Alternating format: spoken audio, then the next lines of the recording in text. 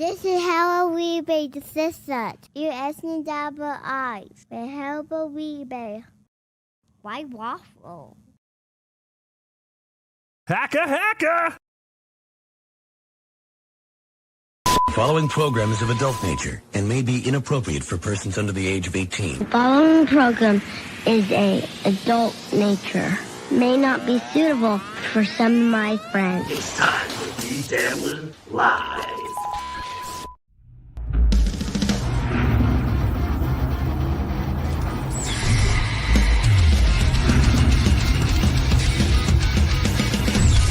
When you wanna know who's got the show,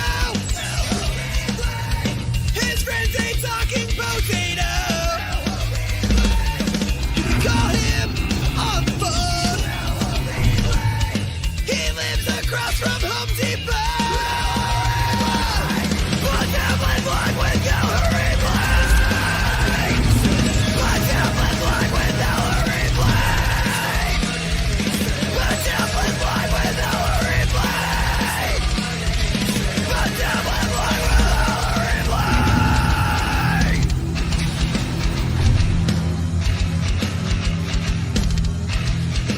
Start right now.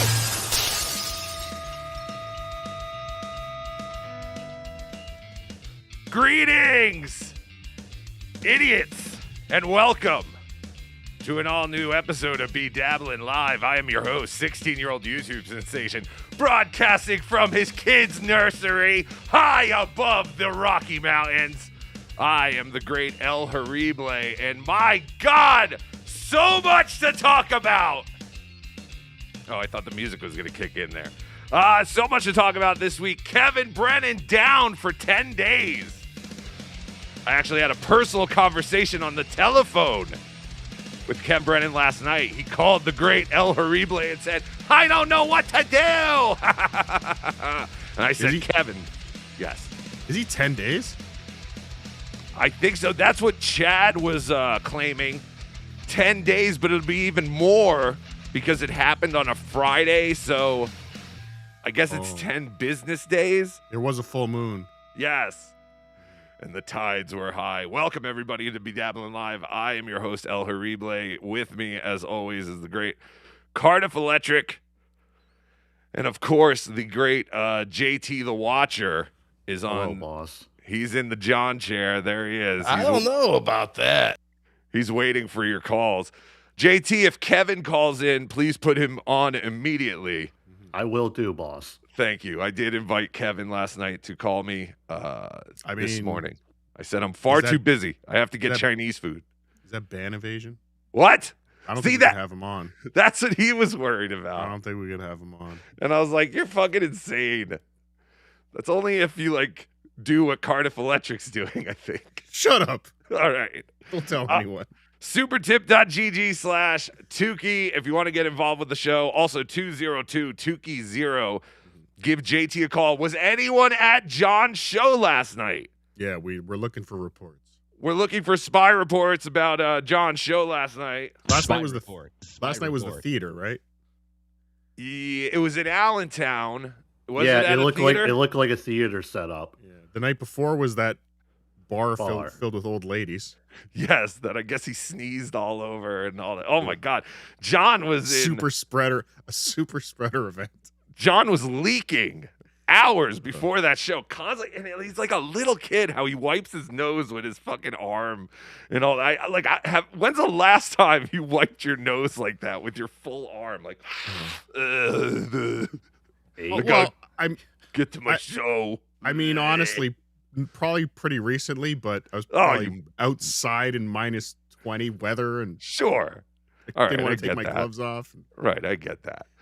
Not when you're in your nice. Yeah, not when I'm house. On a stage or on YouTube. No. Well, apparently, people are saying John forgot that he even had a show yesterday, I guess, and he realized it as people were super chatting him. Like, hey, don't you have to be in Allentown in like 2 hours? And John, I guess, freaked out or something. That's what I was hearing. I did not watch John. I heard he was late. That's all I heard, that he was late. He was late to the show. So, yes, if anyone was there, possibly you were also staying at the Red Roof next to the Allentown airport. That's where my spies Spy report. are telling me John was staying last night. As I said, that's the saddest thing It is the saddest ever heard in my ever. life. You can't find something better than a Red Roof Inn by the airport. I mean, This man Jesus was Christ. on the Tonight Show. the Now he's staying at the Red Roof Inn. the Ugh. things these people will do to pretend to do stand-up comedy is amazing to me. Don't they realize no one in the Dabbleverse respects stand-up comedy anymore? None of us care. I don't think the world as a collective cares about stand-up comedy anymore. It's like saying, hey, I'm going to see a mime or a clown. It's the same I would go fucking see a thing. clown. I'd go see a clown before I would see stand-up. I might. So yeah, we gotta talk about KB getting struck by the mutant maker known as John Melendez. I And- think could be his biggest rake he's stepped on in a while, because I don't think he realizes the people that follow Kevin Brennan. Yeah, I mean, I'm not condoning anything as far as what people choose to do on their own. But it is funny how John just spent a whole week talking about how all these people came to his work and basically tried to sabotage his work. And then John continues on his sabotaging of Sabotage. You say sabotage. I say sabotage. But yeah, And- it's very hypocritical. And Ethan Ralph jumping into the Dabbleverse a little bit. Yeah, what is going on with there? I saw something that Ethan Ralph blamed Stevie Lou. For getting denied entry to a flight, or not entry, or whatever. Someone called an airport where he was getting on a plane, and I guess said he was going to do something, and they pulled him in they pulled him out of the line, I guess, at TSA. I guess so. Yeah. And now they were he's saying that he was saying he couldn't fly because of Stevie Lou. Stevie Lou. But Which then does seem like a quad father thing to do. this is Stevie Lou, and there's a guy named Ethan Ralph, and he's got a gun. Can you not say that this was Stevie Lou? But then also, I think Ethan said he did get on the plane, and it was because of Scarlett Hampton. Yeah, Like, she that's your annoyed get on a them? plane free card. You I pull don't out, know. you pull out a drugged out porn star, they'll let you on any flight in America. I've got a 6-year-old right now with bronchitis, and I thought I was having a hard life. Holy shit, these people are insane. Bedabbler's Patreon's turn. Where do I send link? He wants to give out free memberships. Oh, you want send it to me, Labyrinth Mystic. Thank you, Labyrinth Mystic. I appreciate it. Yeah, send it to the Great Cardiff Electric. Actually, I'm glad he brings that up, because there is something I want to talk about today. I have to Please. leave. I have to leave at 11. Then you're not getting paid. That's fine. Not even 10%. No. Well, then forget it. I'll save it for BTH. Banter then Hitler. Yeah. So everybody's talking about our hit show Monday nights only on our Patreon, patreon.com/Cardiff Electric. Everyone's talking about it, Tukey. Yes. Well, Everybody. They are. But I had an idea. Why don't we just do BTH here on Saturday mornings and cut Blind Mike out completely? Oh, that's not a bad idea. I think we could do it. I think we could do it here. See, I was Then we thinking don't of have to split the profits. That's true. That is true. See, what I was thinking of, we need to bring the socials thing back. The whom are these socials? Yeah. I've seen a couple things lately. I'm like, oh, this would be great for whom are these but it's so much work to do It is whom a are lot. these socials.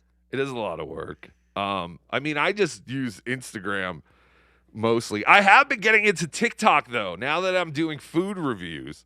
Oh yes, Which is- Tukey's gone viral.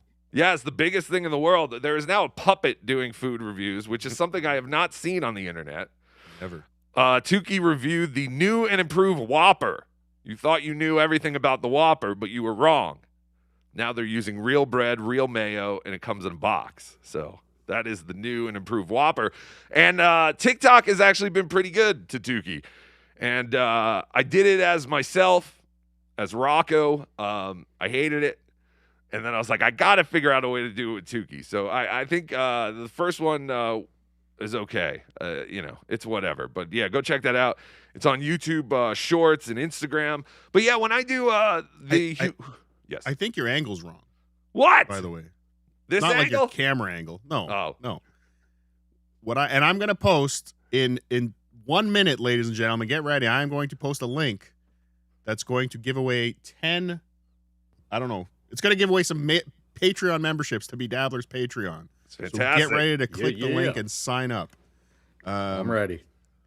Tukey, the fact that you took Tukey out to review the new Whopper, I think, is where your fault is. Why?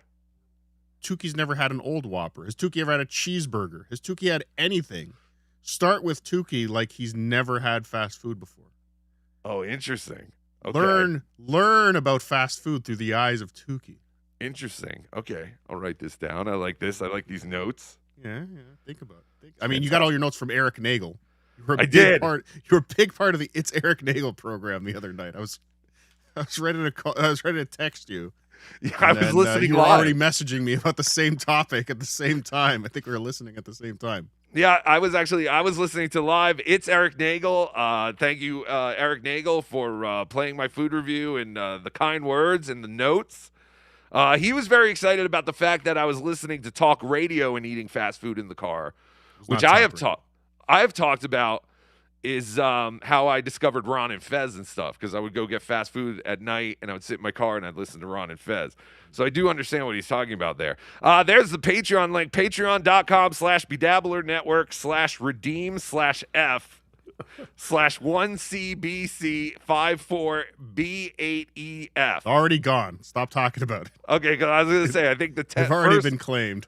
the first couple of people who go there will get a gifted membership to our Patreon. So thank you, Labra Very nice of you. But yeah, so I'm having a really good time doing that. Eric Nagel, It's Eric Nagel is my favorite show about fast food. Every time I turn that show on, he's either talking about some kind of new fast food product or what's wrong with fast food, or they're talking about some kind of new Eric does The Consumer, which I think is great, where he tries new things like at the grocery store and gives his opinion. And I love it because Eric Never from the produce section. No, there's He never never fresh, tries anything new from the produce section. nothing fresh, Never. nothing actually grown. It's always manufactured in some factory. But I am a big fan, and I like Eric as the consumer and when he reviews things on his show, because he doesn't care. Like, he's not looking to be sponsored by these companies. Same as me. Like, I give my honest opinion on something. Like, if you didn't tell me all these new things about the Whopper, I would have eaten it and gone, yeah, it's a Whopper. They did nothing to it. But obviously, all the fast food giants are getting in the viral game, trying to improve their sandwiches, showing their CEOs eating their product, pretending like it's food. It's fantastic. I love it. My favorite part of that was Nagel and Josh talking about teen sauce from Arby's. Oh yeah, Teen sauce. I would have thought it was team sauce too, because isn't Arby's like mascot like a bear or something? A&W. Oh, not Arby's. Yeah, A&W. Isn't their mascot like a bear who like is part of a team it's or a something? Big fat. No, not really. Oh, I thought that's it had the mascot, the big fat bear. then But it has it's teen sauce. And as they were saying it over and over again, I'm like, yeah, that's a horrible name for a sauce. Don't get your teen sauce. teen sauce. It's fantastic. But everything is family themed. There's a mama burger. There's a papa burger. There's a grandpa burger. Our A&Ws are disappearing. They've all been attached to KFCs, and now all our KFCs are going solo. It's the breakup of the century. John from Florida, you're on the air. 202-2Key-0 if you want to call in. Yes, I've got a food review idea for you. Oh, please. Each week, you should try a different recipe of potatoes and review it with Cardiff. Okay. We'll try. We won't. But thank you. That was a good idea. Never wanted to hear Battletoads more. Yeah. Dare you. John from Florida, usually always our first caller, and usually has great ideas, but I don't know about that one. Hackamania is a month away. It's insane. I don't believe it either. But some official news came out last night from Patrick Melton himself. I know that we've Everyone's kind of gay. talked. No, not everyone's gay. Shut up. I know we kind of talked about it a little bit, but no one really went into great depth. Yeah, I thought this was already out there. It kind of was. The fact that the sand dollar has been taken over by hogs and heifers. Yeah. So shut up, JD. You're not going there. I will not allow you. We have to He's going. boycott hogs and heifers. Will you say He's something? No, he's Oh. going. Oh, He'll he's be a going. hogs and heifers. You'll never find JT. So last year at the Sand Dollar inside the plaza was fantastic. The vibe was great. The room was the perfect size. The stage. Small. It was small, but I mean, we No, were it was- only it was like good. 200 people, a little over Yeah, no, 200 people, I think. It was a nice venue. It was It was great. comfortable. It was. It felt like, okay, the first Hackamania, the venue was not it. You know, you had to drive off the strip. You had to leave your hotel, all I this shit. remember that was the worst. Shut up. You weren't there. You're not going to be there this year either. All my friends I'm abandoned doing every me. second Hackamania. That's my. My every friends 6 abandon me years. when I need them the most. I'm like the Olympics. So then last year when we did it at the Sand Dollar inside the plaza, it was perfect. Everything, I mean, as far as I could tell, everything ran smoothly.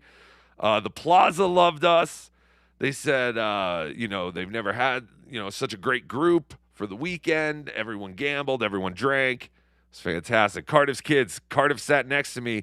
He was the most comfortable. Thank you. There you go. He's like a giant body pillow.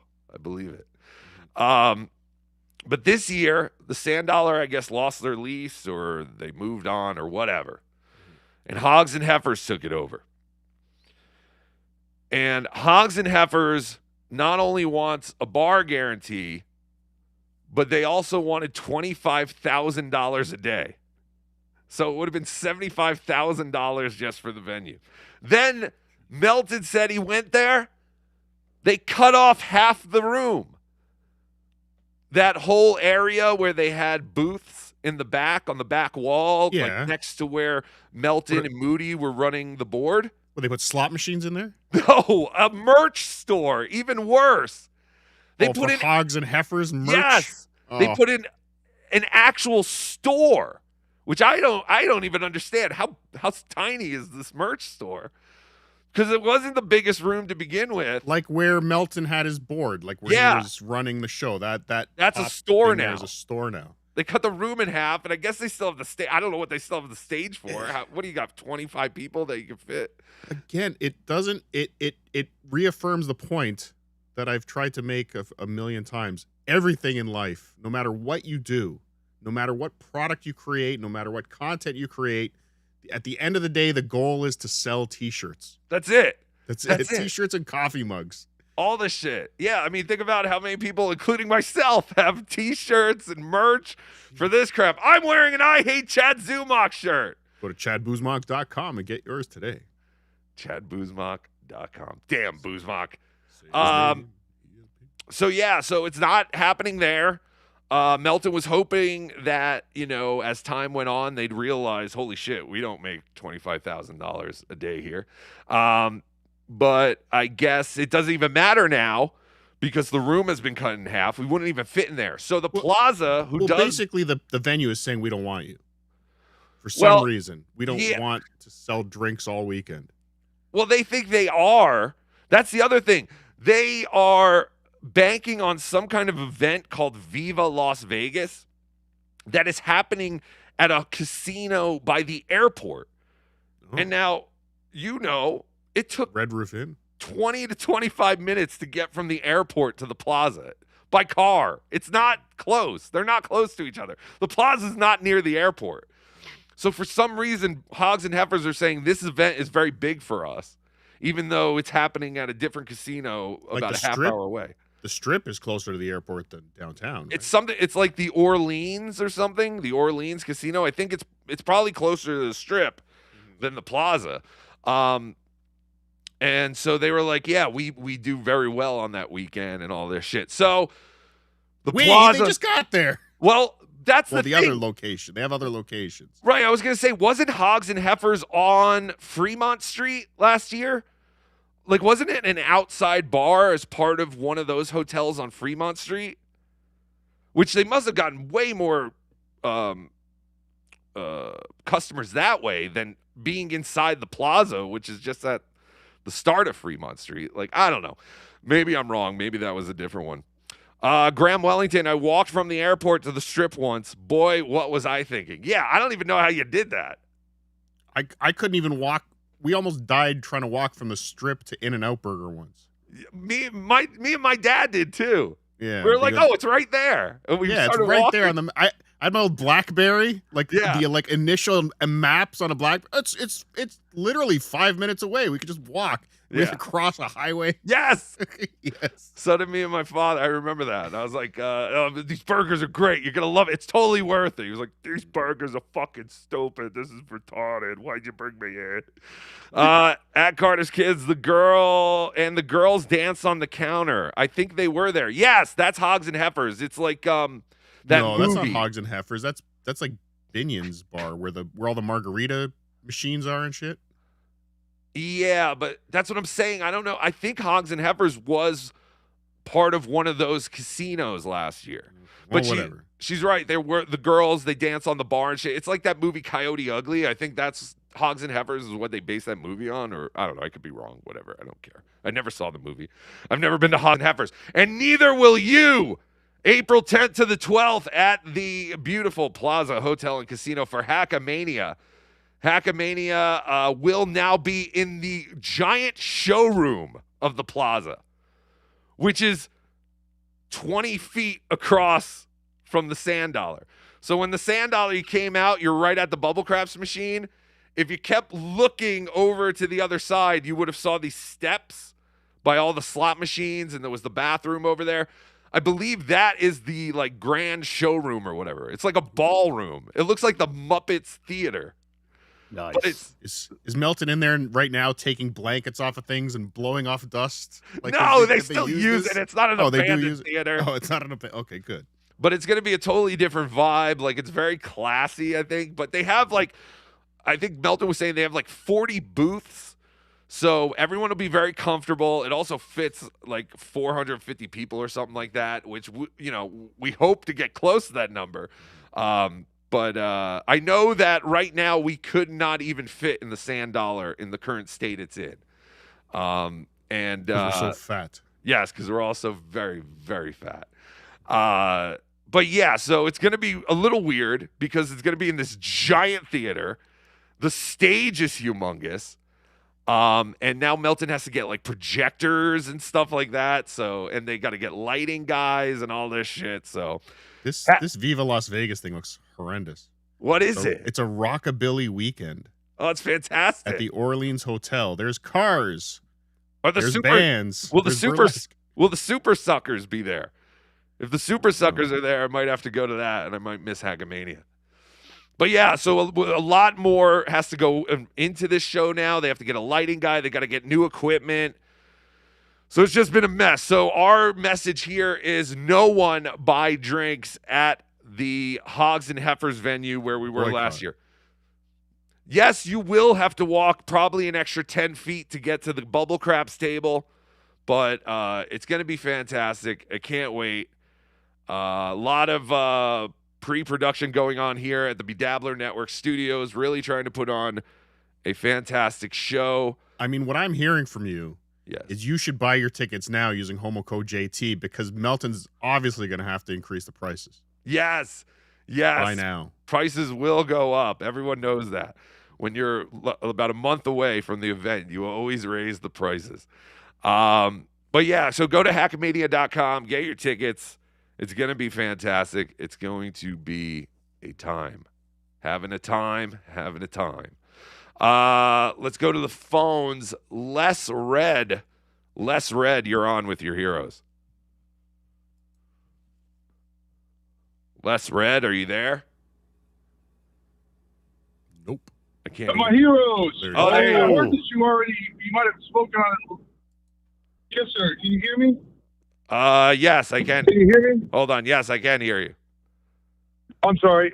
Maybe you guys already talked about it, but I was wondering if you'd seen the tweet that Anthony had dropped about the speculation that it has caused on the subreddit. Yes, I have seen that, and now I can't find it. Oh, there it is. There it is. Okay, yes, I have seen this. This is shocking to me. If these rumors and allegations are true. Hold on real quick. I got it. You got it? Can you put it on the thing? Yes, keep talking. Anthony Cumia went to Twitter yesterday. I guess this was this before or after John struck MLC? No, if you're asking me, I don't know. Yeah, I have to imagine it was posted on Dabblers 8 hours ago, and then it says 2 hours. So I have to assume that this was made after. Yeah, so this was hearing a lot of rumors that So Stuttering it might John M. just be. Thank you, Les Red. I'm gonna let you go. Your phone is kind of shitty, but thank you for calling and bringing up this. Thank you for bringing up this topic. Yes, this was something we wanted to talk about. Hearing a lot of rumors that Stuttering John M. committed a few acts of DV of Dabbleverse.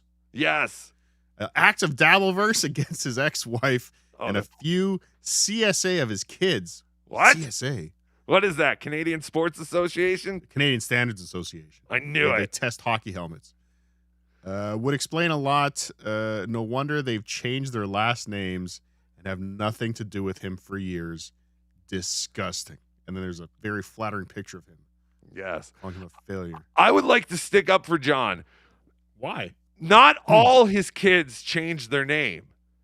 The rumor is just that, well, I don't know. I don't think it's much of a rumor anymore. But it was just his one biological son, the son that could pass down. Technically, that mutated Melendez. What? The first one technically changed their name too. Yeah, but that was just the first name, and it's a noble name. But it's still a name change. It's still an accurate statement. It's a Night strong Turner. name. Night Turner sounds a lot better. It kind of does. Night Turner. I am the Night Turner. Yeah. Wow, that is pretty. That could be a superhero. That one kid is like Batman, though. Because once it changed his name, it changed the voice and all. And, like when Batman's Batman, he has the different voice and all that. Mm-hmm. But, yeah, no.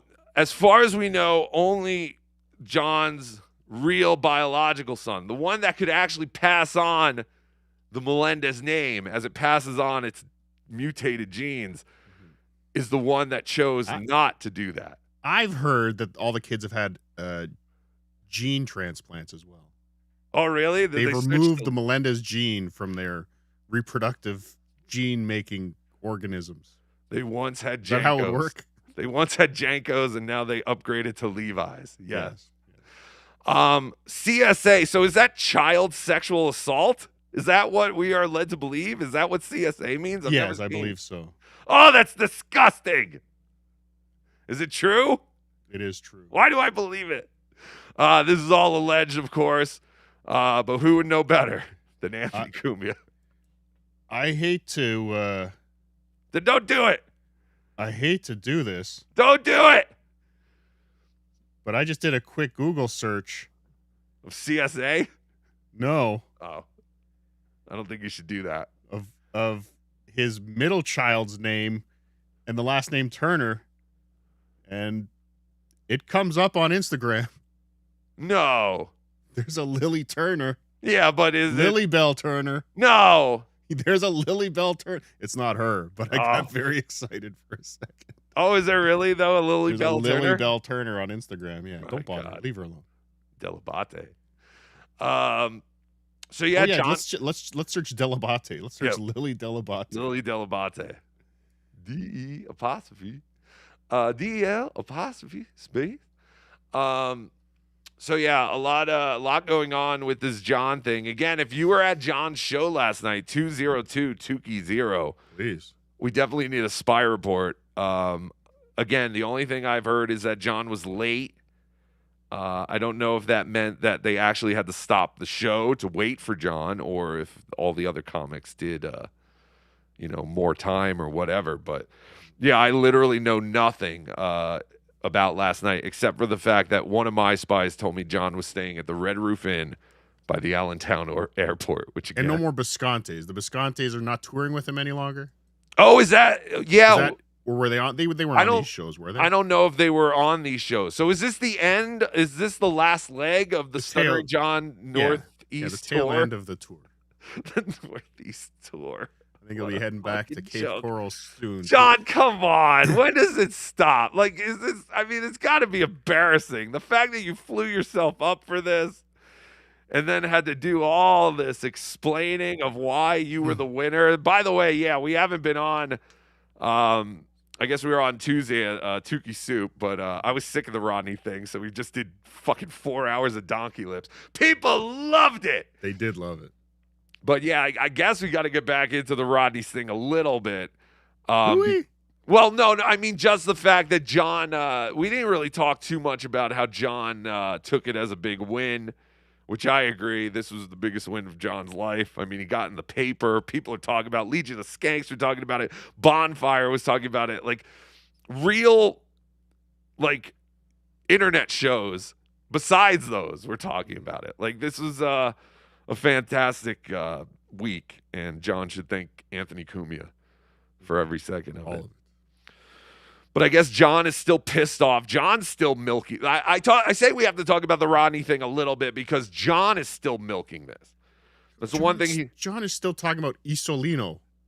He's still talking about Isolino. Come on. He's still talking about the Dalai Lama. He's still talking about... It's funny that he's the lol cow, but he's the one that milks and milks. And milks. My God. Like, yeah, so yesterday or the day before, I guess, he had that Johnny McCarthy on, who was the MC. He was the guy who was like, we're from Jersey. I mean, we should watch him. We should watch him interview Johnny McCarthy. Oh, yeah, we can do that. Well, that's what got Kevin, I guess. Here's the thing. I don't know how you even strike a show live and get the show taken down like midstream. I don't even know how you do that. Do you? Yeah, I kind of do because he talks about it, how he has his, because he'll submit the claim and he's given the copyright number to Vegas Beer Sales Jerry, and to like he puts remember when he was doing the music, right? Like he had probably a form already kind of said what you put in your report to YouTube. This is copyright number 5728690 whatever. And I think they look at it right away on a live stream if you put a copyright claim in. And yeah, I don't know. It's fucking weird, but he's fucked. I think Kevin's people are really gonna fuck with him now. And I think that's gonna be a problem. Shuli's people, believe it or not, I think Shuli's fans are pretty pussified, lighthearted, homos. Like, all of this is to laugh. Idiots, but assholes. Some of Kevin's fans are gonna be out for blood. Out for blood. It's Go possible. Get him. Fuck him. It's very possible. Yeah, I'm done. I'm sick of John. I'm sick of everything, John. Fuck him. Agreed. I'm absolutely sick of John too. I don't even watch him live. I just wait for the Clippers now. But yeah, like why does he decide to go after a Kevin Brennan and not like the Clippers? You know what I mean? Like if he shut down, this is almost like warfare. Like the Clippers are almost like the first line of defense. Like if he shut down the Clippers, guys like Kevin, even guys like me, I'd have to do more work because you can't just go and play the Clippers thing. So wouldn't that be more strategic of John? Again, I don't want him to do this, but I'm just curious why he. Well, I mean, he's done it. He's gone after the Clippers before with Liquid Cryptid. Right. But I'm saying, like, couldn't John just go back to old videos too and like do 1, 2, 3 strikes in one day and annihilate channels? Well, that's what he did to me. He went out. He just found an old video and fucking struck it. So, like, why does he choose to sometimes do that and then not do it? Oh well, but the Kevin one was obvious. He was trying to take that stream down because they were shit talking him. They were making him look worse, right? Yeah. So that's why he went after that one live. And also, too, because Kevin takes his episodes down. So you could only strike Kevin when he's live, I guess. So John had to set up a bunker. He had to hunker down and wait for the show to start. All right, team, let's strike. Right? That is the one thing where Kevin is smart, that he takes his episodes down right away. Yeah. There is, I am starting to realize that in a way. There is something to that, removing your shows immediately when it's done. That's what Karmic is doing. Now, if you want to watch Karmic shows, you have to be a member to his Patreon. We will have a Karmic. I guess we'll never see Karmic again. Well, we had another Karmic Cry stream this week. Spy report. Crying hardcore. Doesn't understand why everyone makes fun of him, and then he calls everyone else bitches and pieces of shit. They eat their shit and their cum. But yeah, we'll get to that later. Right now, we gotta cover more of this. KB being struck yesterday to the point where Dr. Steve V. Lou created a GoFundMe page for Kevin Brennan. Kevin Brennan now, much like Carl and Shuley, has his own GoFundMe page thanks to the great Dr. Stevie Lou. Dr. Stephen Lou. I'm sorry. Yes, you're correct. How do I put it on that thing? Okay. Right there. You do it. Okay, I'll do it. What are you trying to do? Hold on. What are you trying to I have my screen. I'm trying to share my screen. Okay. So screen. I'm on this. What? You just want to show the screen? Yeah. Everybody take a second. We'll have a coffee. Oh, because you're ahead of me. Oh, my screen is not on. That's why. Yeah, right now. So we're in studio. There you go. So okay, but I was like, why is it not showing? Because you weren't sharing. All right. So here is Stand with Kevin Brennan during his YouTube streaming ban. They've raised $122 of $50,000. Jesus Christ. What are we talking about? Is that what Kevin makes in 10 days? I think so. Holy shit. But why would he be banned for 10 days? That's what I don't understand. I don't know, but here we go. An unwarranted strike from the evil empire of YouTube, with the assistance of one certain deadbeat dad, has come upon stand-up comedy and podcast legend Kevin Brennan. After losing his ability to stream for the next 10 days, he and his family are under dire straits and need your assistance. Holy shit, I didn't realize Kevin was so poor. Any amount helps. The goal is $50,000. Please keep him in your thoughts and prayers in this trying time. So there you go. He's gotten a $50 donation from the DeVito family Irrevocable Trust. Irrevocable Trust. I can't read. Me neither. So there you go. I guess if you type in Kevin Brennan into GoFundMe, you'll find this, or go follow Stevie Lou. Now, if they don't hit this $50,000 goal, do these people get refunded? No, they just get what they get this money. Yeah, that's Kickstarter. Okay. That's why I always felt Kickstarter was the better platform for creators and stuff like that. Like if you're trying to create something, because if you don't hit the goal, everyone gets their money back. GoFundMe is more for like people who have had like horrible accidents, fires, deaths.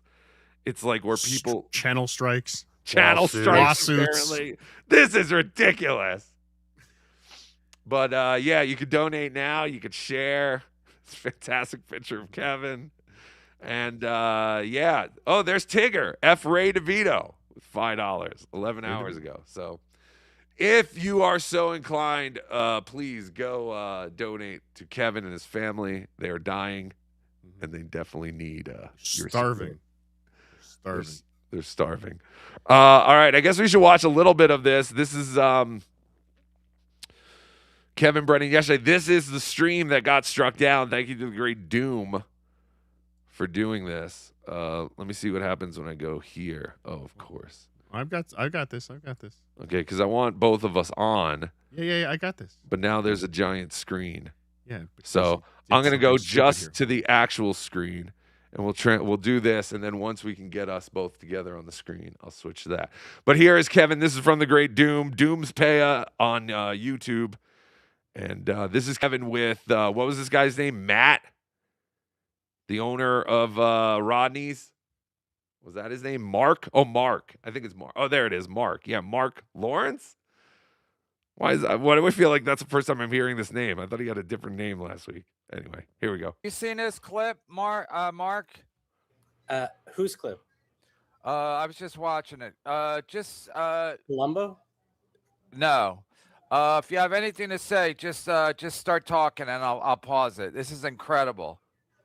This is incredible. You're not gonna believe this shit. The blame they put on everybody but themselves is really spectacular.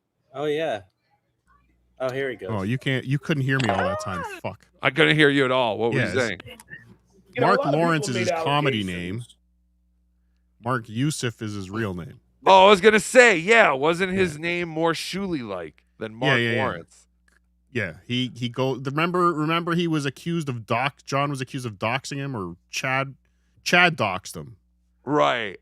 Remember Chad doxed him, but it wasn't a dox, it was just he gave his real name instead of his comedy name. Right. Yes, Mark Youssef. That sounds more familiar. Why do they do that? Mark Henry. It's not the world's strongest man, Mark Henry. Stop it. Well, I mean, who's going to go see Mark Yusuf do stand-up? I want to see Mark Lawrence.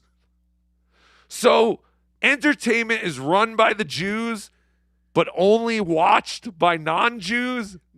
Yeah, like, no. I never understood that. No, see, let me explain this to you, and we'll tie it all into the war in Iran, too, by the time we're done. Damn Shuleys. They might run the media, but they want to keep that a secret. The secret's out! No, it's not. As long as you change your name to Mark Lawrence, nobody will Mark know. Youssef. No one's going to come see you if your name is Mark Youssef. Yes. Now I feel like steel toe. But Mark Lawrence. All right, I like that. Sounds like a black guy name, though. Yeah. That you didn't pay people enough. And I want to make something really clear. This is talking about Rodney's on Friday night. So John is talking to Johnny McCarthy about the fact that people were saying that no one was paid the night of Rodney's show, which makes sense to me. I mean, there was so much mayhem going on. Now, did Doom cover up Johnny McCarthy's face with a clown? So I don't know if it was Doom or if Joe Burrow did it, because this was not what Johnny McCarthy had as his thing, right? Or was it? I don't think so. I didn't watch the actual John thing live. Hi, Chaos Queen. Hi, guys. I don't feel like I have much to add about yesterday's show. It was low energy, I guess. Can you imagine that's somebody who traveled to see your show? It's like, it was whatever. It was low energy. It was kind of sad. They came from Rochester to Allentown just for that show? Chrissy and Greg are now sad. They are saddened after seeing a Stuttering John comedy show. My God, I thought comedy's supposed to uplift. It's supposed to make people happy. You did not get paid that night, correct?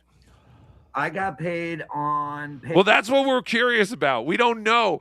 But how could John strike this if we're using a clip that Doom cut? Which Doom can strike us. Yeah, but also this is a Joe Burrow clip that is being watched on an MLC clip that was originally a John clip. Who has first rights to strike us? Doom? Yes. Next would be, because we're playing Joe directly Burrow. the Doom clip. Next would be Joe Burrow. Or Kevin. Third would be Kevin. Third would be Kevin. Fourth would be John. Fourth, so John has to get in line if he wants to strike this. Okay. John is currently packing his car, turning in his actual key for his Red Roof Inn room, and making the trek back to Mommy's. Do we know when John will be going back to Florida? I believe soon. I believe the tour is wrapping up soon. What about the cats? Who cares? The cats are dead. Stop it. Those cats have been long dead. It's crazy. They've never been more dead than they are today. Vince was asking me for the link. Vince, it's the same link as last week, I think. No. If you want to jump on. I think we had enough. If you have anything that Vince had a great appearance. Vince had a great appearance on the show. Not why spurl it? He gets excited. He's like Mersh. Don't spurl it. Remember when Mersh first got into Dabbleverse? He was so excited to do everyone's shows until we all got sick of it. Don't do it, Vince. You go out on a high note. Chaos Queen. Johnny, the comedian, thought we were all there to trash the show. He then stated that if John did his act in New York City last week, he would have been trashed and booed off stage. I told him that wasn't likely. That's what happened anyway. John didn't do his act, and he still got booed off stage. Again, I disagree with the fact that if John just did his act, everyone would have loved it. He would have fucked it up. He would have fucked it up somehow and started fighting with. It probably would have been worse. The fact that he had this plan in his head that he's just going to sit there and look at nothing but the paper, right, and move, probably saved him from doing something worse. And it also helped him because he was able to cover his face and pretend like people weren't there. Yeah, no one could see the tears. He was just in a bad dream. Hide the tears. Oh, God damn. I can't imagine what that felt like. And then to have to go home and concoct a way to make it seem like everything was great and that was a legend. He used the word legendary. He said his performance was legendary. Yes, John, it was, but for all the wrong reasons. Yes. He also referred to it as classic Stuttering John. Classic Stuttering. Well, like because this is a bit he's always done. Well, he compared it to like the Jennifer Flowers thing he did. Those people laughed. They thought it was funny, John. And again, we have to mention that those things that John always says was classic Stuttering John were written by someone else. Jackie and Fred. It was classic Jackie and Fred. But even those things had nothing to do with what he did. No, it had like nothing. It was not like we never saw like. Yeah, you never thought we knew what Stuttering John was going to do when he showed up at a press conference. Right. We knew he was going to ask crazy questions. That's it. There was no whatever. Maybe he was saying it was classic Stuttering John because just like those instances, someone else wrote this idea for him. Yeah, he was reading someone else's words. You're right. Right. That's exactly what. Hey, pal, I believe it was right after the night, or the day of. It was not all the money either. So I love how these two comics are so they're so concerned about the pay. Like that, like to them was the biggest misstep of the night that they didn't get paid. I have no idea why this guy gave any of those people. This guy Mark shouldn't have given them anything. Anything. People walked out on the bill. You had professional comedians. Jimmy Palumbo did 3 minutes. 3 minutes. These are professional comedians. These are supposed to be the best of the best, right? Mm-hmm. Then you had your headliner who did 8 minutes. And they all are complaining about the pay, which is insane to me. But I think it's in this clip where Mark says, he goes, if he told me he was going to do 8 minutes, it's fine. Right. They would have had a plan in place. They would have had a plan in place. They would have known to plan for it. Yeah. But John is such the father of a pussy boy that he couldn't even do that to help the club out because he knew do you think the guy would have been okay with that? I mean, he says it now in hindsight, but think about before the show and your headliner goes, yeah, I'm just going to do 8 minutes. I don't, these people all hate me. So I would be like, well, then why are we doing this show? Like, what is the point? If you know the people who come to see you at your shows hate you, why do you even go and do this? I don't get it. For the money. How do I send you a short clip? Maybe JT can review and listen. If you can send it to me quickly, I'm leaving in like 5 minutes. Oh, yeah. You can send it to me, cardofelectricbot@gmail.com. Send it quickly, and I'll get it up. But yeah, if you can send it quick. I don't know if does JT have a public email? I don't think so. Or send it to tukisoup at gmail.com, and I'll open up my email, and I'll look for it. But I'm just gonna play it. I'm not gonna review it. So, I mean, I'm sure there's nothing wrong. But I hope you don't give out your social. Yes, you weren't discussing your social security number with Greg, were you? Greg, that's right. But yeah, this whole night, like a disaster. And like Johnny McCarthy stank. Like, again, the only person I could tell that didn't completely bomb and actually did something was the great, handsome Gino Piscante. Who got an extra hundy? Who got an extra? I think he got an extra 2 something. Are you talking about from Johnny McCarthy? Or because Gino said that he got a percentage from the club once he called and complained or something. Well, I don't know. He said in the clip that he gave him an extra $100, and he wants to give Keanu an extra 100 too. Oh, Johnny McCarthy did? No, Mark Lawrence. Oh, Mark Lawrence. Yusuf. Well, that's weird because Gino said that he called the club and the club gave him a percentage of what they gave Johnny McCarthy for the whole show. I think we played it on Tukey Soup. Yeah, well, everything's a percentage. If it's less, it's a percentage. What are these words you're using? I'm getting 80% of 0. Negotiated, and we were able to figure out a good amount. So at least I didn't lose money. Johnny. Oh, thank God. Johnny McCarthy didn't lose money. That's what everyone was fucking worrying about. Yes. The point that left without getting paid. Why would he be paid? He left.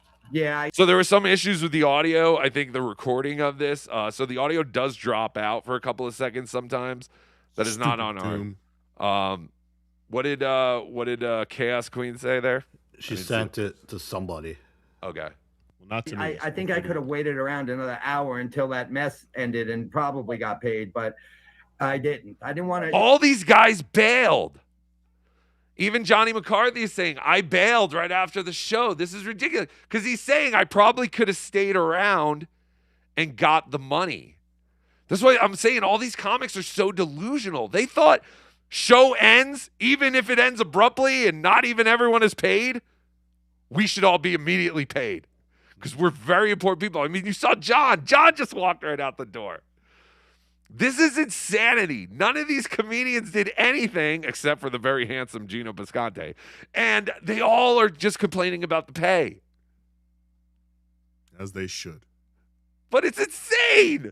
Like, how about the show you put on? None of them are complaining about that.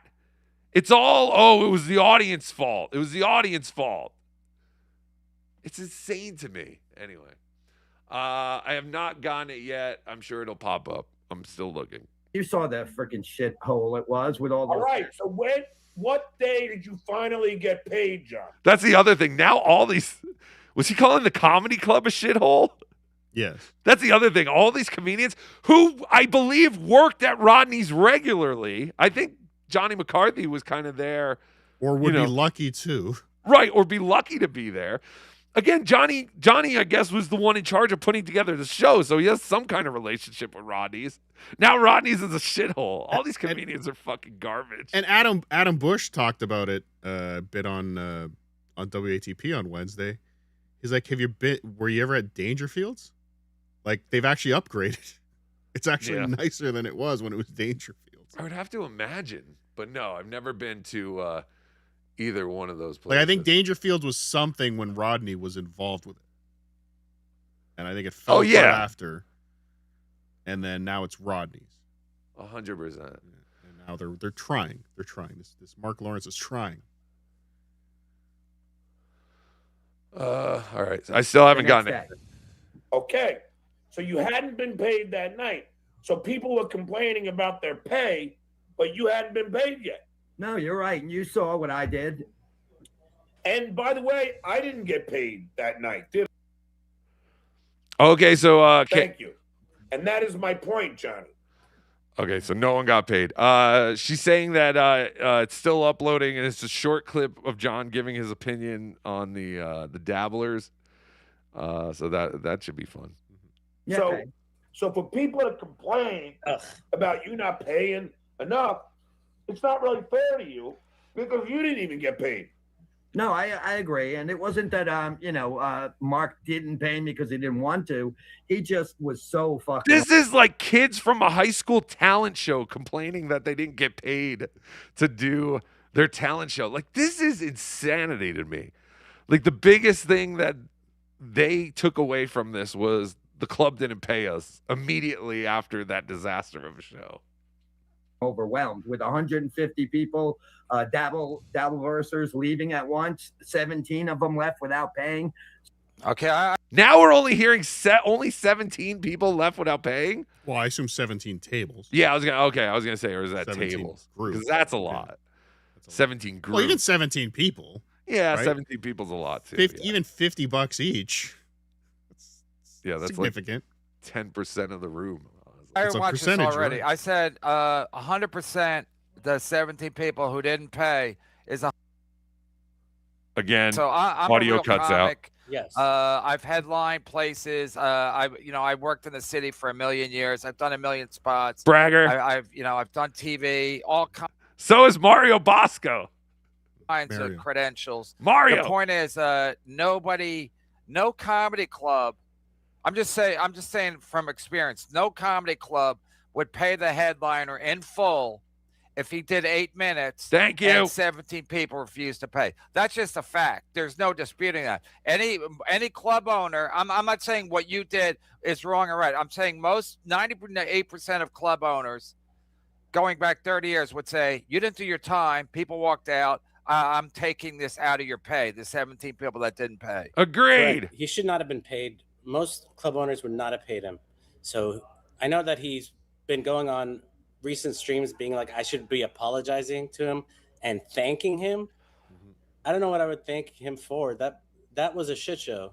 And he had... Then why did you pay these guys? I don't understand. Why did he pay? He had the power. And they fucked your club up. They fucked up the whole night. There's no reason to pay any of these people. Again, Jimmy Palumbo did 3 minutes. Well, I think they need to be paid. Again, it depends on what the agreement was. What was the agreement? If John was the agreement was for them to put on a comedy show for money. There was no comedy. Okay, but that's subjective. Comedy is subjective. If they were paid to stand up on a stage and perform without any parameters, without any metrics tied to it as far as time limits, whatever, again, they all should get paid if they all stood up on a stage and said words or did something.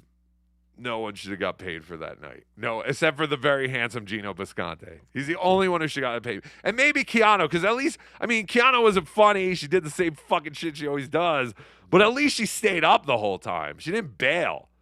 That's what I'm saying. Who would have thought the Biscontes would have been the most professional of all these comedians? Yeah, but the Biscontes are used to standing on a stage talking while people are booing. That's true. They've done this many times. That's what I'm saying. They're professionals. These are, this is part of the job. All right. Yes, Cardiff has to go very soon. All right. Yeah, I got to go. Walking into the Lions Den. Yeah, go whenever you need to. He had my phone number Bye. that day. He could have been like, Mark, 90% of the people. The great Cardiff Electric, everybody. Cardiff Electric is gone. It is now just us. Me and the great JT. Oh, wait, you're still here. Go. He's gonna porn bomb. I was gonna say. I just want to hear what you said about me after I left. Oh no, you're wonderful. The great Cardiff Electric. Go follow him at Cardiff Electric or Cardiff Elect on Twitter and YouTube, and of course Patreon.com/Cardiff Electric. And sign up to the Patreon now because I'm working on something for BTH. Oh shit. JT, did you see? Check your Patreon chat. Somebody uploaded a picture from last night at a wrestling show. My Patreon? Yeah, your Patreon chat. El Dirtbag sent you something. Oh, did he get on TV? Shit. Yep. Okay. I wish I had that earlier. But yeah, BTH, something big is coming. Cardiff Electric is hitting the street doing an investigative report. What? Yes. Hopefully I'll have it ready for Monday. Are you going out on the street and asking people who's bigger than Hitler? Well, no. Oh. but that's a good idea too. All right. See you Monday. All right. Bye. See you Monday. Have a great week of Electric. He is gone. Hold on real quick. Let me move myself. Before we do that, Wes, you are on with your heroes. Hey guys, good morning. Good morning. I just, I'm indifferent to the whole situation. I understand everybody hates John Melendez, but I see that as a win. He went in there with a whole crowd of people who were going to ruin his show, and he read a police report from Anthony Cumia being arrested. How is that not a win? He walked off stage. He took a bow. It was like perfect. And I don't care either way. But for me, I don't understand all the Cumia ball washing. Because I understand the John hate, but it's not Cumia ball washing. It's more like John was supposed to do a comedy show. There's nothing comedic about going up and reading a police report. I mean, I could go up and read a book report about the Great Gatsby when I was supposed to do a fucking comedy. I'd hack him. Yeah, but the comedy in it was the irony of that whole crowd was there to ruin his show, and everyone keeps saying that. Everyone keeps saying that, but they were waiting for John. Everyone keeps saying that people only went to ruin his show, which I don't think is the fact. Quite honestly, the show got ruined because he went up there and started reading the paper, and then Tommy Jordan went up and ripped up the papers.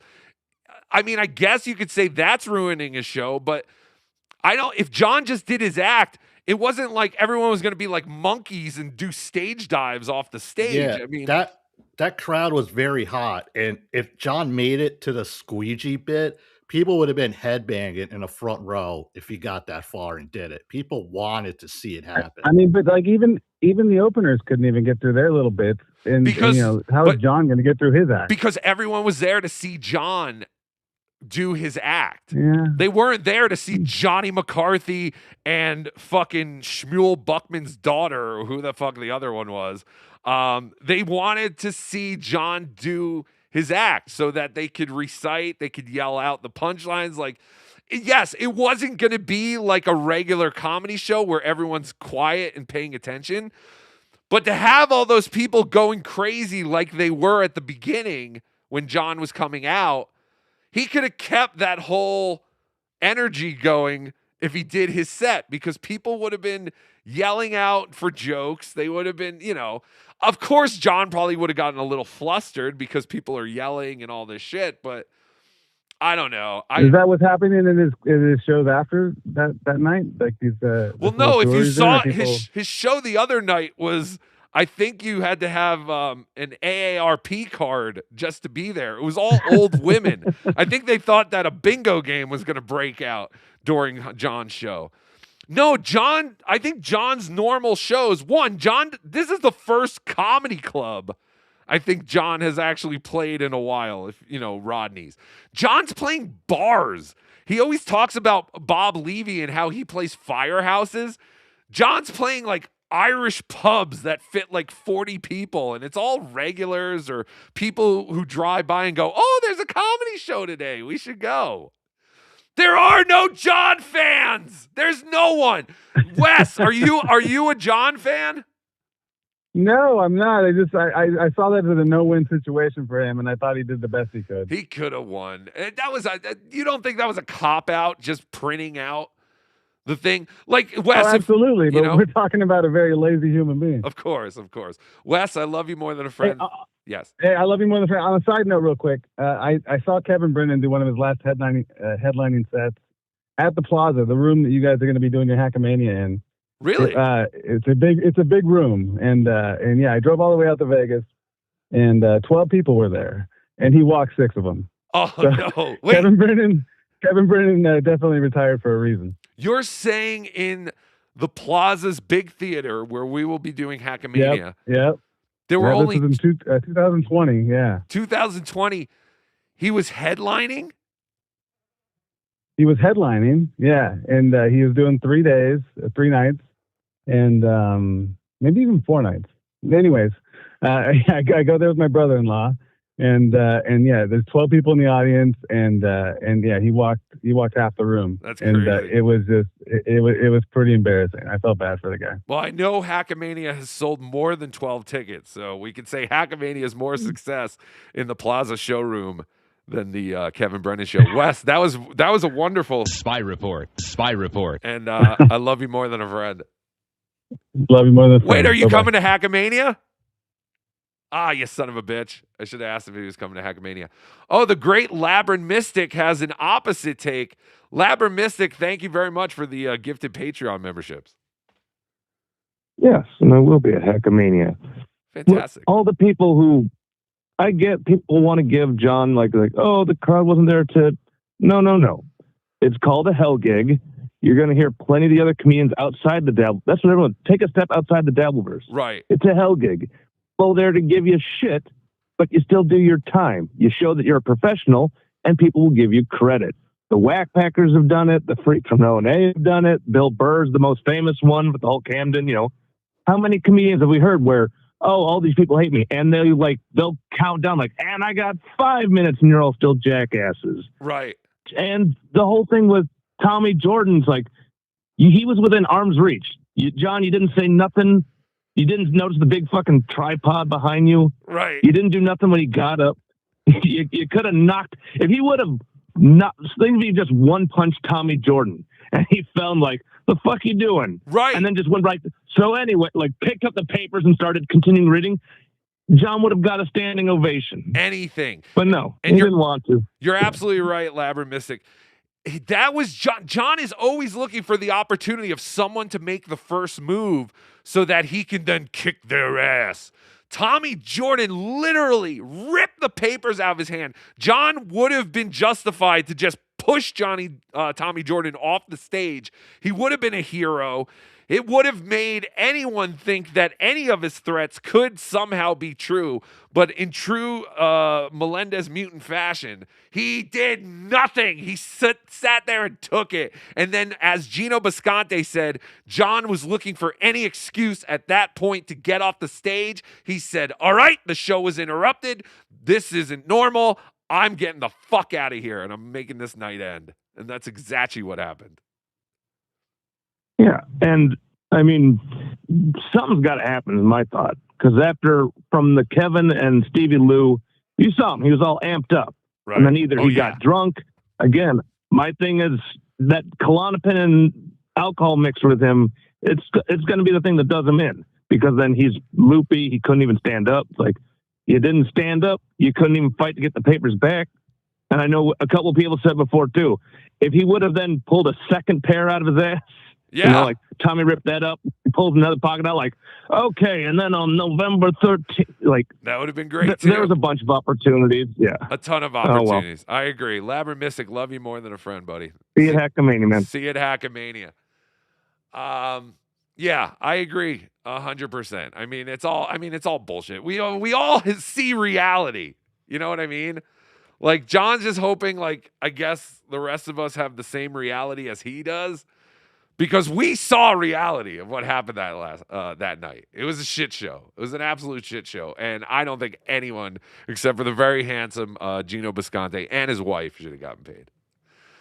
Joey C is calling from the road. Joey, I saw you in the thing a little earlier, and then you jumped off. What's up?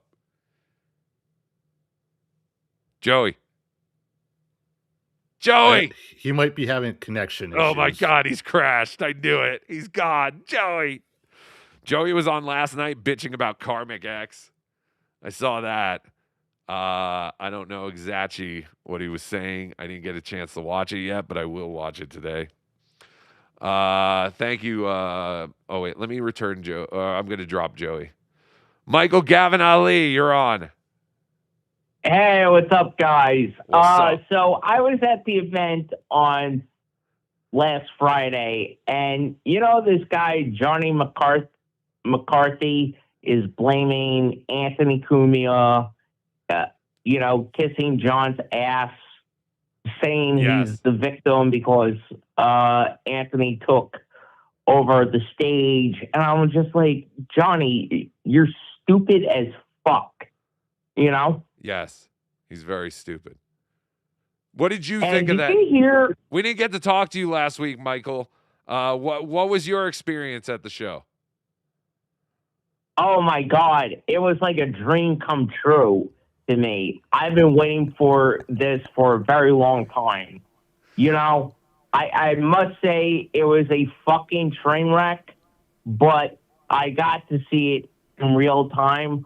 Plus, I officially met Carl and Lucy Tightbox in person. Well, that's worth That was it. my favorite moment. That's worth it. That's great, Yeah. Michael. I'm glad that you were able to make it there and meet all your heroes. Yeah. All right, Yeah. Michael. All right. Can I ask you one thing? Of course, Vince the lawyer is here too. If you want to ask Vince the lawyer a question. Is he really there? Yeah, he's here. I'm here. Hey, Vince. I gotta ask you, did you see Opie's response with Stuttering John and Ron the waiter? I didn't. Let me guess. He's on John's side and not Anthony's. He didn't ask you. He asked me. No, I don't watch Opie. Oh, okay. Yeah, neither one of us watch Opie anymore. I never No, did. because Ron said that he was there. He was there when the action happened, which was bullshit. Oh, I thought Ron. I think I did hear this. Didn't Ron say he left Rodney's before everything? Like he's yes. Is he a I never saw him. Is he a regular at Rodney's? Is he one of the regulars? I think so, but he wasn't there when I got there. Okay. Well, yeah, I Anthony think got there. He left before. Anthony got there around like 6:15, 6:30. Yeah. But how does Ron make this shit up? I don't know. I don't You know, You'll have to call into he's Opie's show and retarded. talk to Ron. All right. Thank you, Michael. Michael Gavin Ali TV. Yep. All right. Thank you. I am hanging up. Thank you, One Pun. The great Vince the lawyer is here. Hello. Yeah, so I'm thinking about now what John did made the night what it was. Yeah, it probably wasn't the best decision if you think about it going in, but what he did made it one of the best nights in the Dabbleverse history. You could see me. I sound like I sound like more of a douche than I normally am, but I'm being authentic there. I was so happy to see John. It was great. If he didn't walk out, then Anthony can't get the chance. Anthony can't do the pussy boy. Anthony can't make out with FK. Oh, wait. Anthony can't sit next to FKA Mammy, right? So, like, if all those things don't happen, then we wouldn't have the event that it was. JT saying none of that happened. Maybe it was amazing. Anthony. Is there really video of Vince tripping the Rodney impersonator down the stairs? Someone just wrote that in the chat. I don't believe that's true. Vince, have you heard about John taking down Kevin's show and channel, actually, for 10 days last night? No. Why is it 10 days? I don't know, but that's what Dr. Stephen Liu started a GoFundMe for Kevin. And it claims that Kevin can't stream for 10 days. I guess because of copyright strike? That's interesting. Maybe. What's the cool thing about John is he never files up with a lawsuit. So if anyone ever gets a copyright strike, for the most part, when you submit your appeal, after 14 business days, the strike is removed unless John Edward files a federal lawsuit.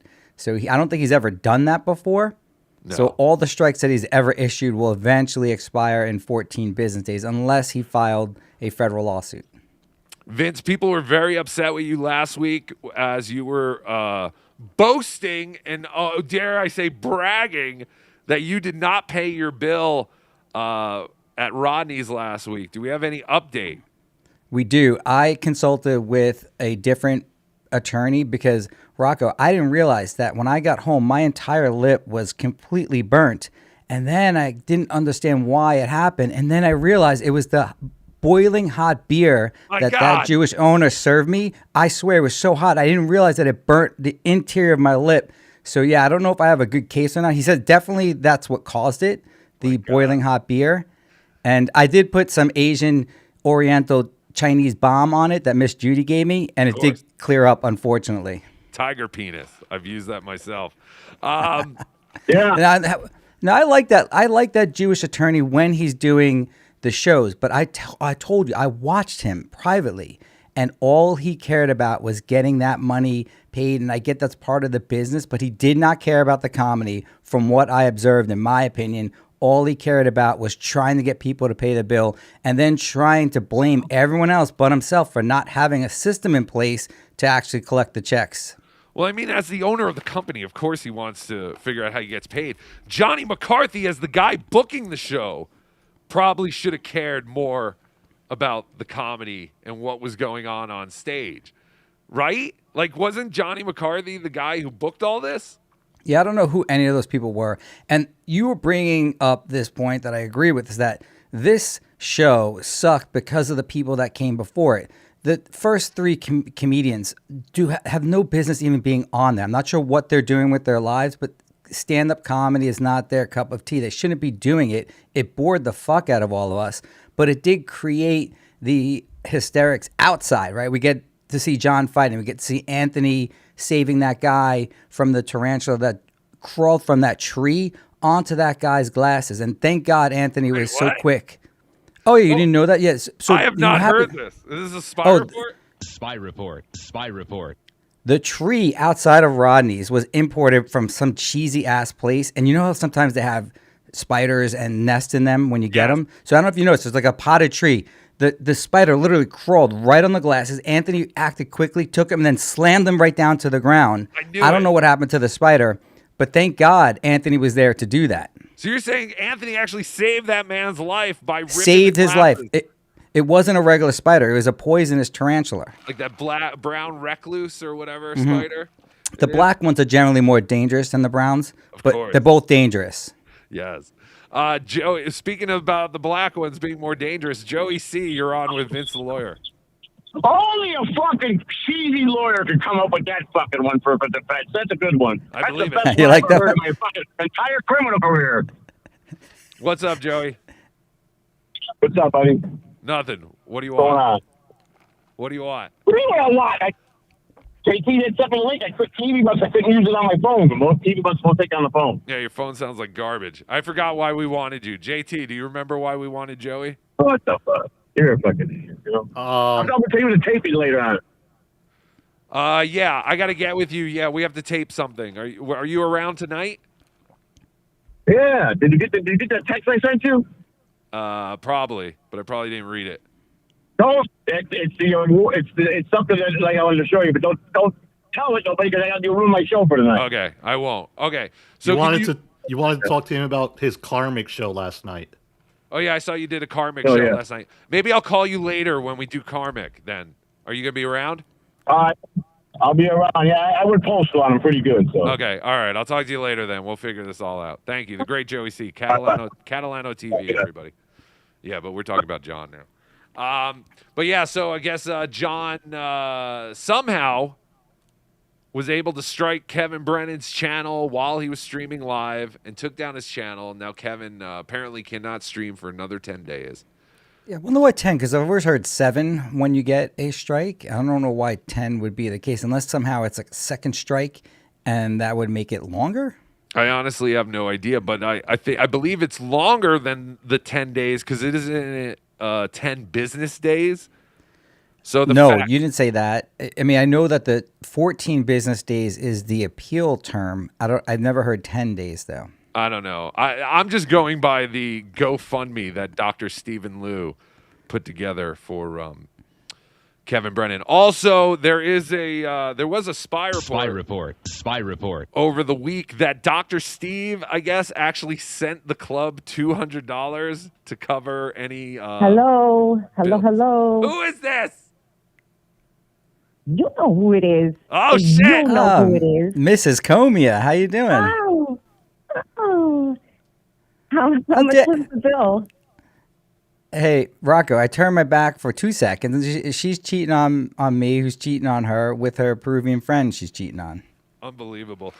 Mammy, what was it like to be in the same venue in close proximity to your ex-boyfriend, Vince?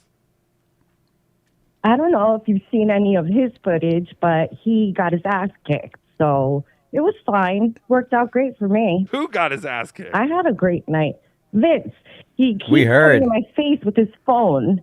Okay? That's assault. Wait, you're saying you assaulted Vince the lawyer? It's on camera. Go ahead, sue me, Vince. I fucking dare you. Anyway, really quick, I just wanted to tell you whatever John had, I caught it. I'm sick as a dog. I went to his show on Thursday, and I've been sick since. So thank you, John. Coincidentally, Kumi is lying in bed sick with the same exact symptoms.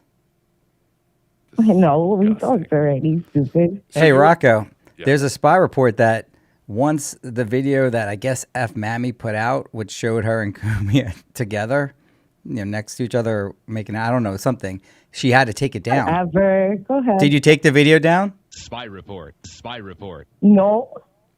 So it's the video's still up? Taking that video down for who?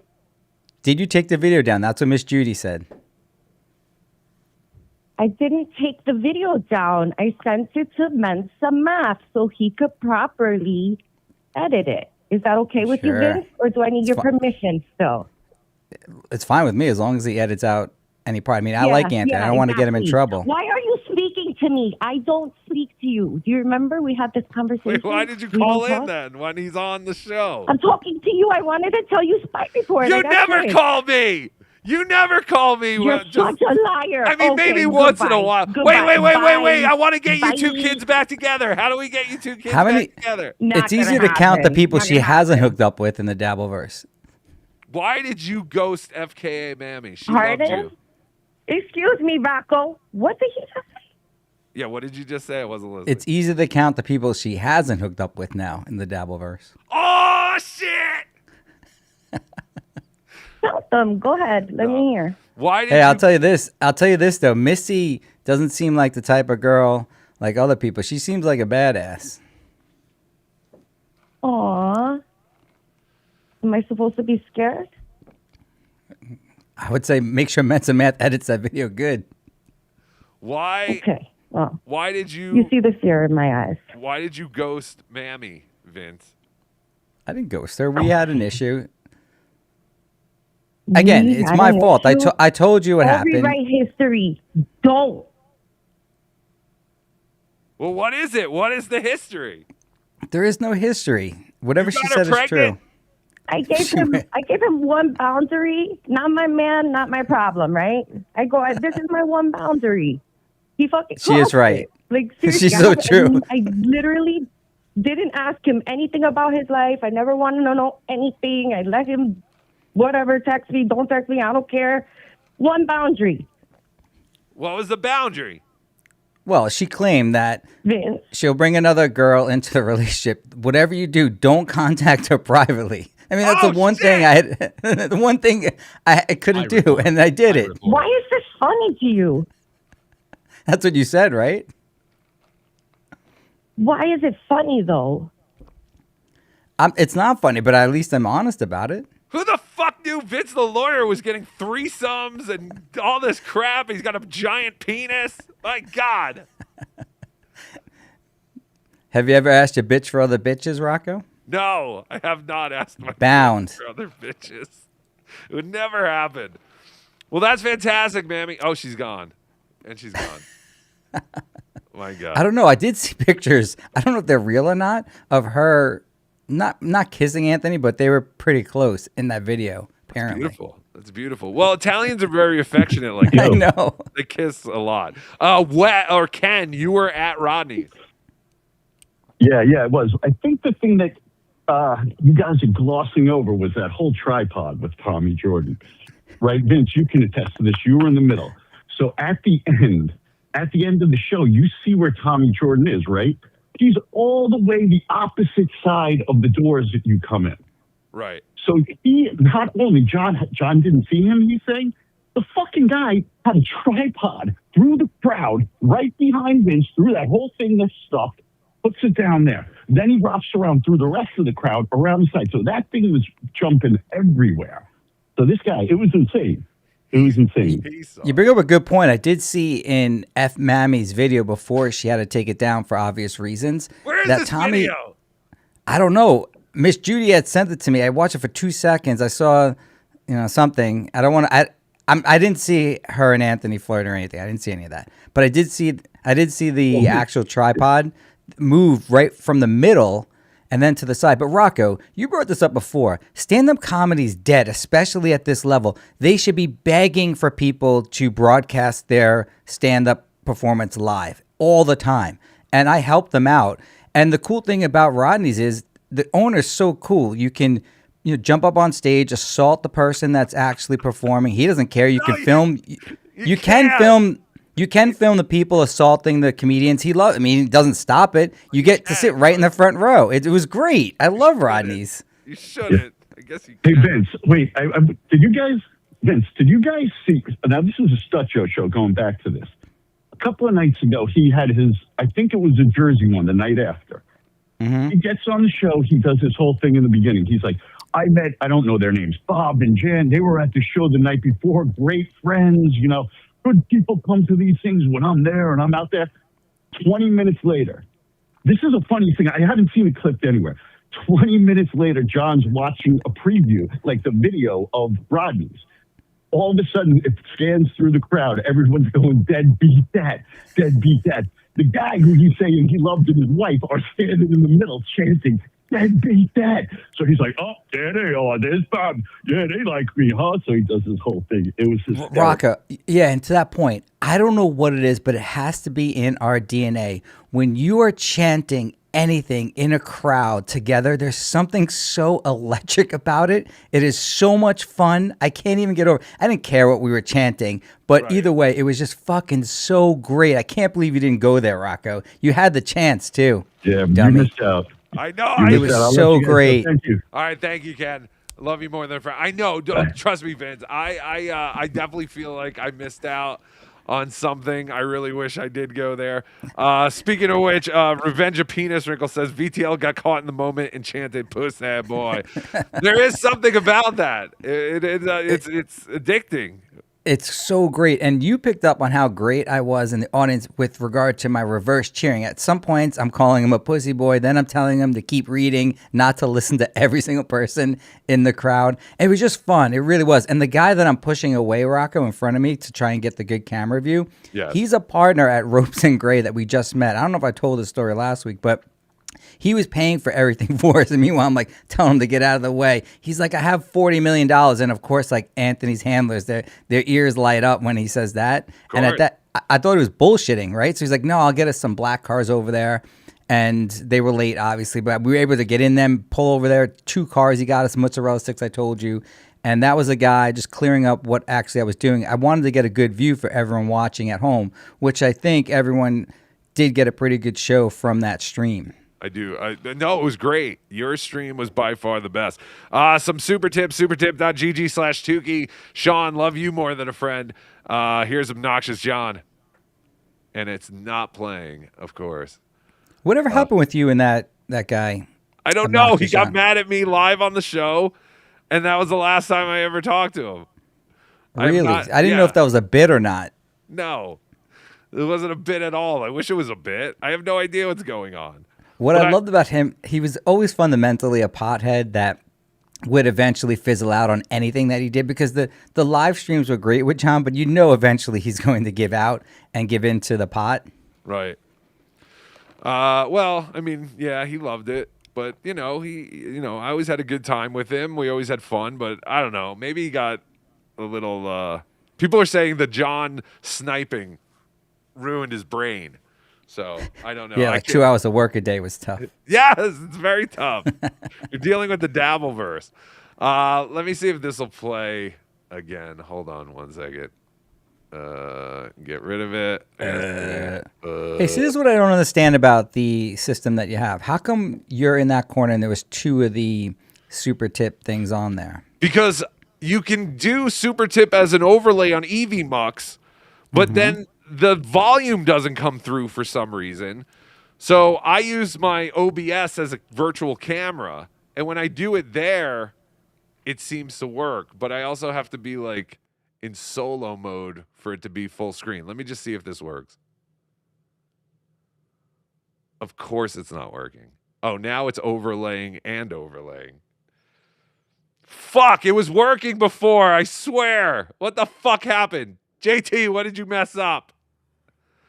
It's not a text tip, is it?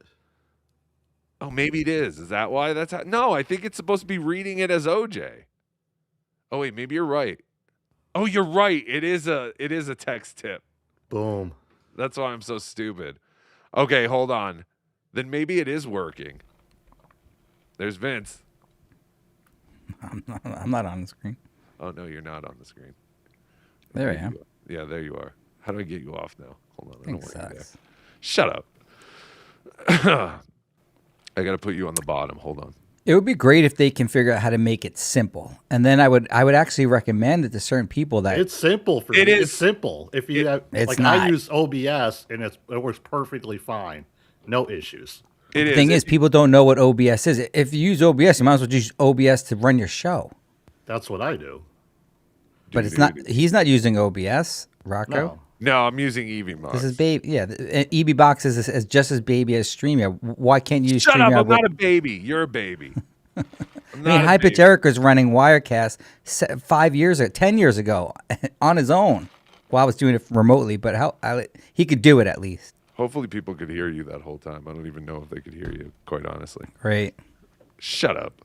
All right. Let me try something else. Whatever you do, don't do this before the show. No, I did. That's what I'm saying. It was working before. All right. So Obnoxious John, Rocco. Wait, is it showing? Yes. Again. So, but I don't see it on my thing. This is what drives me insane. Hold on. Yeah, I don't see it. Rocco, Blind Mike is the glue that hold us together. Interesting comment. Why are you so passive aggressive? You never wanted me on your show. Well, I don't know. That's not. Listen, I didn't know who you were. I wanted you once I had you, and you were doing stuff, but you don't want to be part of the show anymore. Did you see Zen roll up into that bar where Carl and that girl that he definitely wasn't making out with was there? And Wait, sort other of than surprised. Lucy? There's another girl. No, that her. Carl? No, Kaylee Landsberg was there, but Carl seemed really shocked when Zen was there, almost as if they weren't supposed to be seen.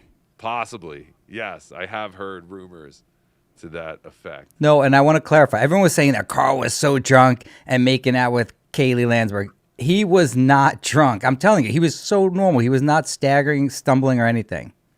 But wait, but he wasn't making out with Lucy either, right? Right? I don't know. How dare you? All right. Let me see if this works now. God damn it. I hate everything. I don't think it's working. This stinks. Hold on. I mean, he has a good system. The Fatso, he can't figure out how to make it simple, though. If you can't do it simple, then it's not going to be effective. Don't call Moody fat. Was at the show. There you go. Only was MC. Was at the One show. opener then, John. Again, He was shouldn't this be fashionably OJ late, speaking? but didn't It is, hold be the show quiet. up. He Not did his speaking. I act, don't hear anything. but kept trying to shift God into damn Q it. and I A. definitely, I'm telling you, I did. Oh yeah, and fuck Blind Mike. Okay, hold on. I heard it, dude. I know. Well, now I heard it. JT, you didn't hear the whole thing. You just heard that ending part, right? No, we heard the whole thing. We heard you even talking, saying that it's not playing. My God, I hate this shit. I stink. I stink at everything I do. Hey, either way, we have double the numbers of TSN. We do. That's fantastic. Dr. Dabble verse FK Mammy. I prescribe 13 beers and you'll be fine. So there you go. Was at the show. again. Only was MC. I didn't One hear it. opener then, John. He was fashionably late, but didn't hold the show up. He did his act, but kept trying to shift into Q and A. Oh yeah, and fuck Blind Mike. Oh, is that true? That he was trying to get a Q&A going, but I guess no. Not one had sure. any But I Q? heard an old bit about Howard was doing how Q&A basically tells the audience that you have nothing prepared. You're not supposed to course. be there. Yeah, it was just random, though. It was like probably from 30 years ago, but Howard was explaining that probably to John. But either way, because Howard used to do some shows where he, in between jobs, he had to figure out something to do money, and he would go on stage and sort of do that because he always says he's not a stand-up comedian. Yeah. Well, that was even one of the things that John floated. Maybe I'll just do a Q&A. Yeah, we know. You don't want to fucking try anything new. And in fairness to everyone, we would have supported anything John did. And this is how John won. Had we been prepared, Rocco, we could have let him actually read the report and then cheer during the good parts when Anthony slapped the girl, when Anthony choked the girl, and we go crazy. Because some of us were doing that, or when Anthony calls the black people savages, but we had to be quiet and we had to be prepared to do it. Had we actually been aware and prepared, we could have made this even better than it was. That's true. It's always there always has to be time for the audience to get together and figure out what they're gonna do during a fucking comedian set. But think about it, if we were able to pull it off where we don't care about what he's saying and then cheer during the good parts, then we would have defeated John. But you have to tip your cap to the Duke. He did beat us that night. That reminds me, John did that at a comedy show once. Remember when he went with Ganji to Jackie's show and they tried to tell everyone in the audience not to laugh, but he fucked it up so much? Do you know how they fucked it up? Yeah, because Ganji was just hanging out. Or was it John? Yeah, you're right. You're right. Ganji was trying to hide by just standing in the club, and Jackie saw him straight away when he first got there. Destroyed it.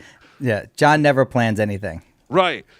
But it's interesting because John was against everyone trying to fuck with his show, but, you know, he would do it to Jackie, no problem. AO 1012, Carl is a dork. He isn't pulling Lucy. A major flaw with this bit, Vince.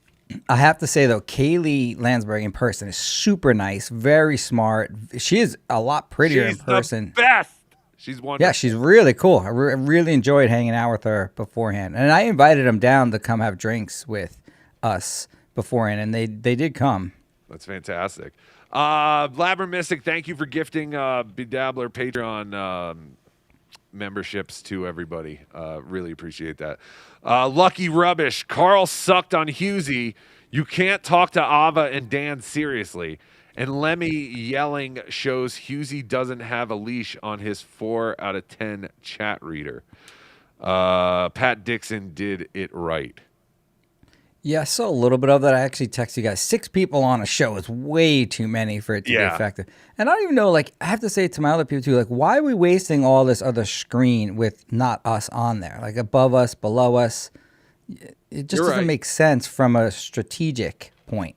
I understand. And, yeah, I don't know. Well, whatever you do, don't change it. I like this. Don't get better. Hashtag justice for KB. Yes, KB down. There will be no MLC podcasting unless he goes to Rumble, but I talked to KB last night. It sounds like he might take a little break.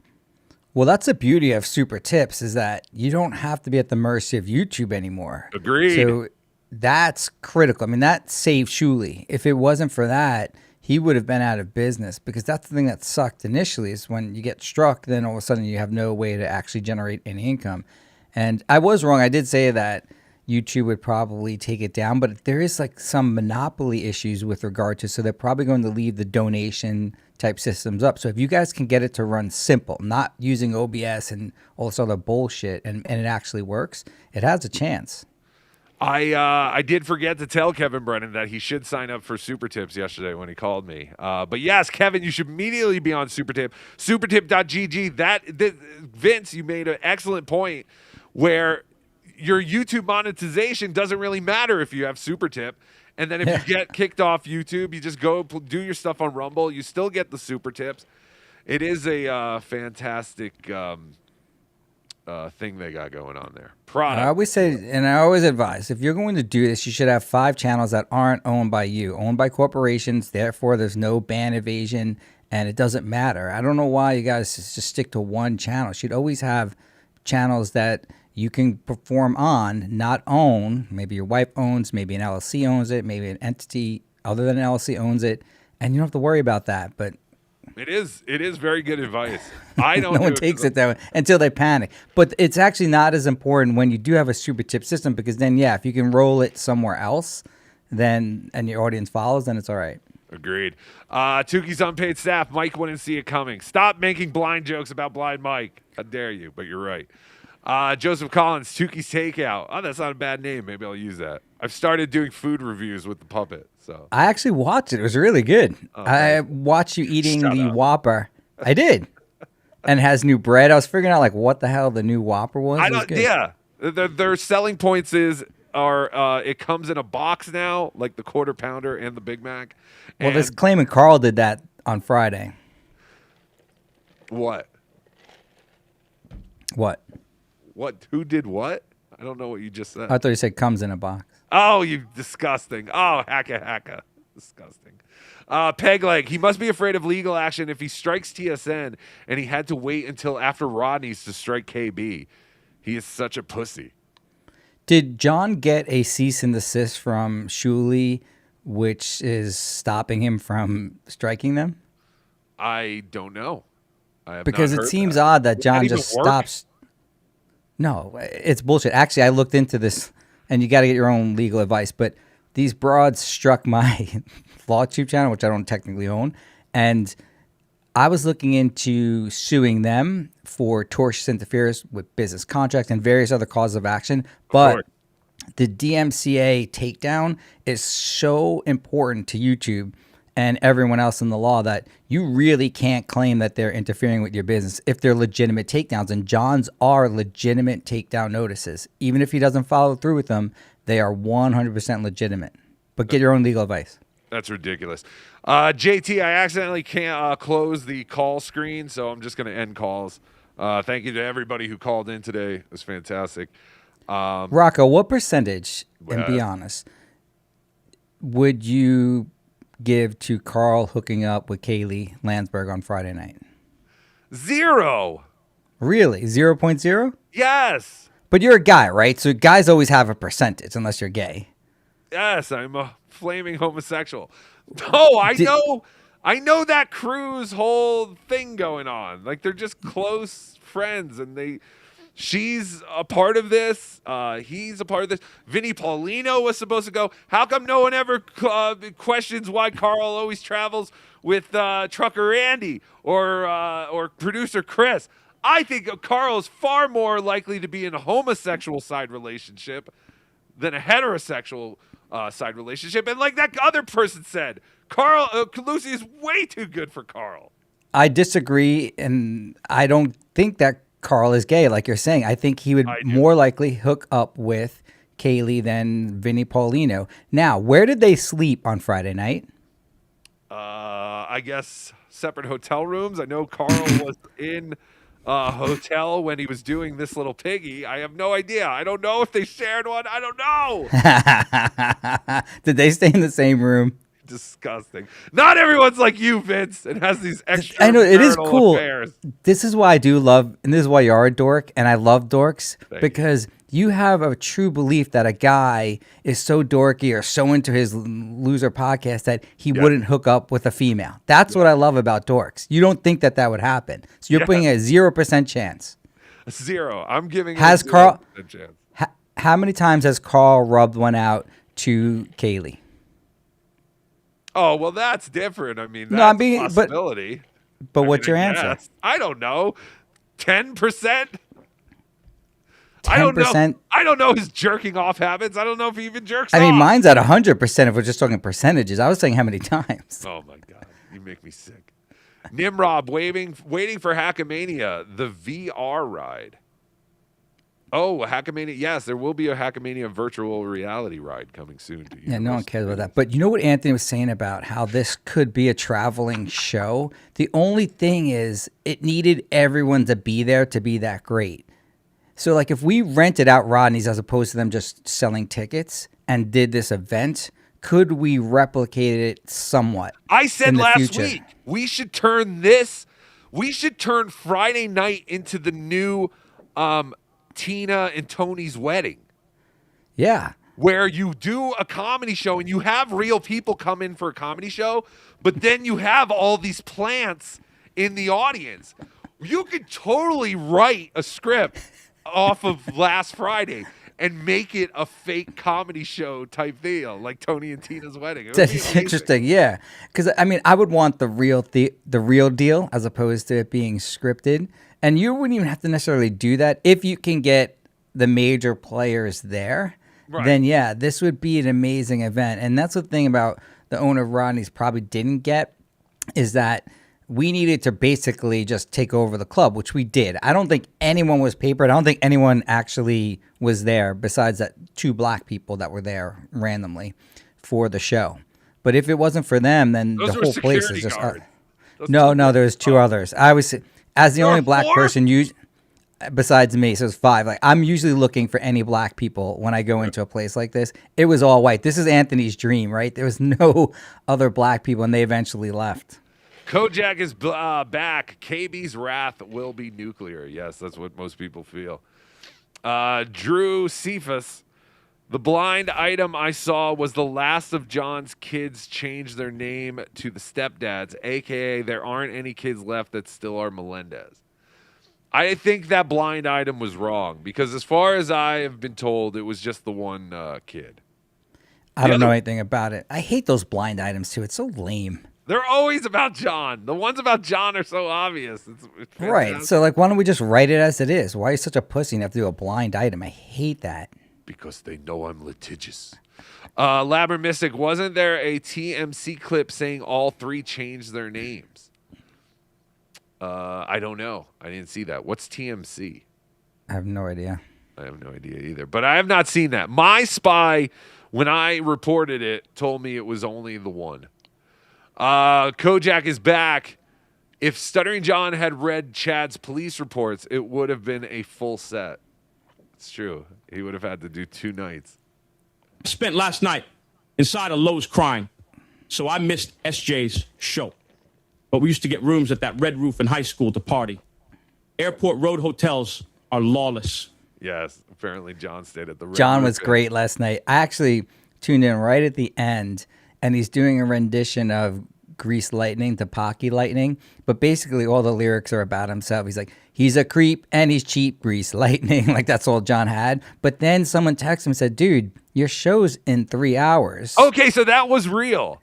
Someone told me that John totally forgot that he was supposed to do a show last night. Well, he claims he didn't forget, but that he had enough time. But dude, Allentown is so far from Long Island because of the traffic. And John was putting into his GPS claiming that it was 3 hours. There was no way he was getting to Allentown from Plain Edge in 3 hours. I used to drive this all the time at 5 o'clock rush hour. There's no fucking way. Which was around the time when I think he left too, right? Yeah. John, the beautiful thing about a narcissist, which he's not, is that they can never show you that they're wrong. And he looks at the clock, looks at the time, and then all of a sudden he's running through the super chats quickly and has to bolt out of there. But I know this trip. There's no way he's getting to the hills of Allentown, which it is. I mean, it's not an easy drive. Plus, you have to drive through the Bronx. Plus, you have to drive all the way to Pennsylvania in rush hour. There's just no fucking way he made it there on time. I'm curious to see if anyone actually went to that show. They Grant, Carl's brother, and his wife went. They said he was a little late, but it didn't hold up the show. People were saying he was out of breath when he got there. I did hear that. Derek, you're right. Comedy is a rough way to make a living. Yeah, I don't know how people do it, honestly. It is lame, Rocco. And what is it in their psyche that makes them keep going out to do this for virtually no money? It's actually a loss, and the way I calculated. And they can Why do they keep doing it? They can talk to way more people by just doing the live streams, and they obviously make more money doing the live streams. I mean, I don't know about the Biscontes, but most of these guys who are comedians or claim to be comedians, they make most of their money and get way more views. Like John will talk to 300 people every night, and then he goes and travels 3 hours to go talk to 40. Like, I don't get it. If he's lucky, you're right. So then we're talking about the money at Rodney's. It seems like the guy, not John Edward, the other Johnny's supposed to get the $2,500. Johnny McCarthy, yes, because he doles it out. Booked the show, right? So I don't think John's getting any more or any less than whatever that guy decides. But it's not $2,500. No, I don't think John. No, well, John at one point was claiming that he got $2,500. Maybe But if for the Dr. whole weekend. If Dr. Steve gave that Jewish owner money, I feel so bad. I love Dr. Steve, and I said that to Miss Judy. She should date him. I know they're both married, but like maybe they should just be friends. They're both like the nicest people that have like extraordinary money and are kind in real life, like super kind. Like Miss Judy sends different bouquets to like the prosecutors in the different cases. Like no one ever does that because like they're just too cheap and not kind like she is. Sure. And Dr. Steve the same way. But I did the math, Rocco. So that Jewish owner made $6,700 in just ticket sales alone. Forget about the warm beer. And I'm probably going to drop my lawsuit against him for burning my lip because of that fucking bomb that cleared it up. But seriously, he did burn my lip. But how many, if they said how many tabs were out, like 17 tabs or 15 tabs 17. that walked out? Yeah, so mine and 16 others, so 17. So how much could you have made there? Maybe $600, maybe, right? If you're talking about like $40 a table. So they still made $6,800 cash minus my tab and the other ones that we walked out on. But what do you think that place makes on like a normal night? Like that place is not. Think about it. I called at the time and there were 16 tickets and I was one of them. And Poker Mike hadn't purchased his tickets. That's why I was surprised a little bit because I know that he was purchasing for everyone else that was going. Anthony and Mikey Cuffs and Bob and all them. So at 16 tickets is probably what they would have got. Maybe 20. Maybe. Yeah.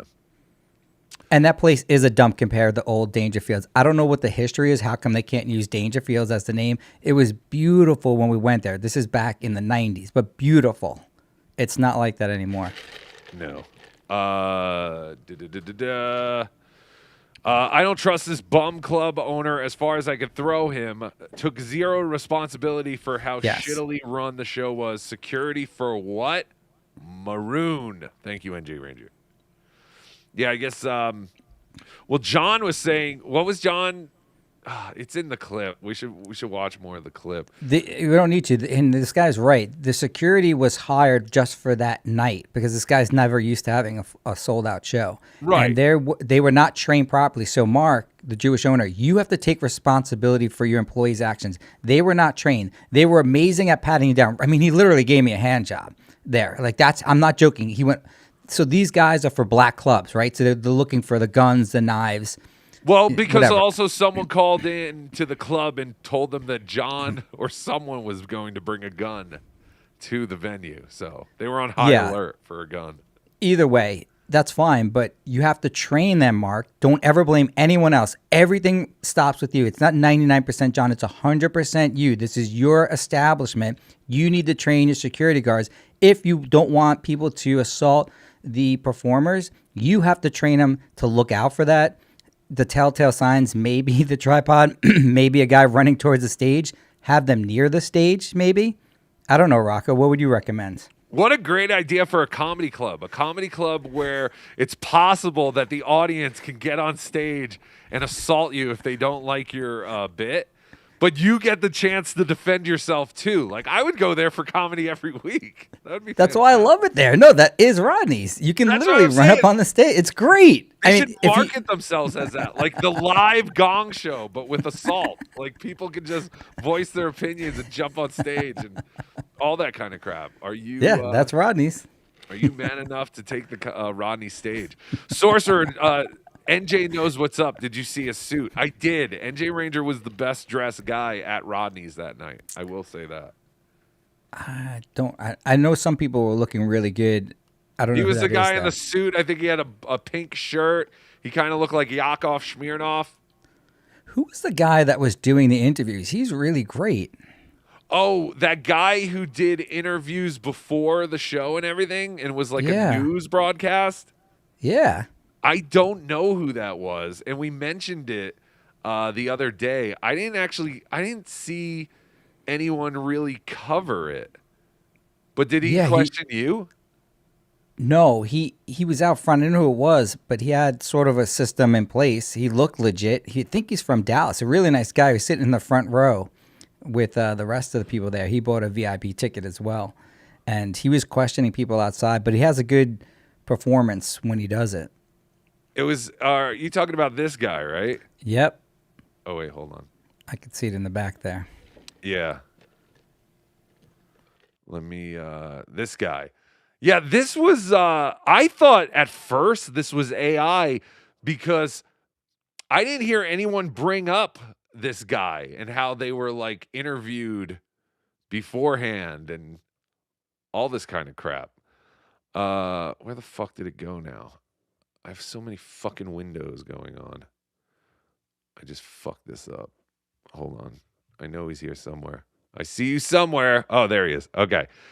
So yeah, I don't know what this was, but this was kind of interesting. Nothing like the rarefied air and pomp and circumstance of an auspicious Dabbleverse event.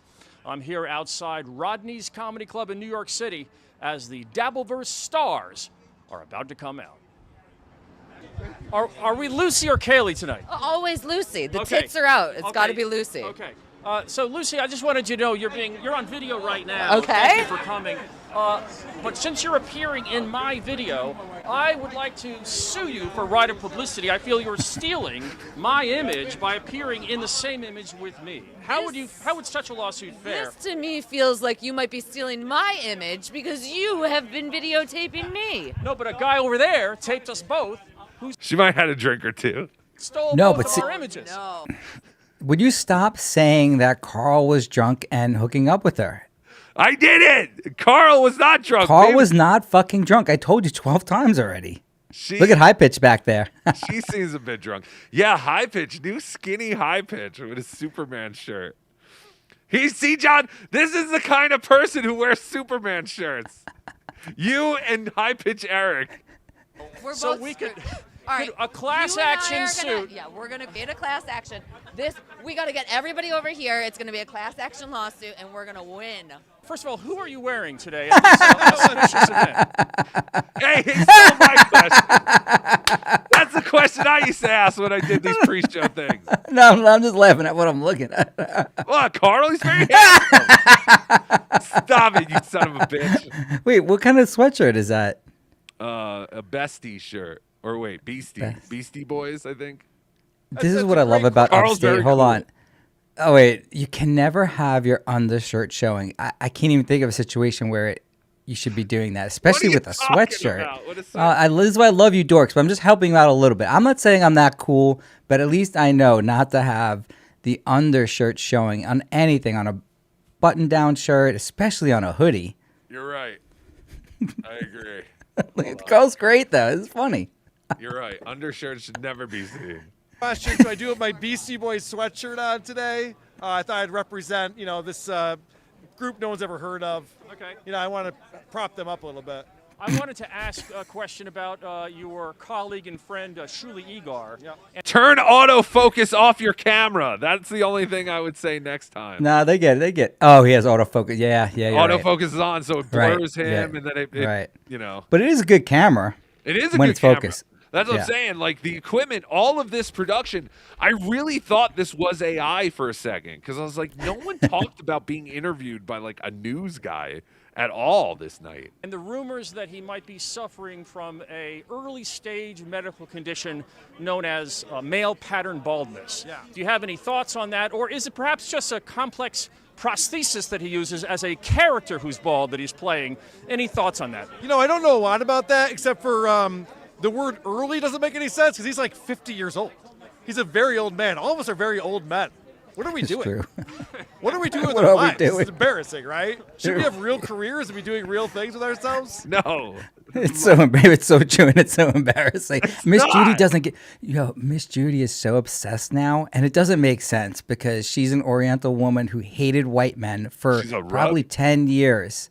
10 years, and now she's just obsessed. She's like, wants me to do these shows, and I can't believe what I'm doing with my life. I know, dude. I'm telling you, I have had the same experience with people. The second I tell them about this, they go, "Oh, that sounds ridiculous."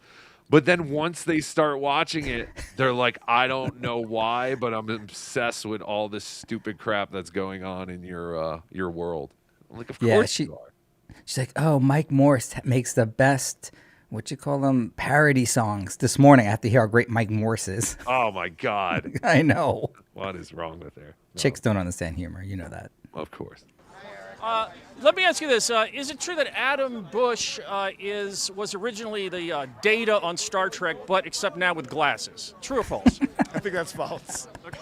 If he had that credit, he wouldn't be on WATP. That's for sure. Okay.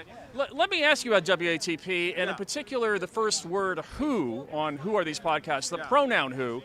There are some that would suggest that that it should be actually "Who are these podcasters?" to be grammatically correct, or "What are these podcasts?" So my question is, That's a good using point. that word "who has a worse command of the accurate use of pronouns? Would it be you or Aberizer? You saw that one. You saw that one, didn't you? I was the best. No further comments. Hi. Are Oh, there's the great Vince the lawyer. Very handsome. All right, so we're rolling out of one of the SUVs that attorney got for us. I don't see him in this. What time? Is this before the show? Yeah, so we were at Sullivan's drinking. I invited Kaylee Landsberg and Carl to come down. Kaylee was there before me, and then Carl came in after. He said he was doing a little piggy. I don't know why he refers to his mom wife like that, but I said come after. Oh, he wasn't talking about his lovely wife. How dare you? Oh, so then we pull out of the SUV here. I'm fucking live streaming. I guess the sound wasn't working, so I was getting pissed about that. And this is Anthony's interview. Unbelievable. So is this outside Sullivan's or outside the comedy club? Comedy club. Okay. And High Pitch Eric had finagled Poker Mike to pay for his ticket, his travel into the city and travel out of the city. So he had him directed to the actual show here, not to where we were at Sullivan. So High Pitch was already there waiting for us. Of course. you Dice Clay? Oh, hey, jerk off. What is this? Did you just take this out of your ass, you fag? It seemed like before you were over there, and now you're over here. I'm over here now. Maybe we got off on the wrong foot. So let me ask you about, offensive. As we all know, it's wrong to offend people and say ideas they don't like. Oh, of course. So I want to know what kind of personal. You've sadly had some of this experience in your career. It's happened. What kind of personal growth have you had in this realm? And in particular, what are the chances that tonight you would say something, tell a joke, or even have an idea that would offend Bill Burr's wife? What are the odds my of God, that? I would never, ever do that. Bill's comedy writer is paramount in my mind. His wife, that is. Because the Burr family has decided, like, there's ideological perfection or be from Saudi Arabia, but at least be one of those two things. I've been vindicated as far as Bill goes. I was the first one to call him an asshole, and now everyone thinks he's an asshole. Dude, I went to Saudi Arabia. They're just like us. Only they cut people's heads off and throw gay people off. Holy shit, Big A is scary looking. I didn't know that was Big A back there. What's Big A? Big A is one of the O&A's, like, he's a real stutterer. He was like their stutterer guy. But Okay. he actually stutters. He's not like Stuttering John, but he was basically a whack pack type guy. Gotcha. And he is he's scary. So you've listened to Opie and Anthony in the past? Yeah. Yeah, see, I have no idea who they were. And that show, Ron and Fez, it sounds familiar, but what was it on? It was on WNEW during the when O&A were on in the afternoon, and then they went to another station called JFK, and then they jumped on Sirius. So 102.7 or 102.3 was... Yeah, 102.7. WNEW. So you worked... Isn't that in the city, though? Yeah, it was. Yeah, WNEW. So in the morning, it was like, what, like Mike and Mike or something, and then someone else during the day. I don't even know what they had in the morning, actually. But then Opie and Anthony would be on in the afternoon. So like after high school, I would listen to Opie and Anthony. And then I think maybe Mike and Mike were on after them or something, or Ron. I don't know when. But Ron and Fez were on at night. And I enjoyed Ron and Fez at night because it would give me something to listen to at night. So ideally, I had Howard Stern in the morning, then after school, Opie and Anthony, and then you had Ron and Fez at night. And that was my schedule. How'd you get on that show then? I was on the Radio Chick show when they went to Free FM after Howard left. And Oh, then I didn't know that. I always told you Yeah. on Ron and Fez for some reason. No. So the radio chick, after Howard left 92.3 K-Rock, they went to All Talk. And Right. She was in the, was she in the morning They or were the afternoon. We were on Yeah. after Nick DiPaolo, which was cool because I got to meet Nick DiPaolo, and then I ended up working with Nick DiPaolo on an internet thing that the radio Bragger. chick started. No, but it was great. It got my foot in the door with all these people and all these shows. But yeah, I was an intern on the Radio Chick show, and then they're hiring me to become an associate producer, and 2 weeks later, everyone lost their fucking jobs because of the IMUS thing. So that was it. Wait, but did you know Tom Chiasano then? No, I didn't know him. I had seen him a couple of times, like in the hallways or something. But no, he didn't know me, and I never met him.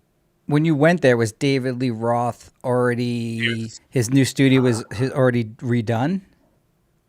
So he was gone, and the crazy thing was the Radio Chick and a lot of the other shows, they did their show in Howard's old studio. Yeah, that's crazy. It was a gigantic studio. It was just like you saw on TV, except they have windows. So they took the part where the E camera was, like that wall, that was all blocked off when they were filming the E show. But now that they didn't need cameras anymore, they took all the window blocking off. So when you walked in, like Gary and KC would walk into Howard's studio, you would just see a window of, the New York skyline. But then the rest of the whole thing was the Howard studio. Like they took down a lot of the, obviously the decorations and stuff. And then I sat in Robin's booth with the call screener, and I would like write bits and jokes and stuff, and I would hand them off while the Radio Chick and stuff were doing their show. But yeah, no, it Dude, was that's great. surreal for you, especially as a huge yeah. fan. The fact that you were sitting in Robin's booth, because I was representing two people that were on the show at Sirius, but we were going back and forth. This is during the transition. And I remember when I was there, I heard people from, it wasn't David Lee Roth, but it was his crew, like, David wants the windows. David wants the windows. And there was some fight going on between, not a real fight, but just an argument as to, we don't need to take everything down at the radio show. No, David insists on seeing the windows. So I guess that's what you're talking about, because I never actually saw the actual studio after he actually went there. So he did get them to take down that wall. Oh, yeah. The windows were there. The windows were open. And then they had TVs everywhere, giant TVs. And Howard's old board was there. And the only thing I remember is there's a giant red button that just said, "Look, Fred." And no one told me what the button did. Fred. It just said, "Look, Fred." So I guess it was something that would light up in front of Fred that would get Fred's attention if Howard needed it. And didn't want to, announce, "Hey, Fred, I need whatever." But that's the only thing I remember. I never pushed it because I wouldn't dare push anything on the board. But yeah, it was really cool. It was a very interesting experience. I got to use Howard's bathroom, that little bathroom that was there. I mean, it's just a fucking little bathroom. First of all, the famous board where a porno was shot with Crazy Cabbie. Actually, John's good buddy had sex on that board with another female. What was that guy's name? Ron Jeremy. And then that bathroom is where they measured their penises in the contest. Howard claims Fred had the largest penis. I don't remember the exact size. Wow, that's some great Stern history. Of course. It was very exciting. Very exciting. Well, thank you. I thought for some reason you worked on Ron and Fez. No, I wish. Well, that's the thing. I could have been... At the time, Ron and Fez was on after the Radio Chick. So theoretically, I could have gotten picked to be on Ron and Fez, which would have been great because, I was definitely way more into their style than anyone else's. Off the roof. Yeah.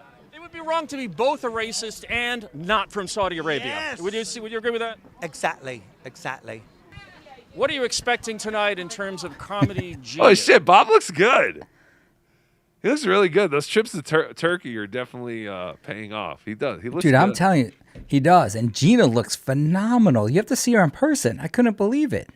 I did meet her. Did I? Yeah, I met her in person at DabbleCon too. Yes, very pretty. Everyone was commenting. Look at Bob. Bob's great. How pretty Gina was. I'm expecting a home run tonight, so if anybody thinks any different, I they're wrong. totally I'm here. forget that Bob was even there. Where the fuck was Bob during all like the mayhem? That was the thing, and this is what we fucked up too, because Bob could have easily got to the stage and finished off the show, if you think about it. And I didn't. Holy shit, you're right. I didn't Like, even realize that. I know, because Bob is so great that he can just come right on and finish the show. He would have helped the club out. They would have paid him, I'm sure. And it would have been great. He was to the right. He was only 2 rows back. He was on a couch near the black people, if you ever do get to see them in any of the video. He was 1 row behind them, unfortunately. I don't recall seeing Bob. Like, I think I saw him on like Kevin's stream maybe once or twice, but I totally forgot that he was actually there.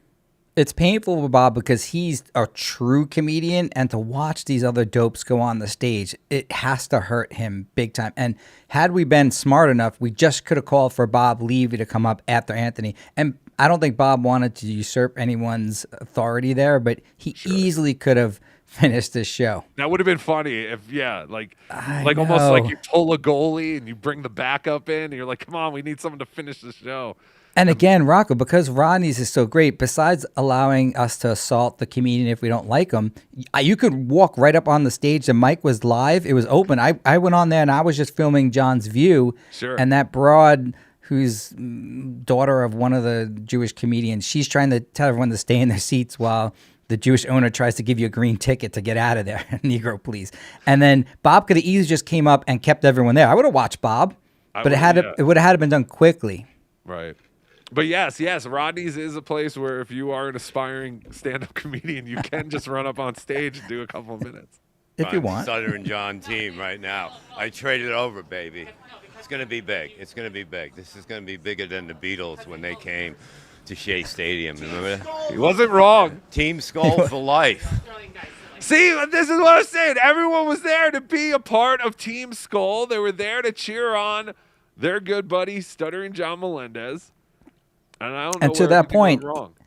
even after everything, when John said skull, if you listen closely, about like 80% of us were like skull and happy. We didn't even care because we thought now maybe we get on to the show. That was the biggest roar of the night when he finally said skull and everyone else yelled skull because everyone was like, all right, fuck, the show's going to start now. Kaylee Landsberg brought this up, but when John walked in, it was so electric. You would not believe. And I know you hear me screaming like a douche girl, but it only picked up me. The place was going fucking nuts. It was insane. I almost passed out. And at some point you can hear me say I'm about to die. It was so much fucking fun just to see John Edward strolling to the stage and everyone is going crazy. Anthony's giving him a standing ovation. It was nuts. It was so electric. That's why you can never take away whatever happened that night. You had to be there. Would you like to chat for a second? Sure. Okay. Keanu, any expectations So for hot. tonight? Oh, just to have a blast. It's going to be a bacchanal, I'm sure. Have you seen John live? A Greek dessert? What the hell is she talking about? Is that what that is? What did she I say? think so. She said a baklava. It's going to be a baklava? She's I as don't know smart what as she is hot. Yes. And funny. Yes. I was in the green room when we were. Actually, I was outside with Kevin Brennan for part of his set the last time we did a show together. Kevin Brennan is noisemaker, but I see. So when John was in doing his stand-up, you were outside. You're saying they for a part of it, but most of it that I saw was great. So. Hit his glasses and said that I had struck him. Turn the video off. Go back inside. No. There are plenty of witnesses and people Go back inside. that will say. I don't get this bullshit. How can they expect people to listen about shutting off their cameras when they're outside on the fucking sidewalk? Okay, here's under any circumstance, I would never ever shut it off. And the only thing is I didn't want to get kicked out of the club because of this black bouncer. Has no idea. He should not be, he has no authority on the sidewalk. But Rocco, I'm sitting there and I look down, I'm holding one of the warm beers, like it was like burning my hands. My God. And I'm outside. And yeah, I mean, they probably wouldn't do anything, but if you're a wise ass and they see you holding a beer and filming, and I didn't want to disrespect Anthony because I didn't know what the hell happened here. So, because I was streaming live, otherwise I would never have stopped. I've never seen this part. Is this your clip? Or No. this is the guy's clip. Okay. This must be the guy. I've never I seen never- it. I would like to see this. Yeah. I didn't watch this whole thing all the way through. Yeah, I only neither did watched I. the first couple of minutes, and I was like, wow, that seems pretty professional. And out of his mind.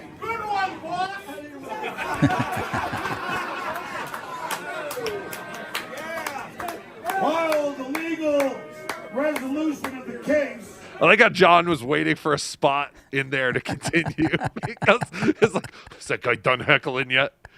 But yes, this is John's big win from last Friday. Again, I'm just as sick of all the Rodney coverage as everyone else, but we've got yes.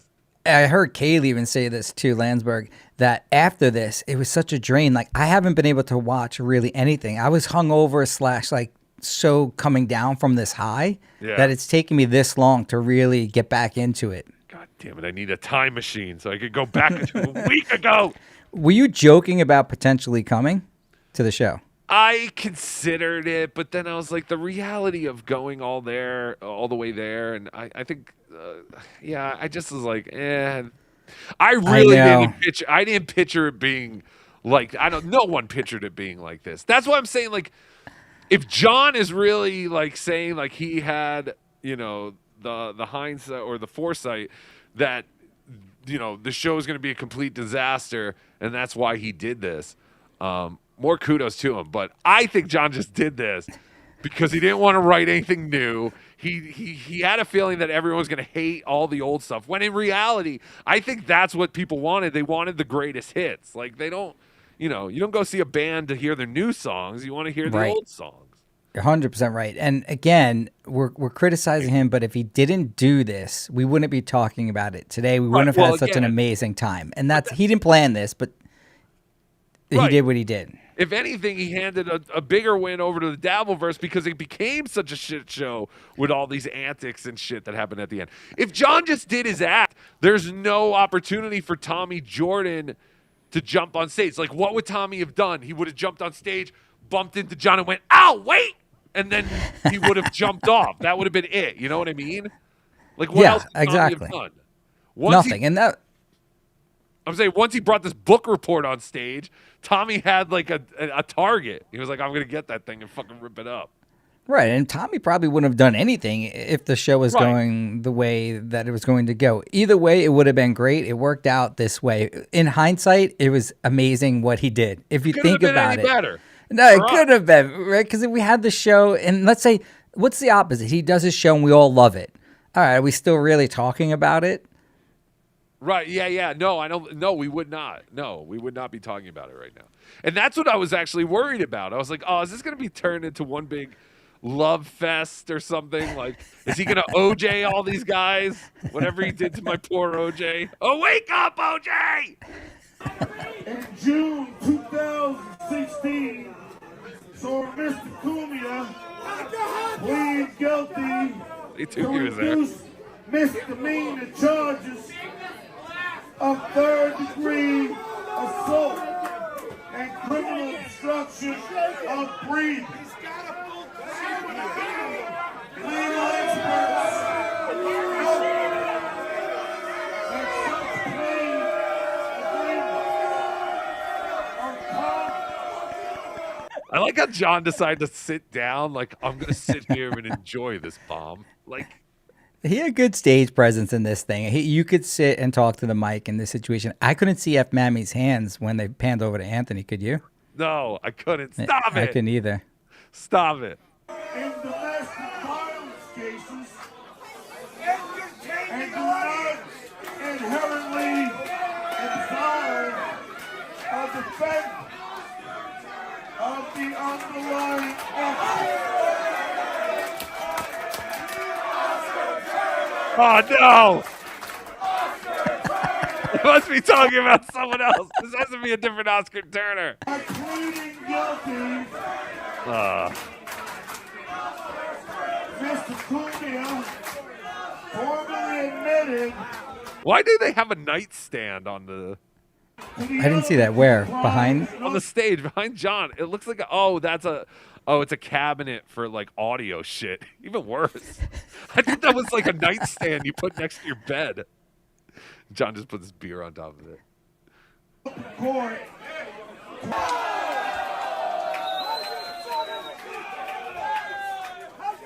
Thank you. Oh wow, I guess this guy missed the paper ripping up thing. He did, and he's right there too, unfortunately. Right there. But yeah, like you could hear we were waiting, and then the thank you obviously ends it, and we were surprised. That's it. All right. Do you think that Stunning John will continue his war on other YouTube channels, and this is only the beginning now that he has struck Kevin?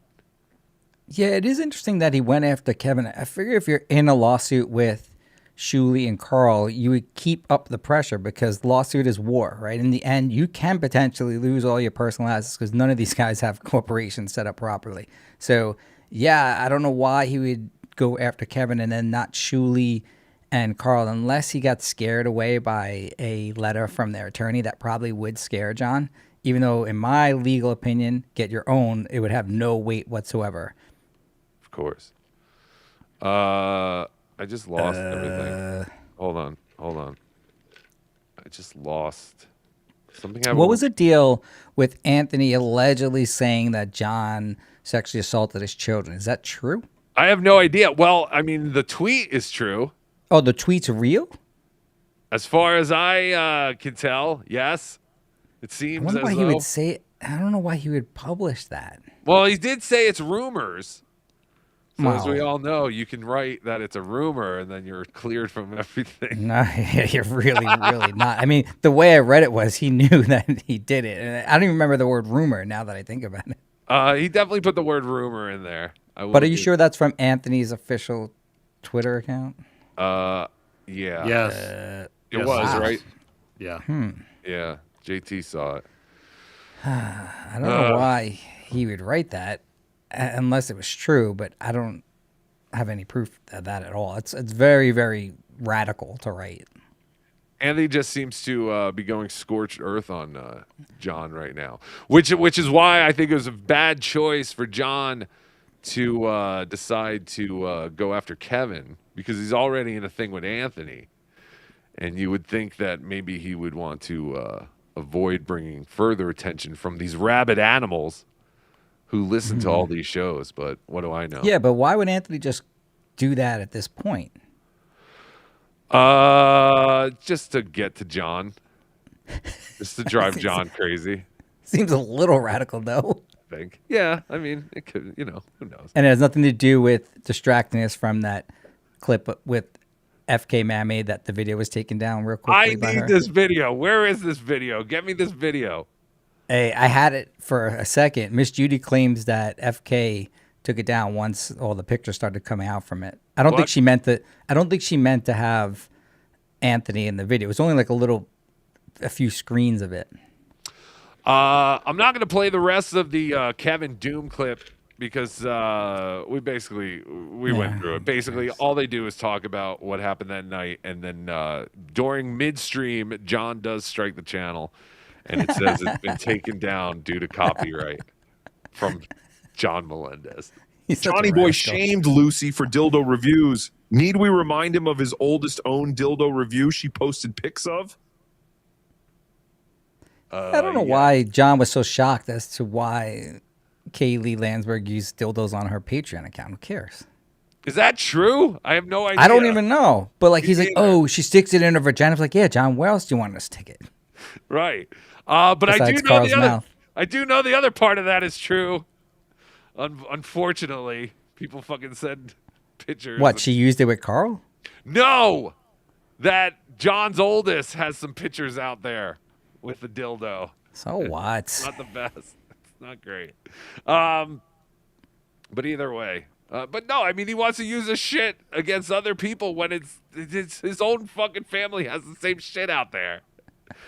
Stop sending me those. Thank you. All right. NJ Ranger. Yeah, but remember this bum Mark went on TSN and said he paid them.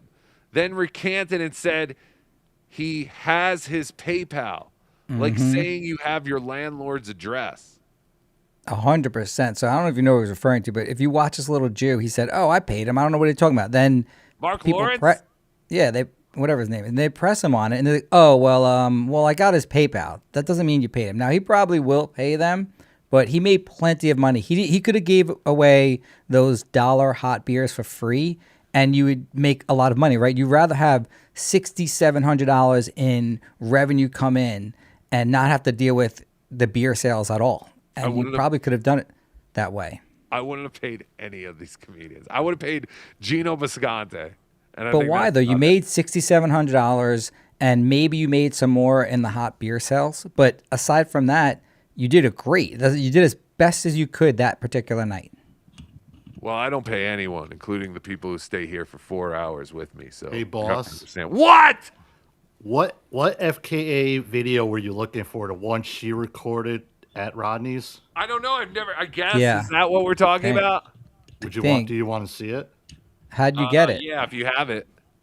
I think she might have just texted it to me. But Nah, well, she probably edited out the good parts. Oh, did you edit out the good parts? I don't want to see it if the good parts are edited out. It's like 10 minutes. Well, do you see any parts with her and Anthony? I see parts of her videotaping Anthony. I thought you were going to say her vagina. Oh, you see I her wouldn't know what that looks videotaping like. Anthony. Nah, Yeah, we'll play it. We'll go through it. We'll have to look at it, and we'll play it later. It doesn't. Tell her if she has nothing to hide, just post it on her channel again. Who cares? Yes. The Tommy Jordan over. Huh? McCarthy, such a snake. He lies like 5 times and takes credit for ticket sales because of his promo. LOL. This Jew makes Woody Allen look like the Pope. I did see Johnny McCarthy talking about how he was doing radio shows and he was promoting. These people forget 16 tickets were sold less than a week before the show. And then all these people, even Chad Zumach takes credit for selling tickets because he was like, I told people I would be there too. And all these people want to take credit for this event selling and obviously, we are not stupid. It's because Anthony Cumia said he was going to be there, and people wanted to see what was going to happen. That's 100%. Yeah, that's when I'll give it to John. That was people actually going, I want to see what happens next. Exactly. You know, The only reason why I bought a ticket was Anthony said he was going, and I'm not even an Anthony Cumia fan. I don't care if he's going up, but for some reason, when he said he was going, it was literally a few blocks away, and I was willing to go there. And obviously, people traveled from as far away as Dallas and then Chicago. Which people flew in just to see Anthony. Agreed. And yeah, I really wish I went. Joseph Collins. John's act would have been like Dice doing the nursery rhymes. John is just stupid. Well, yeah, some people have said that, and I tend to agree with that. Also, I put I 100% agree with that. We were ready to laugh at anything, even if it wasn't that great or properly delivered. We would have laughed. So this was a very friendly crowd to John. He has an insecurity about him that all narcissists do. It's so bad. That's why they have this personality disorder, but he's not one. So when he went out there, he believed that everyone was going to go against it. So he took the safe/pushy boy route of just reading something that wasn't his act. So you can't criticize his act. And he thought, technically, he really thought that was going to bother Anthony. Yeah, I don't get it. But that is telling when, yeah, you know that you're going into a situation where no one wants to hear, or at least you assume no one wants to hear my act. I do have to give John credit, though, for not canceling. I definitely thought he was going to end up canceling once it sold out. Yeah, that's a good point. And I thought I was going to get banned. So I was actually depressed for a day because John said he's banning me. And usually he has control over owners. Luckily, I didn't realize the owner of Rodney's is Jewish, and there's no way he's going to turn down $40. So he literally went on, and I was so happy. He's like, I won't ban anyone as long as they have a paying ticket. And that really deflated John a lot because that's when he stopped talking to me because I had texted into him that you can't ban anyone. And he was so deflated. And that probably led to somewhat him deciding to do this stupid thing that he did. Yes. Labber Mystic, the booker/host, was paid. He redistributed the money. Yes, that was Johnny McCarthy.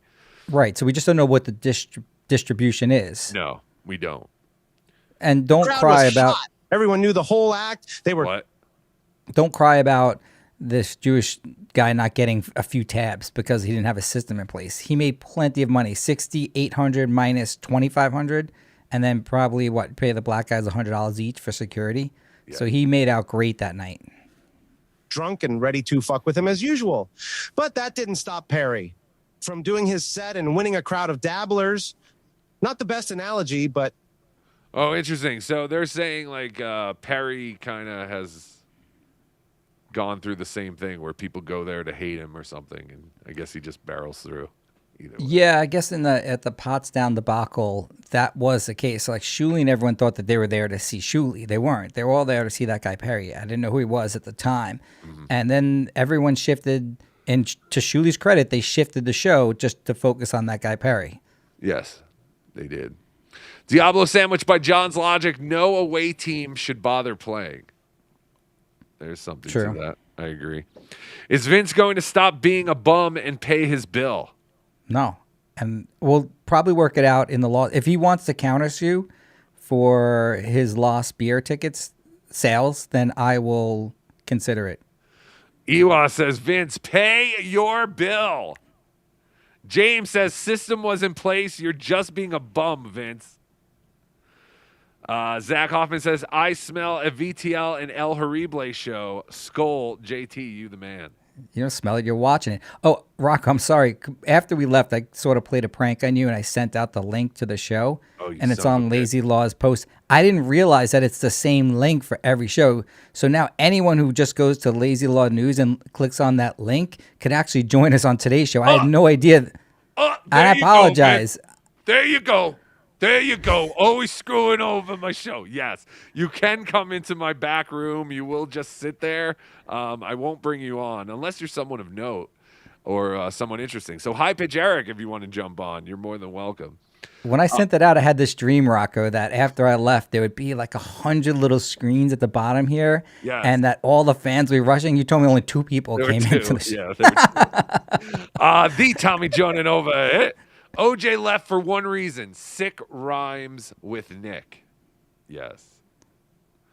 You stack turkeys for a living. I've got a hoard of various gems and gold stored all around Colorado to keep it safe. Keep it secret. Keep it secret. There was a guy who actually did bury some kind of treasure somewhere in the Rocky Mountains a while ago, and clues were given out, and I knew a bunch of people here who were actually trying to find it. Someone actually did end up finding it. It was supposed to be like $1 million worth inside the treasure, right? Yeah, and I knew a guy who was like really involved with it. Like as much as we're involved with the Dabbleverse, he was involved with that, and he was that was his whole retirement plan. Was that I'm gonna find this guy's buried treasure. Yeah, because the guy he put out like hints and like clues and stuff like that. People were trying to put them all together, and there were like a lot of Reddits and everything devoted to everyone putting their ideas to finding this. Yeah, but it was found. There's a dateline or 48 hours on that person that you're talking about. There's something shady about it. Either someone died during it or the guy died, and it wasn't clear if the person that actually found it was in on it. So yeah, if you go to Dateline of 48 hours, I have a good expose about what happened in your town. Okay. Yeah, I didn't hear the follow up. I had just heard that someone actually found it, but that would make sense to me. Why do you have this D-bag Vince the lawyer on? I like Vince. I've always liked Vince. I've always been a big Vince fan. Tommy Jordan again. Shout out to the pimp lawyer. #bound. I don't know. I don't think that's the Tommy Jordan. I love Tommy Jordan though. I am a fan of Tommy Jordan too. I mean, think about it. Let's say you're married, right? You're married? No. How dare you? I would never be married. Let's say you're married. You finally found another married girl who's willing to hook up with you. And not only that, she's willing to bring in one of her hot Peruvian friends who's also married. And all she asks is one little thing. Don't call my Peruvian friend behind my back. Right? That's all she asks. Men are such pigs. And then you go and try and hook up with the Peruvian behind her back. Like one little thing. You're such a pig. It's such a man thing to do. You have this scenario. You can't be mad at F Mammy. She didn't do anything wrong. You're a pig. How dare you? I don't think I read that. Did I read that one? God damn it. Shout out. Oh, yeah. Shout out to the pimp lawyer. The Tommy Jordan. Food review, eating orange, art imitating life. Yes, thank you, Tommy. Tommy Jordan is in the middle of a mid-dabbler crisis. He's having like a breakdown because... Why?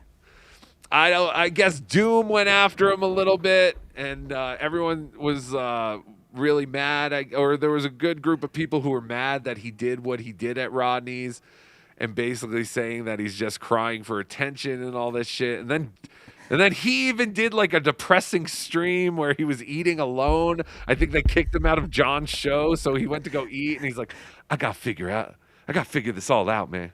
I think he lost his channel for another week due to copyright claims, he says. Yeah, he's another one who lost his channel because he's saying copyright claims, or it might have been a titty. We don't know. But Tommy Jordan, just know that we love you here at the BeDabbler Network. However, we have tried to have you on the show twice, and you overslept both times. So we will be parting ways with the Tommy Jordan business.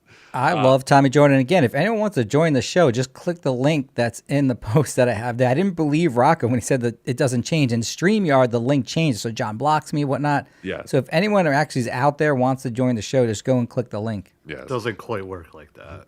But yes, it does. I mean, we have to actually add them to the show. Well, yeah, they'll be in the backstage area. Right. It's cool at least to look around in the back. Yeah, they can and see hang what's out. Yeah, it's sort of. I think it's actually cool. I think, but no one's here. We have no friends. It's true. There's no one. No one's here. No one is showing up. Dr. Steve says I paid Vince's bill. Oh man, Dr. Steve, you shouldn't have, because I was injured. I was going to consult with you as to my burn injury from their beer. There you go. There you go. Daniel Pooney, what kind of mortgage do you have on the orange peel you live in, Vince?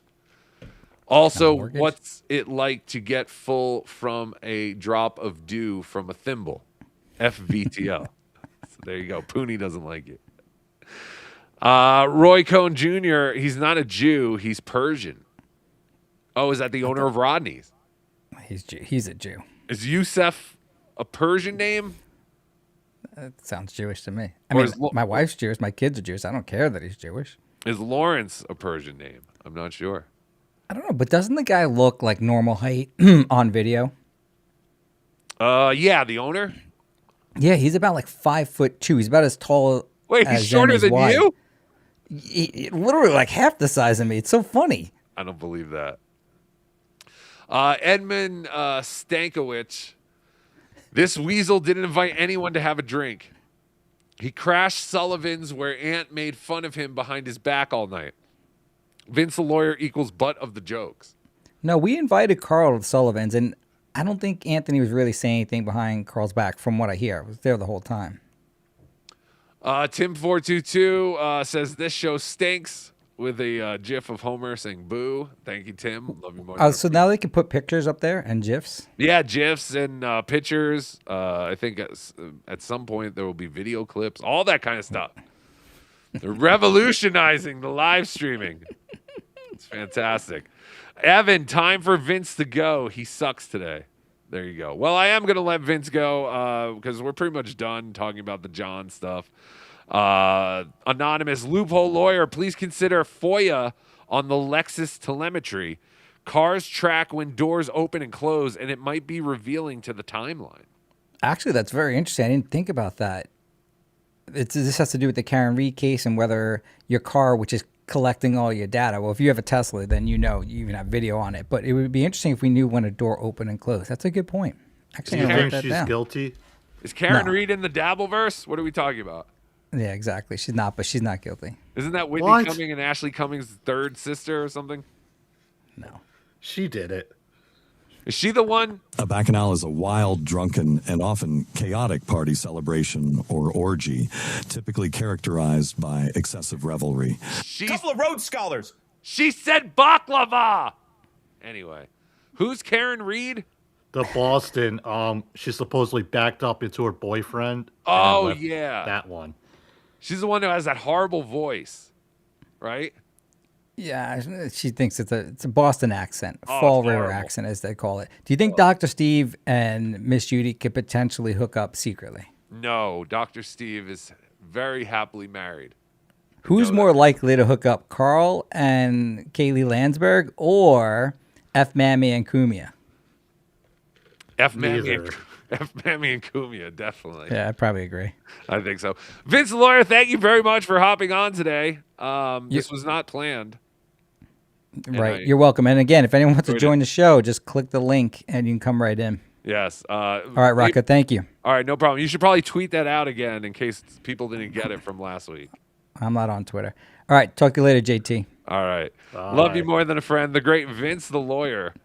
Thank you for joining us today. It's fantastic. And now I have to go back to solo mode. And there we are. Oh, my God. So much we have done already in 2.5 hours. Do you feel like watching a Crimax stream? This poor motherfucker. This poor fucking bastard. This was after his Bauer interview? This was after the Bauer interview. Yeah, this was like the next day, I think, because I don't think it was the same night as the Bauer interview. But, yeah, he was, I want to say rare form, but I mean... He should just stick to interviewing people. You know. He's not too bad. He did pretty good with Bauer. It was very entertaining. I agree, actually, with that. Karmic, I think JT is absolutely right that you having some kind of like a interview show was actually kind of interesting. I did kind of like that. And it also... or at least a co-host. I mean, it keeps them from always getting into his head too much and whatnot. So, see, I don't think he needs a co-host. I like the idea. If he was going to do a co-host, then it's him and Bauer all day. I'll be there for that. Yeah. And again, we presented this to them for Hackamania, and they both were like, well, first Karmic was like, oh, I'm kind of into that. And then Gilly was like, Karmic, what the fuck you doing? Are you fucking retarded? All these people fucking hate you. You remember that. I'm the only one who fucking cares about you. Me and this cooter, we're the only ones who are on your side. I do feel like there is some of that going on, where Karmic is getting brainwashed by forces outside of his control, by people he cares about, who are feeding this shit to him. Because when you see Karmic just on a stream with other people, he's kind of likable.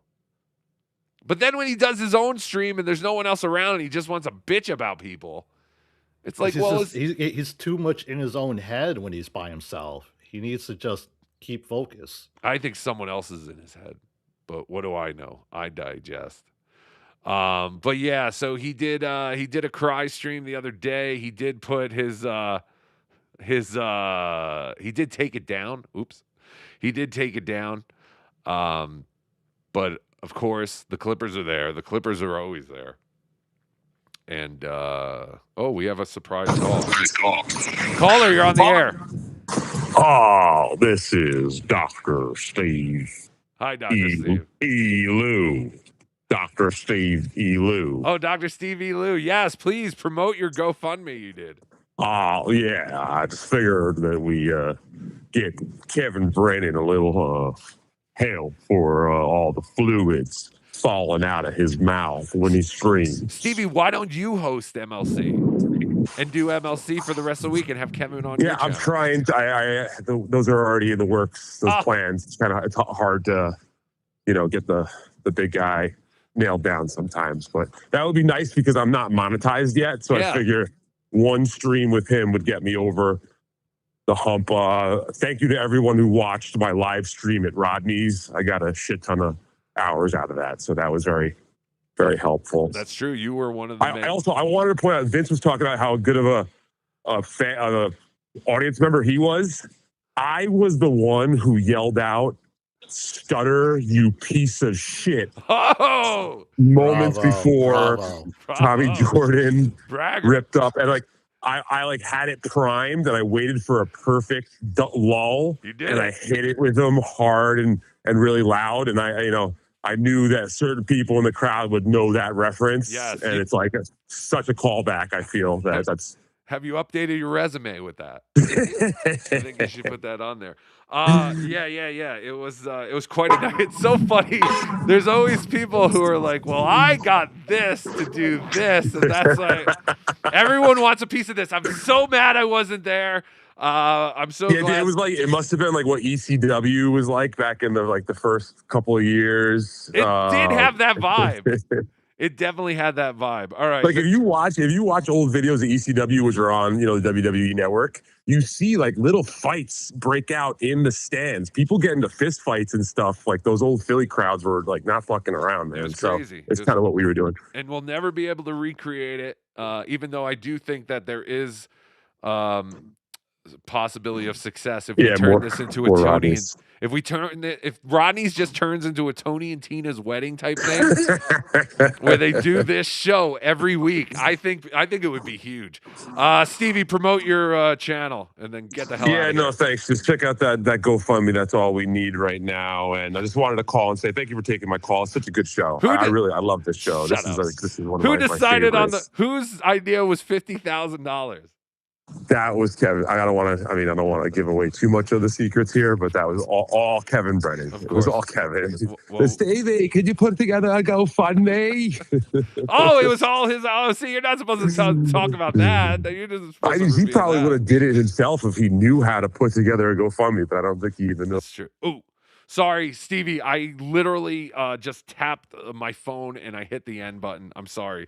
But yes, the great Stevie Lou. I think it's like the realist Stevie Lou or whatever he said. He probably just said that, and I don't remember what the hell it was. But okay, so we do have Karmic. We have Karmic from the other day. This is exactly what Karmic doesn't want, where we comment on his clips, but again, if you're this hurt, Karmic, and I know you're not going to, why would I listen to you? You wear a mask, you homo, and you play with puppets and do characters. I know, I stink. But all I wanted to say is breaks are not a bad thing. I'm not saying you have to stop streaming. I'm just saying maybe you need a little mental break. Again, I think I did this about 3 weeks ago, and then he went on. He was like, fuck these troglodytes. They don't even know what the fuck they're talking about. So that's the way it is. So I will not give Karmic my advice, but this was sad to me. I will say this was sad to me. In the end, even though some of us wear masks and stupid motorcycle jackets and have characters and play with puppets, we are all human in the end. And I want you to remember that as Karmic cries. Go fuck yourself, Doom. Go fuck yourself. So give it a go. I'm just in a foul fucking mood today. Everything that... I just wish I didn't do this to myself. I wish I didn't, but I did, and I allowed it to happen. Thought I was going into a better place in my life, but no, I fucked everything up. And now I gotta fucking live with it. No, don't worry, Karmic. There'll be better days. No, there won't. Those days are gone. What's he talking about here? Better days, the time when my... So at this point, I thought him and Felicia were done, but I have no idea because he's still at Felicia's. But he makes it seem like something more in his life was taken away. But I don't know if he elaborates on that. Have you seen this, JT? No, but what else in his life could he have lost in 24 hours? I have no idea with this dude. He's my dignity. Again, this was the night, I believe, right after the Karmic donkey lips thing. I know that Melton had covered it a little bit. He does this often. He did like a few days ago also, and he kept getting a lot of super chats and super tips with him crying and everything. I know. I So felt for it this was shit one time. definitely a big grift. So here he is trying to do. I don't know if he's trying to recreate that to get more money out of people and stuff. Because maybe his best nights are when he's crying like this. So he's now putting on more of an act. Right. I can't tell what's real with these people anymore, boss. I can't either. Hold on. That's the wrong window. Hold on. I'm still trying to figure out all this shit. I stink. Oh, wait. I still did it wrong. Hold on. There we go. Hold on. All right. Now can you see me? Yes. Now you can see me. Karmic needs to join the Marine Corps. He's too old. He's too old, but thank you. Yes, it's a good idea, Anthony. That's what you think. You look at this guy and you're like, oh, this kid, he's got his whole life ahead of him. You know, he's in his early 20s and all. No, he's 42. This is what is so ridiculous about this. And it's like, I don't know why I can't just come on here and spill my guts and have everyone like me. Because it's not the way it happens. Trust me. Everyone hates Tukey now. I can't take it. I don't understand it either, Karmic. But I also don't go on every day and then wonder why everyone makes... Where do you guys get all this stuff to make fun of me? You guys have cameras in my house? No, you do. And you hit live just to hit live. Again, I get it. Everyone has to make money. But if I went to my job every day and I was just like battered with, you know, insults and all this shit, I'd quit my job and find another one. My stream was at its most. That's what I'm saying. See, Anthony thought everyone is so tricked by this kid. And again, he's not a kid. Yes, he's 42. It's ridiculous. That's what I'm saying. That's why Saturday Night Live wishes they came up with a Karmic X. It would have been the biggest fucking character since Rosanna Dana or whatever. Most powerful, I'd say. I pissed it all away. I was drunk. Fucked it all up. Fucked up any good thing I had going for myself. I fucked it all up. See, now what is he talking about? Now he's talking about how he got drunk and he fucked something up. And that's when I thought he was talking about the first time him and Ron Fuddle broke up. And he was like, she's a cunt, he's a cunt, whatever his name is. Ron Fuddle's a cunt. And he kept calling Felicia a cunt, a cunt, a cunt. Remember, he called her a cunt? Like 20 times he called her a cunt. Do you remember, JT, when he called Felicia a cunt? Yes, we all remember that. Is that what he's talking about here? When he called Felicia a cunt? Maybe, unless he... I don't know what this fucking dude, man. It's so...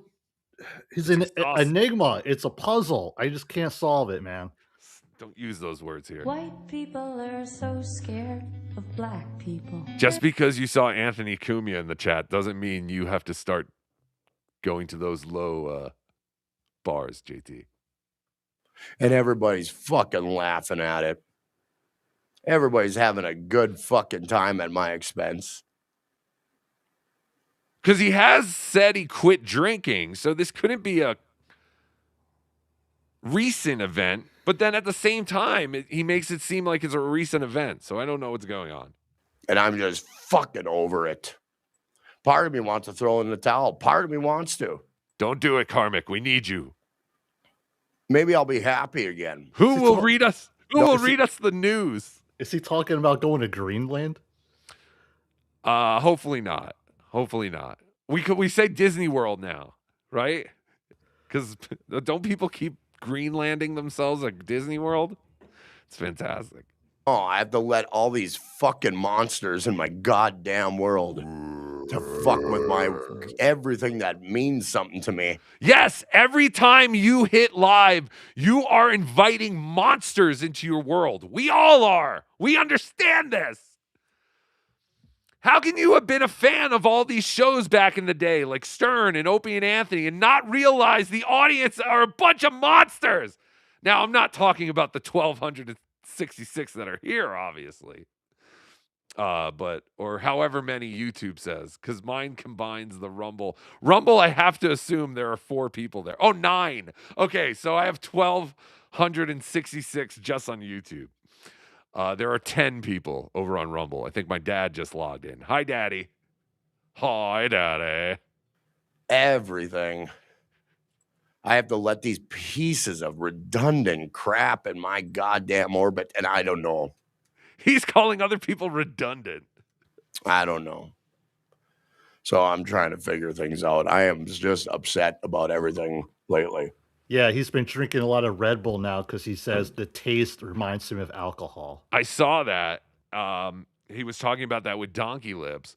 I understand. Now, I've never been an alcohol guy. I've never enjoyed the taste of alcohol. I've never, I like the feeling when you're drunk, but then the next day and all that kind of stuff, it's all fucking bullshit. So I was like, yeah, I don't do that. But I can understand how you would substitute drinking alcohol for Red Bull just on like maybe taste a little. I don't know. I don't know what they're talking about. But yeah, he said he's ditched the booze for Red Bull. So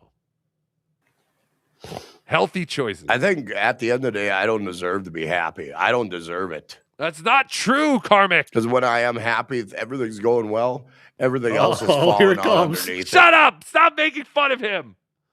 He's just emotional because he tried a Zagnut 2 weeks ago and it blew his mind. I'm telling you, Karmic, once you try Cheerwine, you're going to bust in your pants. Be prepared. God damn it. Where's my thing? And then the moment rises and everything breaks apart. Everything. And then I have to fucking put up with it and I have to listen to a whole fucking army of fucking shitheads picking away at me, throwing stones at me, and I can't fucking take it no goddamn more. Again, these are words. Everyone's using words. No one is literally outside Karmic's house throwing stones at him like he's Frankenstein every time he leaves his house.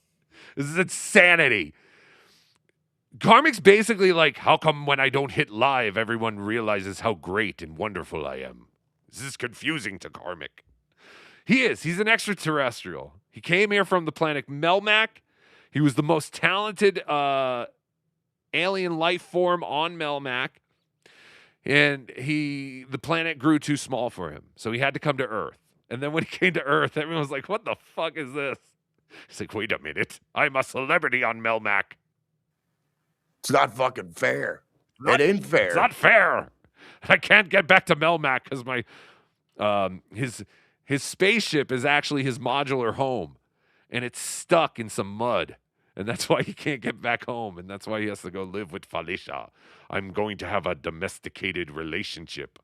One of these things you humans do. Earthling humans. And then I try to do something good with what I do. Try to do something good. I try to elevate myself over this stupid horse shit, and it doesn't fucking go anywhere. What kind of good was he trying to do? I missed the Karmic X homeless drive or, hey, we're going to donate money to something. I think all the good is supposed to happen to him. And again, he's very confused why when he hits that live button, good things don't automatically happen. Because you're living in a fantasy world, Karmic. I mean, you can't just go on and people are going to love you. Listen, people have very much so started to hate me. And you just don't look at it. Don't read it. I haven't read the regular chat once this entire show. That's what I have JT for. And you can find a JT, Karmic. Some pathetic loser who has nothing better to do with his time than to help you with your show. I'm telling you, Karmic, they're out there. I found 3 of them, at least. And a couple stuck around. Yeah. It doesn't. Every good... That's the thing. And the best thing is you could be horrible to them because eventually they'll either just leave or they'll become even more loyal and stick around. So... the more hate you get, it just builds character. It just makes you a better person. Exactly. Bullying builds character. You couldn't have said it any better myself. Thing that I'm working for goes right out the fucking window because I don't deserve to have good things in my life, people. I don't deserve it. I don't. Stop it. I fucked myself over. Now his mic's loose. But that's what I'm saying. What is he talking about? He fucked himself over. I thought the thing with him and Donkey Lips, Michael Ray Bauer, was fantastic. Maybe he got a call from back home because he's obviously still, I think, with Felicia. Well, yeah, if you look at the reflection through his sunglasses, we could tell he's still at the Fuddles. Yeah, he's at Casa de Fuddle. That would make sense though, because remember there was a time a couple of months ago when he was very emotional because his family was like, what the fuck are you doing, son? Yes. You know, you got a home here. You've got cats you got to take care of. You know, you got to, whatever the fuck you do here in fucking It was a cold ass winter in Minnesota, and they could have used him to help chop in the wood. That's true. Right. And instead, he just abandoned the ones who love him. They probably never plowed or anything to his little trailer out there. So even if he did go back home now, I don't think he could actually have access to it. Yeah, it would be interesting. But yeah, he has been at Fuddles for well over a month now, right? It's been crazy. But you know what they say about lesbians? You know what a lesbian brings on a second date, JT? I have no idea. A U-Haul! Hacka. And it just tires them. And I get tired once in a while. Having to deal with this shit every fucking day. I'm tired, boss. I try to elevate myself, and I can't fucking do it. Dog tired. Again, he brings this up so many times. His good thing he wants to do is to elevate himself, but he can't fucking do it. Then stop trying! I got this whole sea of fucking shit keeping me down. I don't know what to fucking do. Every time I try to do something good, everybody shits on it. Everybody shits on it. Fuck everybody. Keep doing this then. Just keep doing what you're doing. Go on and yell at people. What has he tried to do to elevate himself as far as his show goes? He started doing the news, which the first time he did it was very funny because he didn't know anything about what was going on in the news. He would read a whole headline and then maybe the first paragraph, and it would be this whole like thing about either some political thing or a war, and then he'd read it. Great. And then he'd go, "Oh, well, that's not good," and then he would read the next story. Like he had nothing to comment on the news about, and that was funny. But then we clipped that and we put it out there like Karmic News, and Karmic was like, "Oh shit, I can do this every day now." And he tried doing it as Caddy Z, and he just I don't know. It wasn't as natural as it was the first time because now he's trying to make it funny. I'm sorry, Karmic, but yeah, a lot of the things you do are, unironically funny. Like when you're not trying to be funny is when it's funny. Talk to John. He's got the same sexually transmitted disease. Fuck this whole goddamn world. Uh-oh. I don't like that. See, now Melmac is going to go to war with us. That's what I'm afraid this is all going to lead to. If somehow he's able to contact home on the planet Melmac and they hear about the way Earthlings have been treating Karmic, I feel we're going to be in a whole other war. Fuck Iran. So I don't know what to do. Every good thing I have going for me just disappears. Don't try to make your show better. Whatever you I do. start to believe, I let all this shit in, and then I start to believe everybody that I care about is in on it, and then I don't trust anybody anymore. That was interesting. He's talking about Fuddle?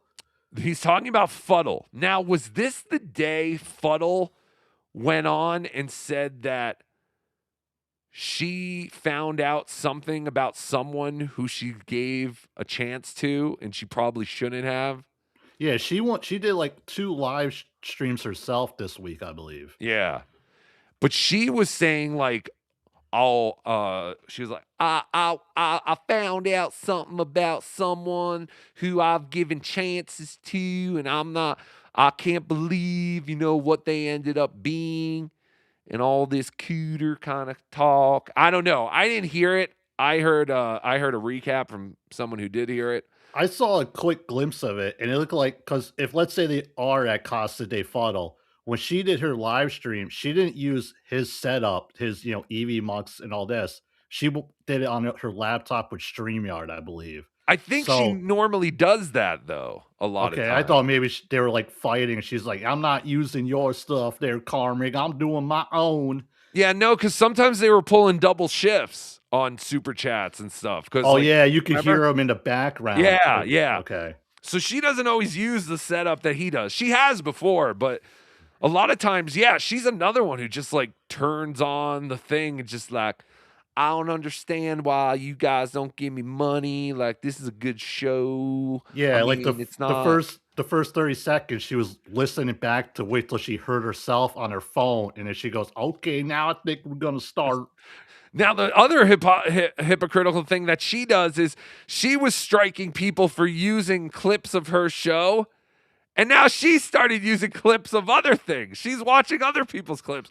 Some old comedian she was watching the other day. All these people, they're desperately trying to find something that works, even though they put no work into it. And then they're like, man, I've tried nothing and I'm all out of ideas. Why won't this work? Why isn't my show better?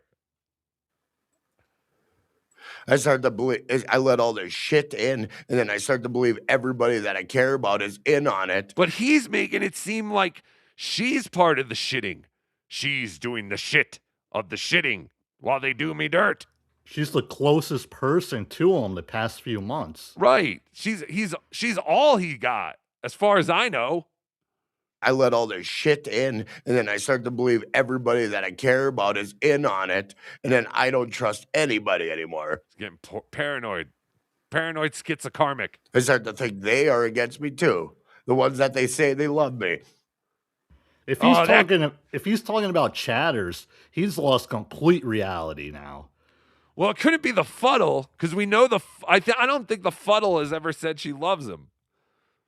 Or did she admit to saying that she did say that a couple of times? Who's telling Karmic they love him? I love you, Karmic. So I don't trust a goddamn soul, and I don't want to live that way. I really don't. I want to actually trust somebody. And if anybody, here's the thing. Every stupid motherfucker in this goddamn universe is going to have a fucking smirk on their goddamn face as they smoke their fucking weed like Shuli's monkey fucking ass. Or have a chuckle with Carl and his stupid chuckly fucking face. Mountain don't give a flying fuck about. I am not smiling. As you can see, and JT will be my witness. Do you see a smile on my face, JT? No, boss. I'm not smiling. We're serious. I'm very serious. This does not make me feel good. All right, back to Karmic. Back to the cry stream. Anybody. They'll shit on everyone. Yes! Except the ones that kiss his ass.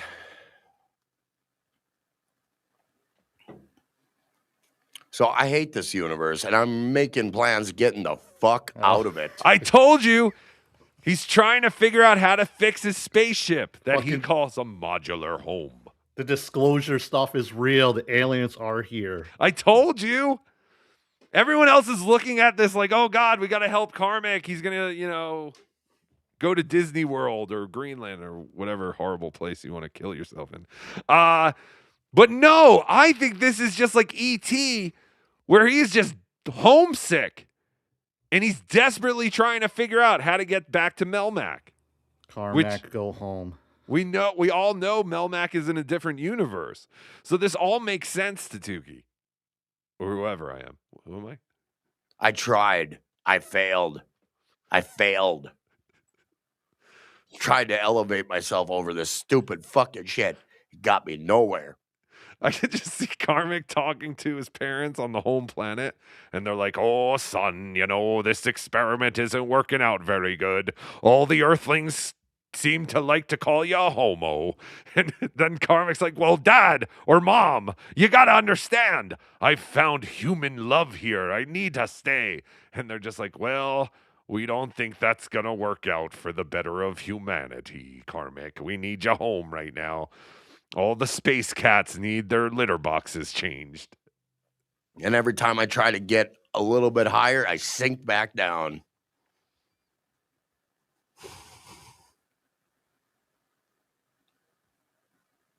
Every time I try to go for something just a little bit better the next day, something nags at me. Some fucking evil fucking pulls me right fucking. Speaking of evil, we've got a surprise caller. Caller, you're on the air. 4 weeks ago, Carmex sent me a DM saying, hey, you need to come on my show. In return, I'll go on your show. And then I made fun of him on MLC, and now he went full nuclear, saying I'm a piece of shit. You son of a And bitch. I should go away. He trusted you. Oh, really? He reached out to do a show swap?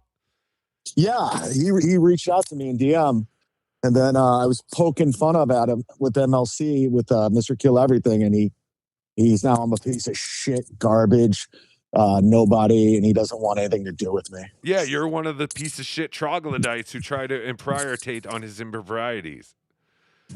100%. You know what's funny? Prior to calling you, I called Rock.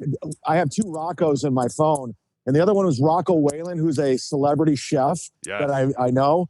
And I left a message going, "You fucking faggot, pick up your fucking phone." I think it was you. And I was like, "Oh no, I got the wrong guy." Did you have to call him back and leave another message? No, I'm just gonna let that one sit. I haven't talked to him in 10 years. So Classic Z-Man. Fucking classic Z-Man. Z-Man, big news. Spy report. Z-Man will be filming a comedy special in Colorado Springs, Colorado at Looney's. I'm doing an open bar comedy special taping October 1st. I will be staying with Rocco Burrow all week long. I cannot wait for this. It's fantastic. You will have your own bedroom and your own bathroom if you choose to do that. I will not, I'm not a stuttering John. I'll get my place. Thank you very much. You will have babysitter duties as well. Oh, that's yeah. I want to do that. I'm very excited. But this is not confirmed the date, right? Because they gave you 3 dates. I wrote back October 1st for sure. The booker goes, "Great, we'll talk tomorrow." Okay. And it's pretty much done. Yeah, it's October 1st. It's going down. That's fantastic. Yeah. No, I'm excited. It'll be a good time. I'm very excited. You said you live very close there? Yeah. It's not far. It's like 10 minutes. Okay, good. Yeah, It's going to be fun. I'll absolutely be there. Absolutely. That's great. That's awesome. How's JT doing? He's fantastic. Are you doing a show this afternoon? Can we direct people to you after us? I'll be out of here. Absolutely. I'm in. MLC's under attack. John needs to be stopped. I will be striking John's channel moving forward. I don't care at this point. He needs to be stopped. Will you have Kevin Brennan on your show? I sent him an email. I said, "Listen, you're more than welcome to use my channel. I'll give you the password. You can see the revenue and the net. So there's nothing nefarious going on." Do it, Kevin. Do it. We want to know how much Chad makes. Yeah. I said, I'm an open book, man. You know what? Listen, I'm a loyal guy. A lot of my audience came from MLC, and I recognize that, unlike Ray DeVito. That's true. Well, it's very nice of you. At Sit Down Zoomock on YouTube. There it is. We're doing it. We're doing it. All right, Chad. Thank you very much. And start a show in like an hour, and I'll direct people to you. Okay, I appreciate it. Let's bring home the votes. All right, goodbye.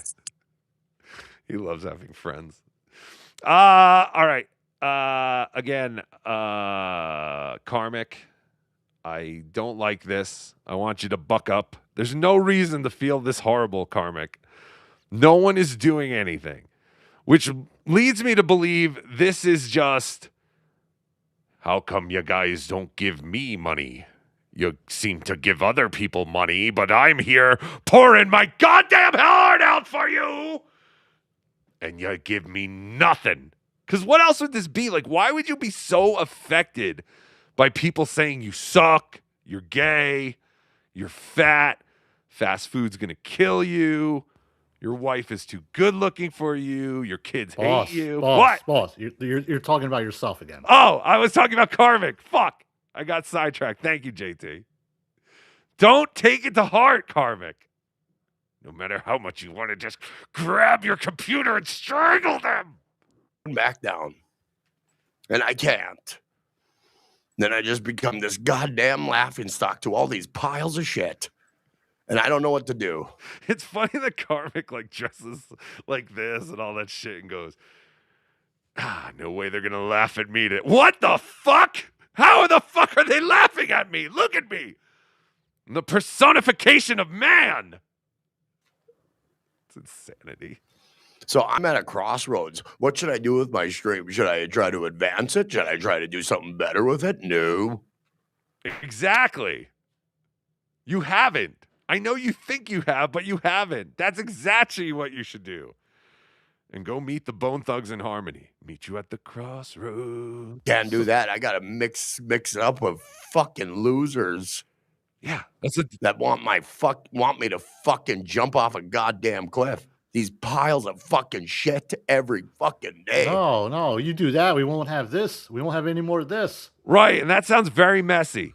Maybe if you sit in your house and turn the engine on and then sit, would that work? With that? No, never mind. And it gets tiresome. Yeah, so stop. There's really one answer to all this. Or change your whole show, change everything, do something different that you think people will like. Or how about not pay attention to everyone who hates you? It's ridiculous. Gets tiresome. I can imagine. Quantum Whisperer, hey, hope you're doing well. What happened? All right, finally, we're going to get answers. Well, here's the thing. Yes.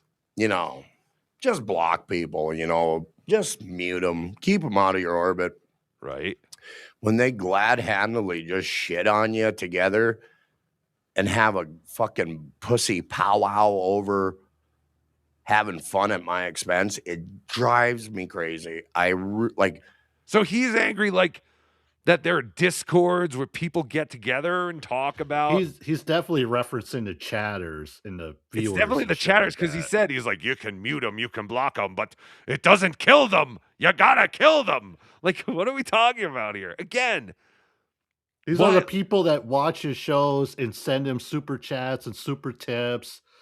So it's like, I don't know, maybe he's just stuck. He doesn't know what to do. Like, if I get rid of these people, I won't get as much money. I won't get attention. Right, which is why he should be grateful for those people, because those are the people who send him money more than just like John.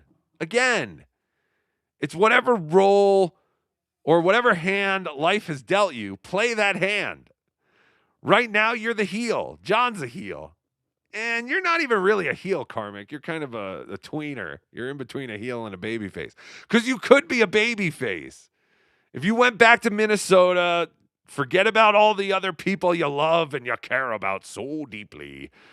The people who you've misrepresented, I think you could have a way better show because I think you'll actually be you. I think right now you're being tied down with restraints. I think there's possibly a lot of things you can't freely talk about, which you would like to. And that would be my advice. But again, he's just going to call me a fucking I just idiot. seen a conversation. He's going to call me an idiot and be like, why the fuck should I take advice from you, you fucking loser? With two people on Twitter over how I'm a piece of shit.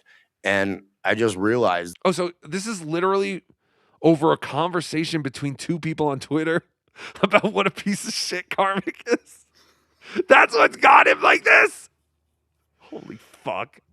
Wow, over having. What's that?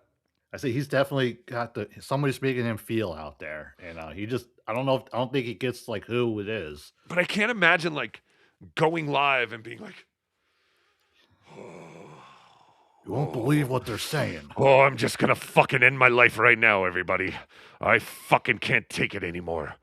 I saw two people on Twitter talking about what a piece of shit I am. Like, what the fuck? He's literally talking about offing himself.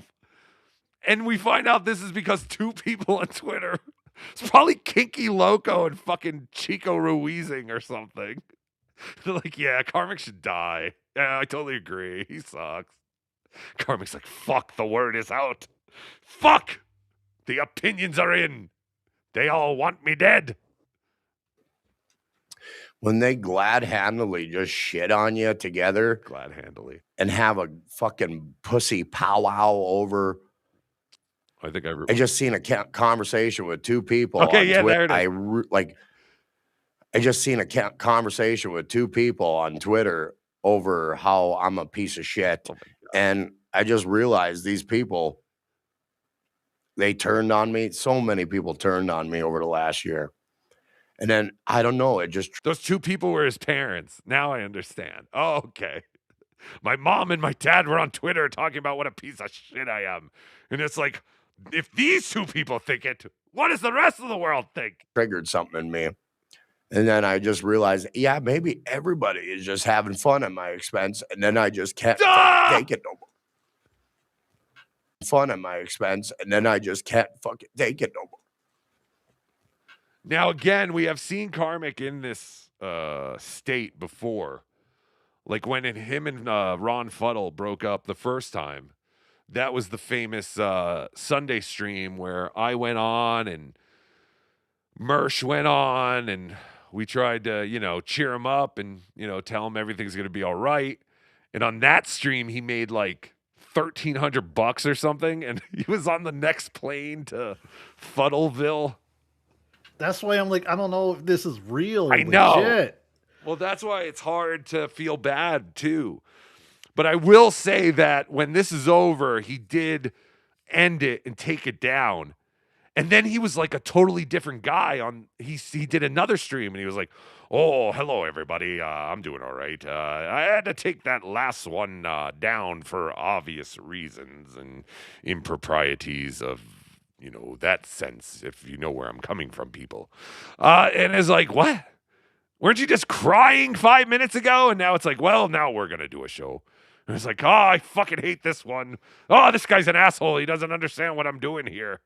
It's just the same shit. But he did take this one down. So thank you, the great Doomspaya, who put this clip up. I'm sure there are others too, but I saw the Doom one first. And I just hate everybody. And I'm starting to hate everything. Yes. And it's really bothered me. Yes, my son. The people that say they love me, they're lying. I started to blame them for it too. Yes, blame everyone. They don't love you like I do. I don't trust anybody anymore. You shouldn't. They're all against. And I don't want to think that way.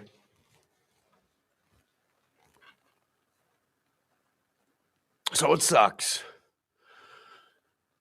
I'm just trying to raise things. I'm trying to elevate things in my stream. My penis, my bank account, everything, anything. I just need a raise, please. What is he crying about? And I fail, and all these monsters are fucking bringing me back down to earth, and I can't take it no fucking more. Michael I'm ready to Gambon a leave. human, not a monster.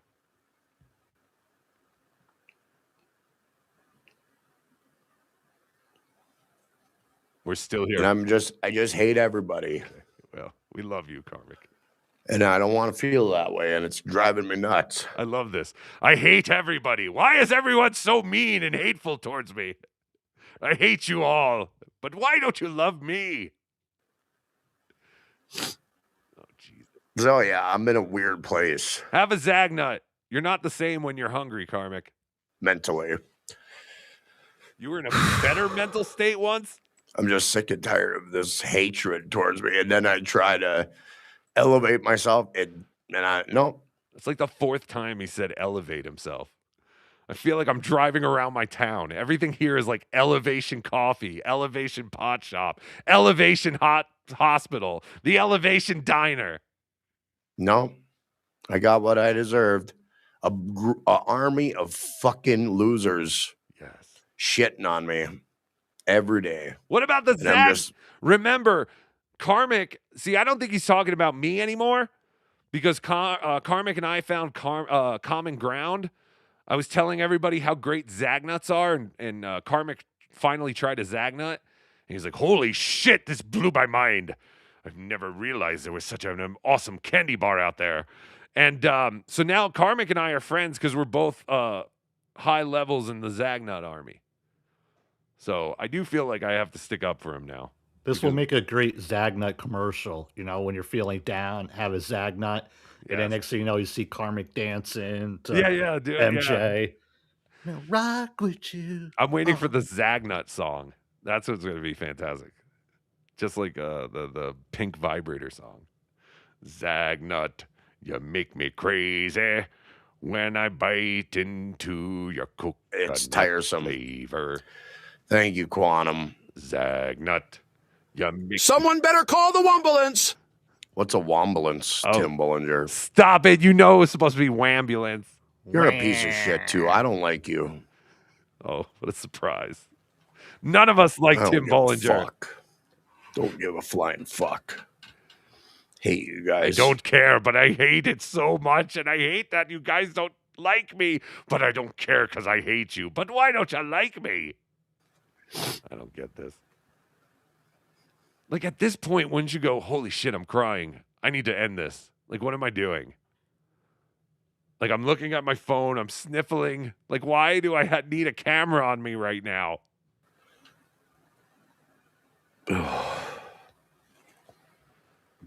This kind of stuff is, even his detractors are starting to feel this. Have you seen that? What's that? That Haley from Antisocial, she's starting to get all in her feels about people who don't Remorse like and her. regret against going after him so hard. No, I guess now she's getting crap from people and she doesn't like it. And she's like, come on, y'all. Why are you making fun of me? I thought we're supposed to all make fun of Karmic. It's eventually we're all going to get it. It's just the way it is. How about don't address it? Let it just roll off your back. I mean, literally, it's people's words. Now, if they're coming after you in real life, like, you know how John's always like, he's attacking my family. I've never once talked to John's family. I've never made any approach to talk to his family. Can you say the same, Naveed? You can't. You thought about it. Whether you did it or not, you thought about it. I've never, ever done anything like that. All my reports come from John's closest friends. That's what's the funniest thing. Hate everything. Not in a good headspace. Can't you tell? Yeah.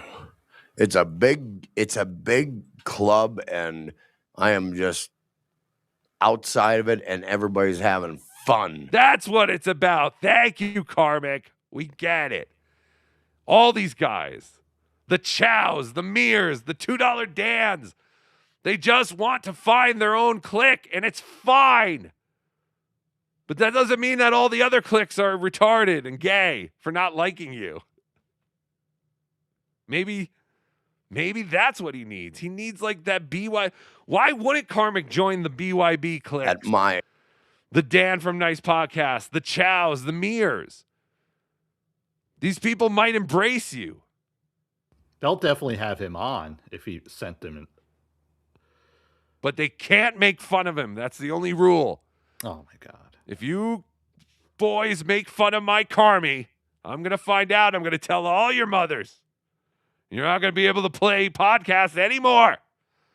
So you better be nice to my Carmi. Expense, and it just fucking pisses me off. Trust me, we're not having that much fun inside the club either, Karmic. We're all just as mentally ill and depressed as you are. Don't worry about it. We just don't show it on our streams. We put on characters like Mr. Ramos. So I'm not in a good headspace today. Not at all. Sorry, I can't play pretend anymore. I'm just then not why having did it. you hit go live? Right. It's literally every day he plays pretend. He's like, okay, today I'm going to pretend that this is going to be a good show. I'm going to pretend that people like this, and they're not just here to shit all over me. Today. And that's just the way it is. Oh, I feel bad. Where's my wallet? Fuck. I got to give this guy money. That'll make everything better. Money makes everything better. Miss Sparkles, I understand. It's hard. Keep moving forward. Don't give up. I have a feeling about you. Please, you will get past this. Let them hate. Thank you. I appreciate the sentiment. Oh, that's interesting. She wrote kisses. XOXOXO. Do you think there's a reason he didn't read that part? What's funnel. The funnel. Oh. Are you insane? Could you imagine if he said kisses XOXO to a female gendered human? Who's this Miss Sparkles, Carmi? Karmic, what the fuck? You fucking that Miss Sparkles, aren't you? I saw how many X's and O's she put on there. Did you know that's not just for tic-tac-toe, but that means hugs and kisses? You fucking retard. Get down here on my computer. it just gets so tiresome, and So it gets the better of me. What gets tiresome? Doing nothing all day? I hate this. All these people, they're like, my life is so hard. I go on for hours and just sit there and talk to my computer, and people give me some money, and I just can't take it anymore. What the fuck are you so tired from, Karmic? You got a family? No. You got kids? No. You got a job? No. You're on an endless vacation. Some days I have it in me to deal with it. Not today. Great. All Not today. the time in the world to It's just- prepare a show, and this Right. is what he comes up with. I wish I had time like he does. One of them days. People are always like, oh, you used to do bits. You used to do this. You used to clip this. You used to do that. I work over 40 hours a week. I've got all this other shit going on, but I still like to think I put something together of a show. I don't just sit there and go, why aren't you guys giving me money? Why aren't you nice to me anymore? I don't understand. I wish I had no job where I could focus all my attention on this. This is me not focusing any attention on it, quite frankly. I'm more wrapped into my Hackamania show, honestly, the last 2 months. That's what I'm planning.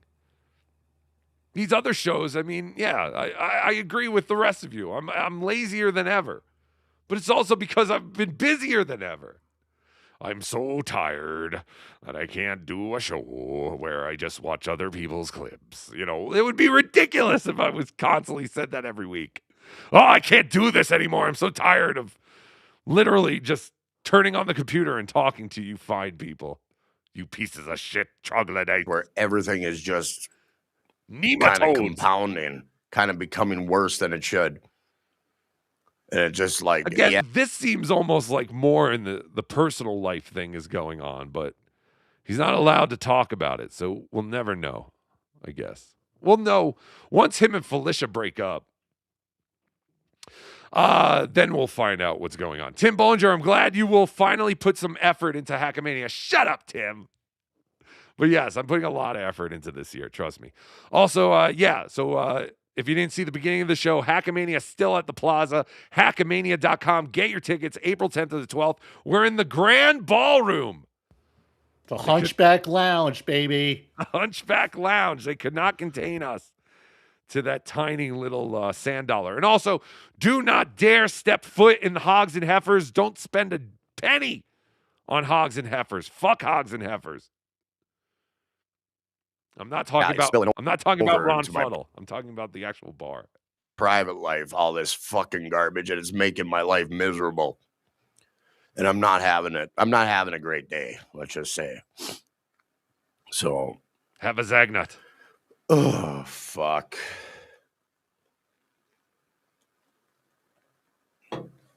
But I digress. Yes, of course. Get the catchphrase. So I do I try not to let all these angry voices that are coming at me every fucking day to bother me. But today it really did. I just don't like. What was this conversation he saw two people having on Twitter? I need to see it. If anyone knows what it is, please let me know. Groups of people getting together to shit on me. And it just really, it makes me want to just, oh my God, I can't even repeat it. The amount of hatred, the amount of anger I have for certain people who want to have a concerted effort to shit on my shit on my life, shit on everything. It's been 12 minutes and he's just constantly keeps repeating the same thing in different ways. And he's not addressing what he's actually talking about. Right. We don't know what the actual problem is. It's always just, these people have improprieties about my salivations of granular dystrophy of my existential air conditioning. And then it's like, well, what? Well, yeah, okay, we get it. People don't like you. That's kind of been going on. But it's also because you don't do anything on your show. You just sit there and bitch and yell at people. And he's like, yeah, but you don't understand. I mean, I'm a great talent. I don't understand why they don't see it. They're just pieces of shit. And they hate me, and then I have to come on every day and deal with this. It's like, well, you don't. But I do. You don't understand the fuddle. The fuddle's appetite is never satisfied. Gross. And it's fucking disgusting. Yes. How they fucking did it. Yes. They really did. Yes. And it just shows how low level these motherfuckers are on every sense of the word. And I have the misfortune of having to deal with it every fucking day. That sucks. I wish there was something we could do. One thing. Or you could do. From my understanding, Kevin Brennan, he has to put himself in a mindset if he was going to go doing stand-up. From my understanding, he has to make himself angry to give him that drive.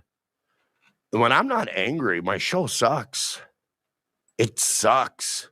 I got to be pissed the fuck off in order to do this show. I got to be in a certain mindset. This is weird now. So he knows Right. him going on a stream crying like a bitch isn't a good show. Then why the hell did he decide to do it?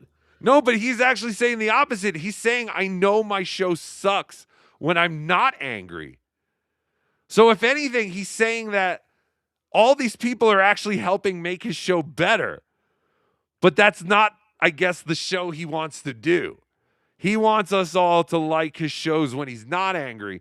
But he even admits right now, he's saying, I know my shows aren't as good when I'm not angry. Which is insanity.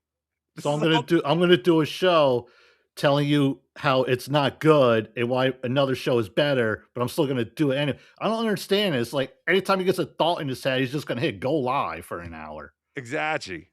Well, that's the thing. It's like maybe build up the thoughts in your head, Karmic, instead of every time you have an idea, just hitting live and going, let's see how this works out. Yeah, because in like a couple hours later, you're gonna forget all about it. You know, just move on. Right. I'm sorry, boss. This is fucking horrible. Don't apologize, JT. We're all very confused. And I don't like being pissed off all the time either. It's some people have a predisposition for anger and they can channel it properly. I can't. I think I can. There's a certain amount of energy a person can tap into. But yeah, sometimes it just pushes me over the fucking edge. My anger, it towards pieces of filth, garbage human beings. He's talking about us, JT. I guess it's a good place to keep anger at.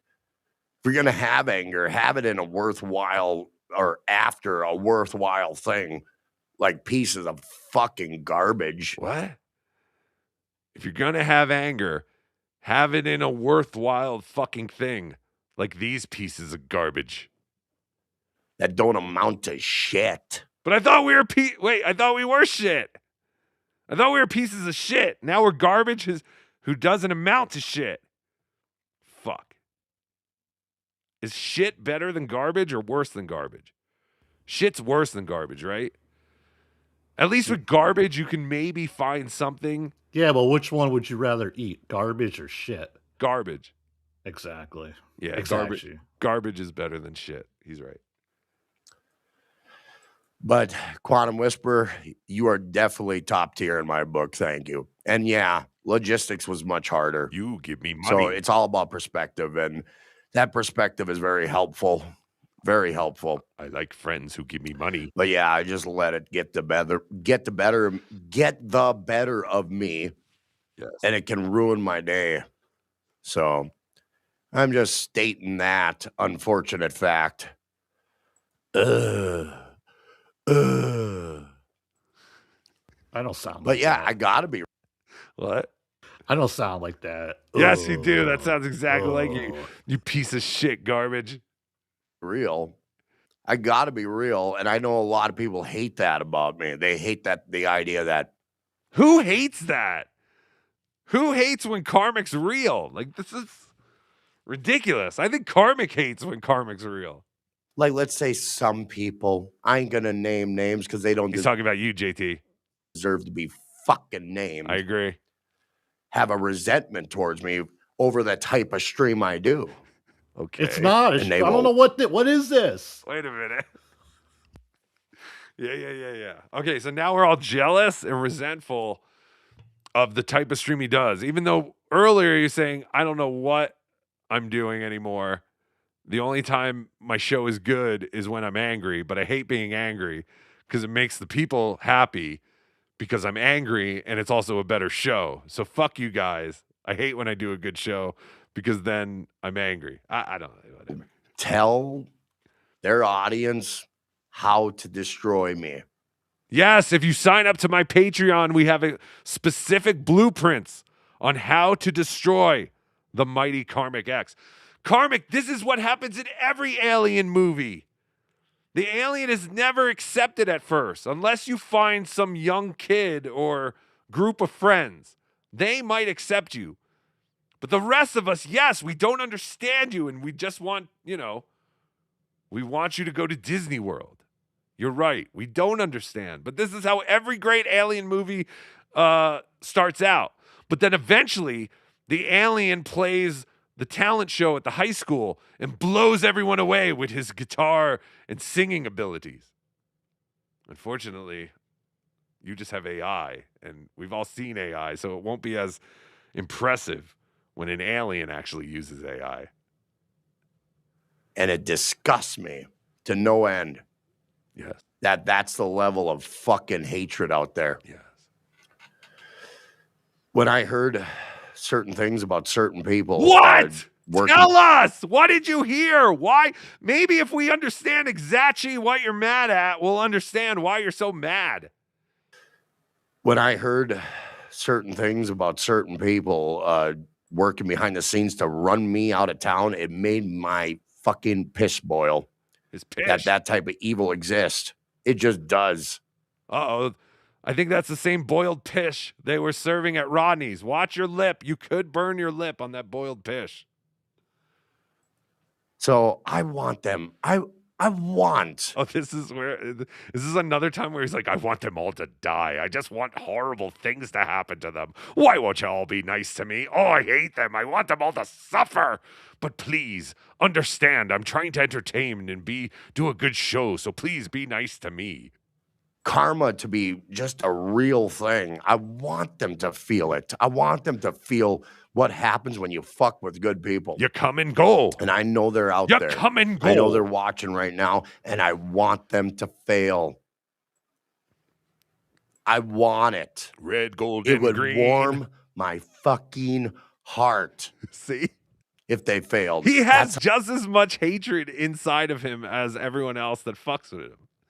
That's what's so funny. This is called human emotions, Karmic. You are becoming human. How the level of evil in my heart is, and I don't like having evil in my heart. I want them to feel pain. Not at my hand, but by the universe's celestial bane, a blade of bane, whatever the fuck. What? I want the universe to do my dirty work. The Batman when it villain? comes to these piles of shit, shitting on me every fucking moment they can get. That's how I feel. People are like, "Oh, you're repeating yourself, Karmic." Yeah, no, it's quite redundant.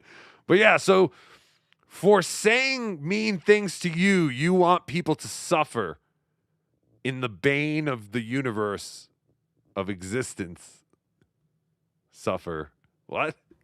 Sounds like an evil Marvel villain or something like that. Like he just wants pain and suffering. It sounds like my 6-year-old when she says, I hate you. I hate you. I'm like, whatever. Good. Hate me. That's my job.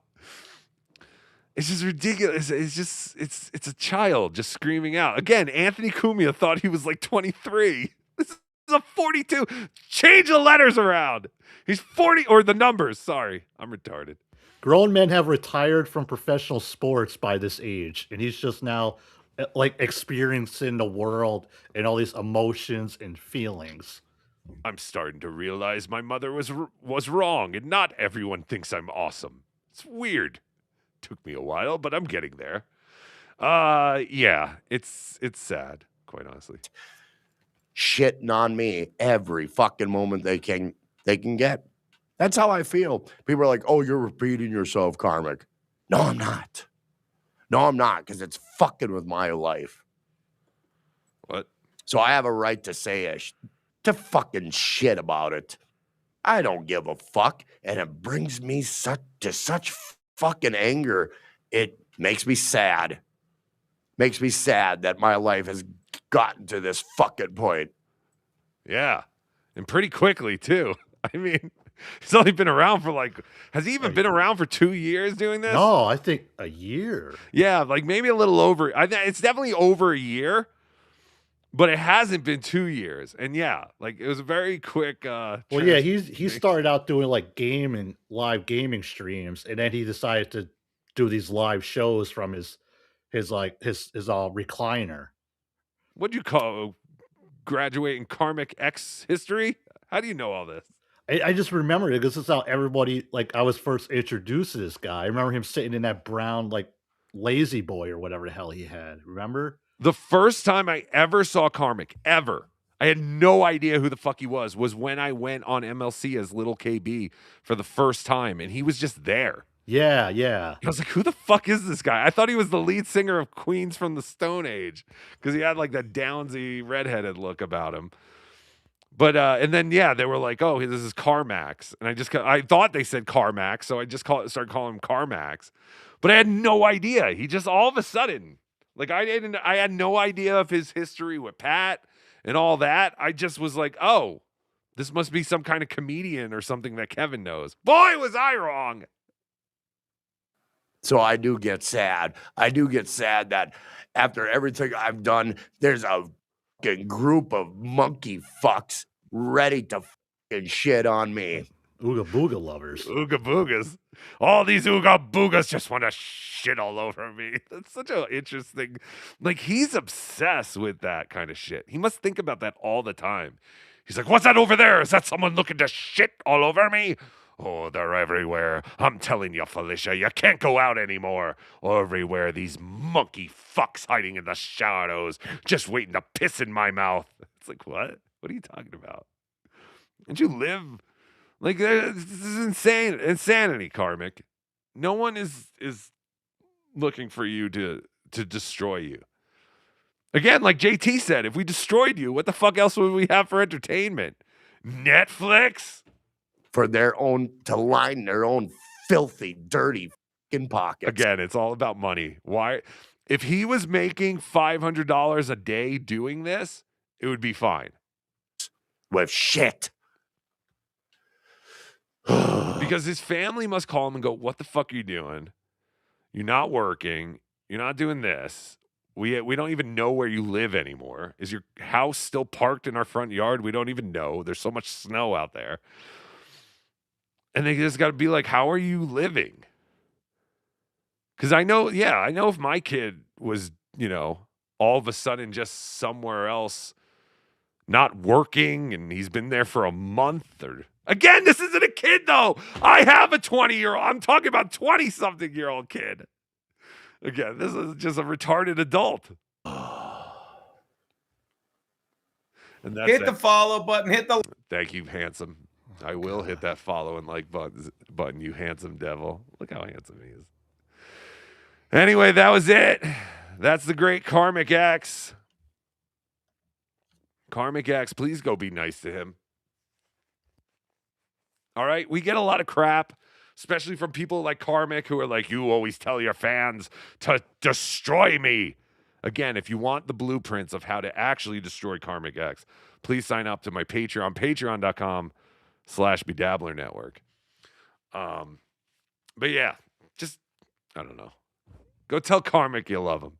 Go tell Karmic you like him better than Tommy Jordan. That'll make Karmic's day. Thank you very much to everyone who has been sending in super tips, super chats, all that stuff.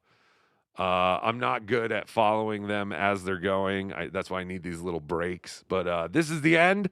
So if, you don't want to deal with all this crap and you don't want to be automatically sent to the Z-Man, Sit Down Zumach is doing an episode in 12 minutes.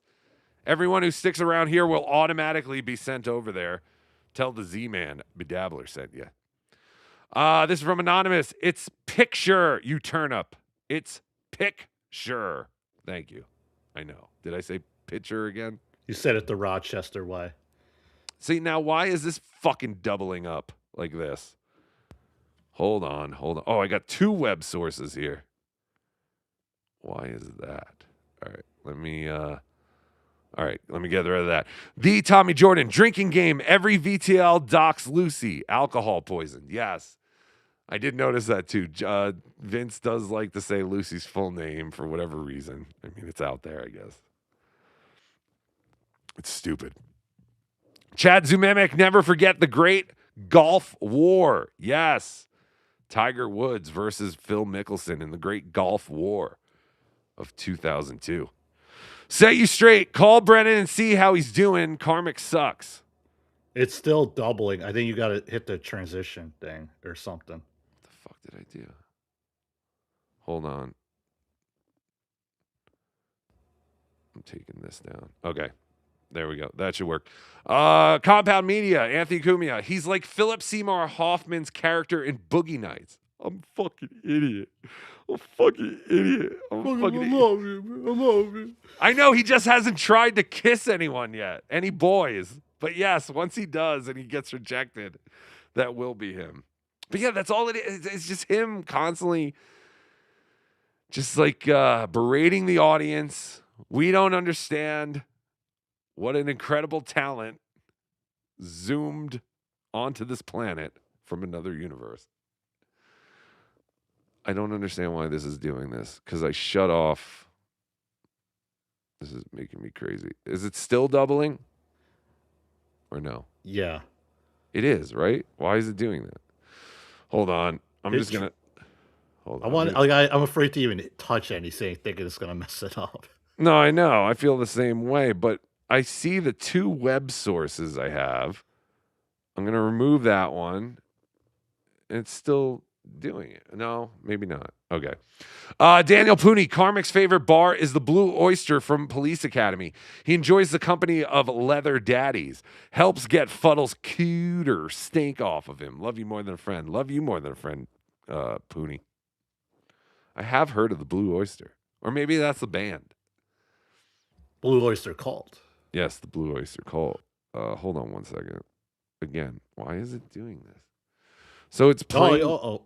I know, but that's what I want. I want it to come through OBS because for some reason the voice ones aren't coming through with EVMux, but they'll come through the OBS. But I just hid all the EVMux ones.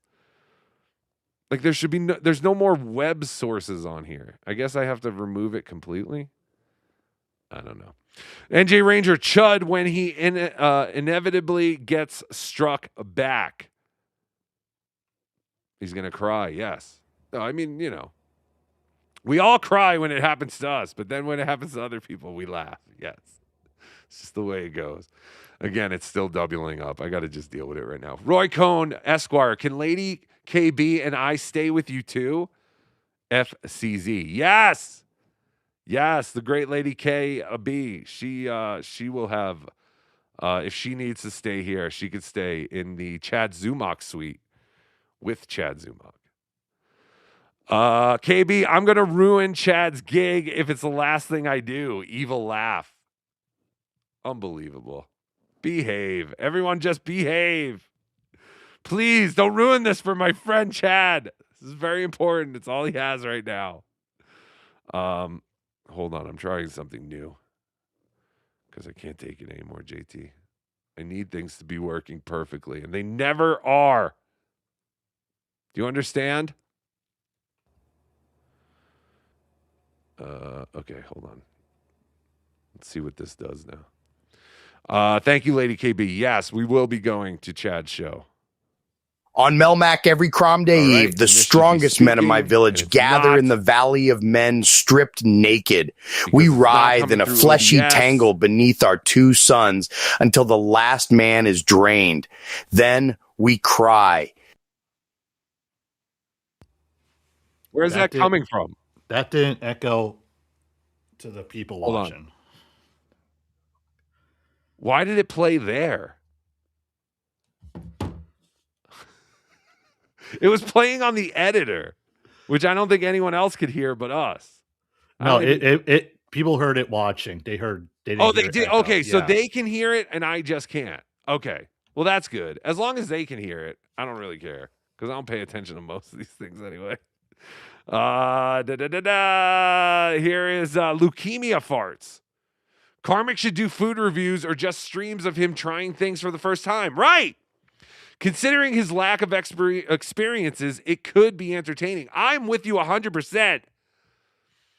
I just started doing like food reviews just for fun, just to see what hits. Who cares? Who cares if you do 3 of them and then you never do it again? The Tukey one you did yesterday was great.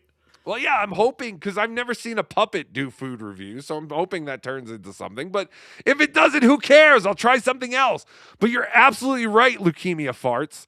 If Karmic did a food review or just any kind of review of things he's never done or eaten or fucked, then that would be fantastic. I would check that out immediately. I think it would be a hit outside the Dabbleverse.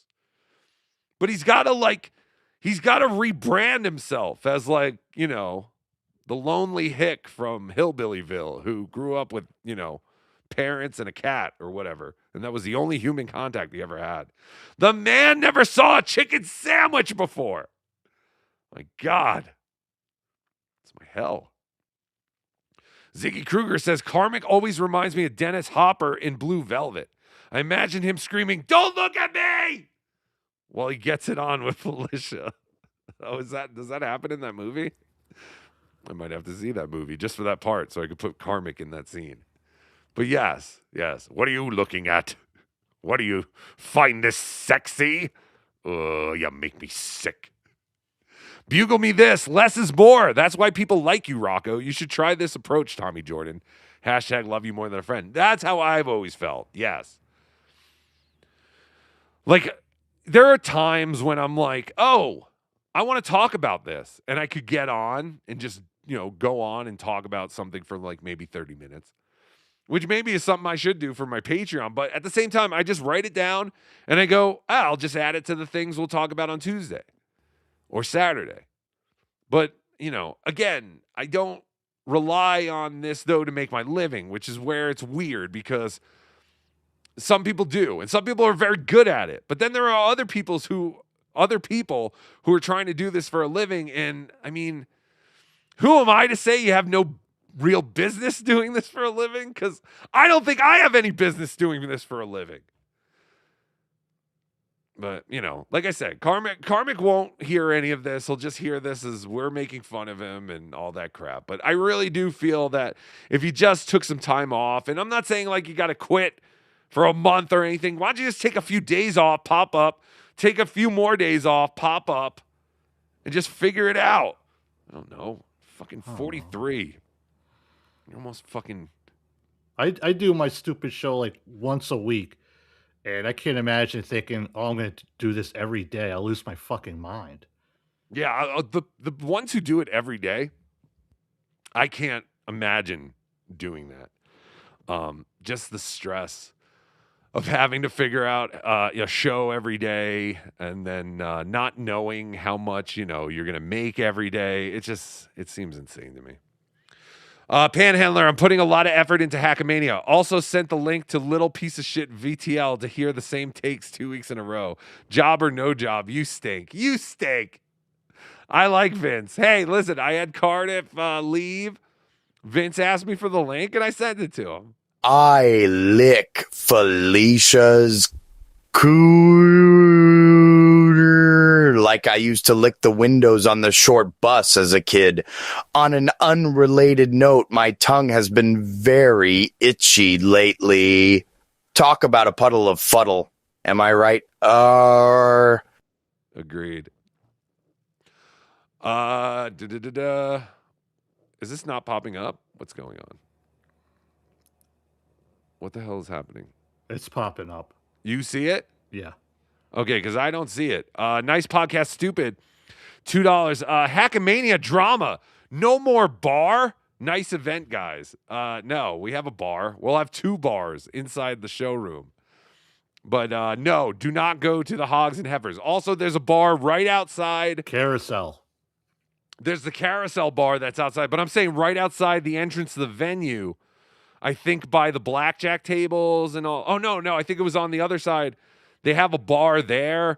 Yeah. Just Go to any bar except for Hogs and Heifers. That's kind of what we're promoting here. But no, there'll be 2 pop-up bars inside the showroom. So don't worry, you'll all get your alcohol. Thank you, nice podcast, stupid. Easy 123. Carm's 90-day probation with Fish ends on/after Hackamania 3. Was he really? Did she really put him on a probation? I refuse to believe that, but it sounds true. Chad Zumimic, he's tired of people shining a poop light on him. Yes. Chad Zumimic, do real men have anger control issues? Yeah, I would say. I'd say a lot of men have anger control issues. Yeah, we just don't hit go live when we feel that way. Right. See, when I'm angry, I don't normally decide to stream. Like, I don't think I'm in the right mindset to stream every time I'm angry. Except for the one time I was kind of angry, and that was the one where I bitched about the Dabbleverse, and it became a whole thing. Oh, that was the best Tukey soup ever. Yeah, or at least Tukey did. I was angry, but Tukey was all right. He handled it well. Chad's a mimic. He can't handle being the butt of the joke. Yep, that's pretty much it. That's pretty much what it all boils down to. Fuck Karmic and Fuddle. Heard Fuddle's research was on Pretty Antisocial. I wonder why she did that. Not cause of Karmic, but because she streamed with Pat Dixon. Get over Pat, you dumb bitch. Kick Karmic out. He can't pay your rent, you slobbering pig nose, bitch. That's interesting. Because I did see that Pat and Haley from Pretty Antisocial did a show together. I think it was on Pat's channel the other day. And then, then Fuddle was talking about how she looked into someone and discovered all this crap. And you're right. It's got to be because of the Pat Dixon thing. Karmic, can I just tell you, most of us who are in relationships, we never hear about our current partner's exes. Ever. At least I don't. I rarely have heard about my partner's exes in probably my entire life of relationships, because it's not supposed to matter, because you're with that person now and they're with you. Yeah, and if they start bringing up their ex every fucking day, right, every topic, then maybe you got something to worry about there, pal. Yeah, it's like I picture them sitting like eating breakfast, and Karmic's like, "Oh, look at this! The Knicks are playing the Lakers tonight." And Ron Fuddle's just on the other side going, how can you fucking talk about that when Pat Dixon is out there fucking causing all this shit for people? Don't you even fucking care for a second, you fucking retard? What the fuck are you looking at the sports page while Pat Dixon is out there being horrible to women? It's like, what? What the fuck are you talking about? Or she's like, I hope you like your eggs scrambled, because that's the way Dixon liked them too. Exactly. But yeah, Karmic, like, I know you won't listen to any of this and you'll take this as, Rocco's being an asshole, but yeah, a regular relationship, you're just talking about the future and what you have expectations for with that current person. Most relationships do not evolve around the ex-boyfriend from 3 years ago. But I digest. Chad Zumek, Lady KB, let me put my paws on you. I think that's rape, brother. All right. Thank you very another one popped in. I'm trying to end the show. We are ending the show. Everyone who stays will go to the Chad Zumimic. Rumor has it Karmic basically doxed Pretty Antisocial podcast by giving out her full job and shit. He's a piece of shit. I don't know if he struck her, but her last video on Karmic is gone now. All right, now I understand a little more about why Haley was so pissed off about shit. Because, yeah, I mean, that all that shit's fucked up.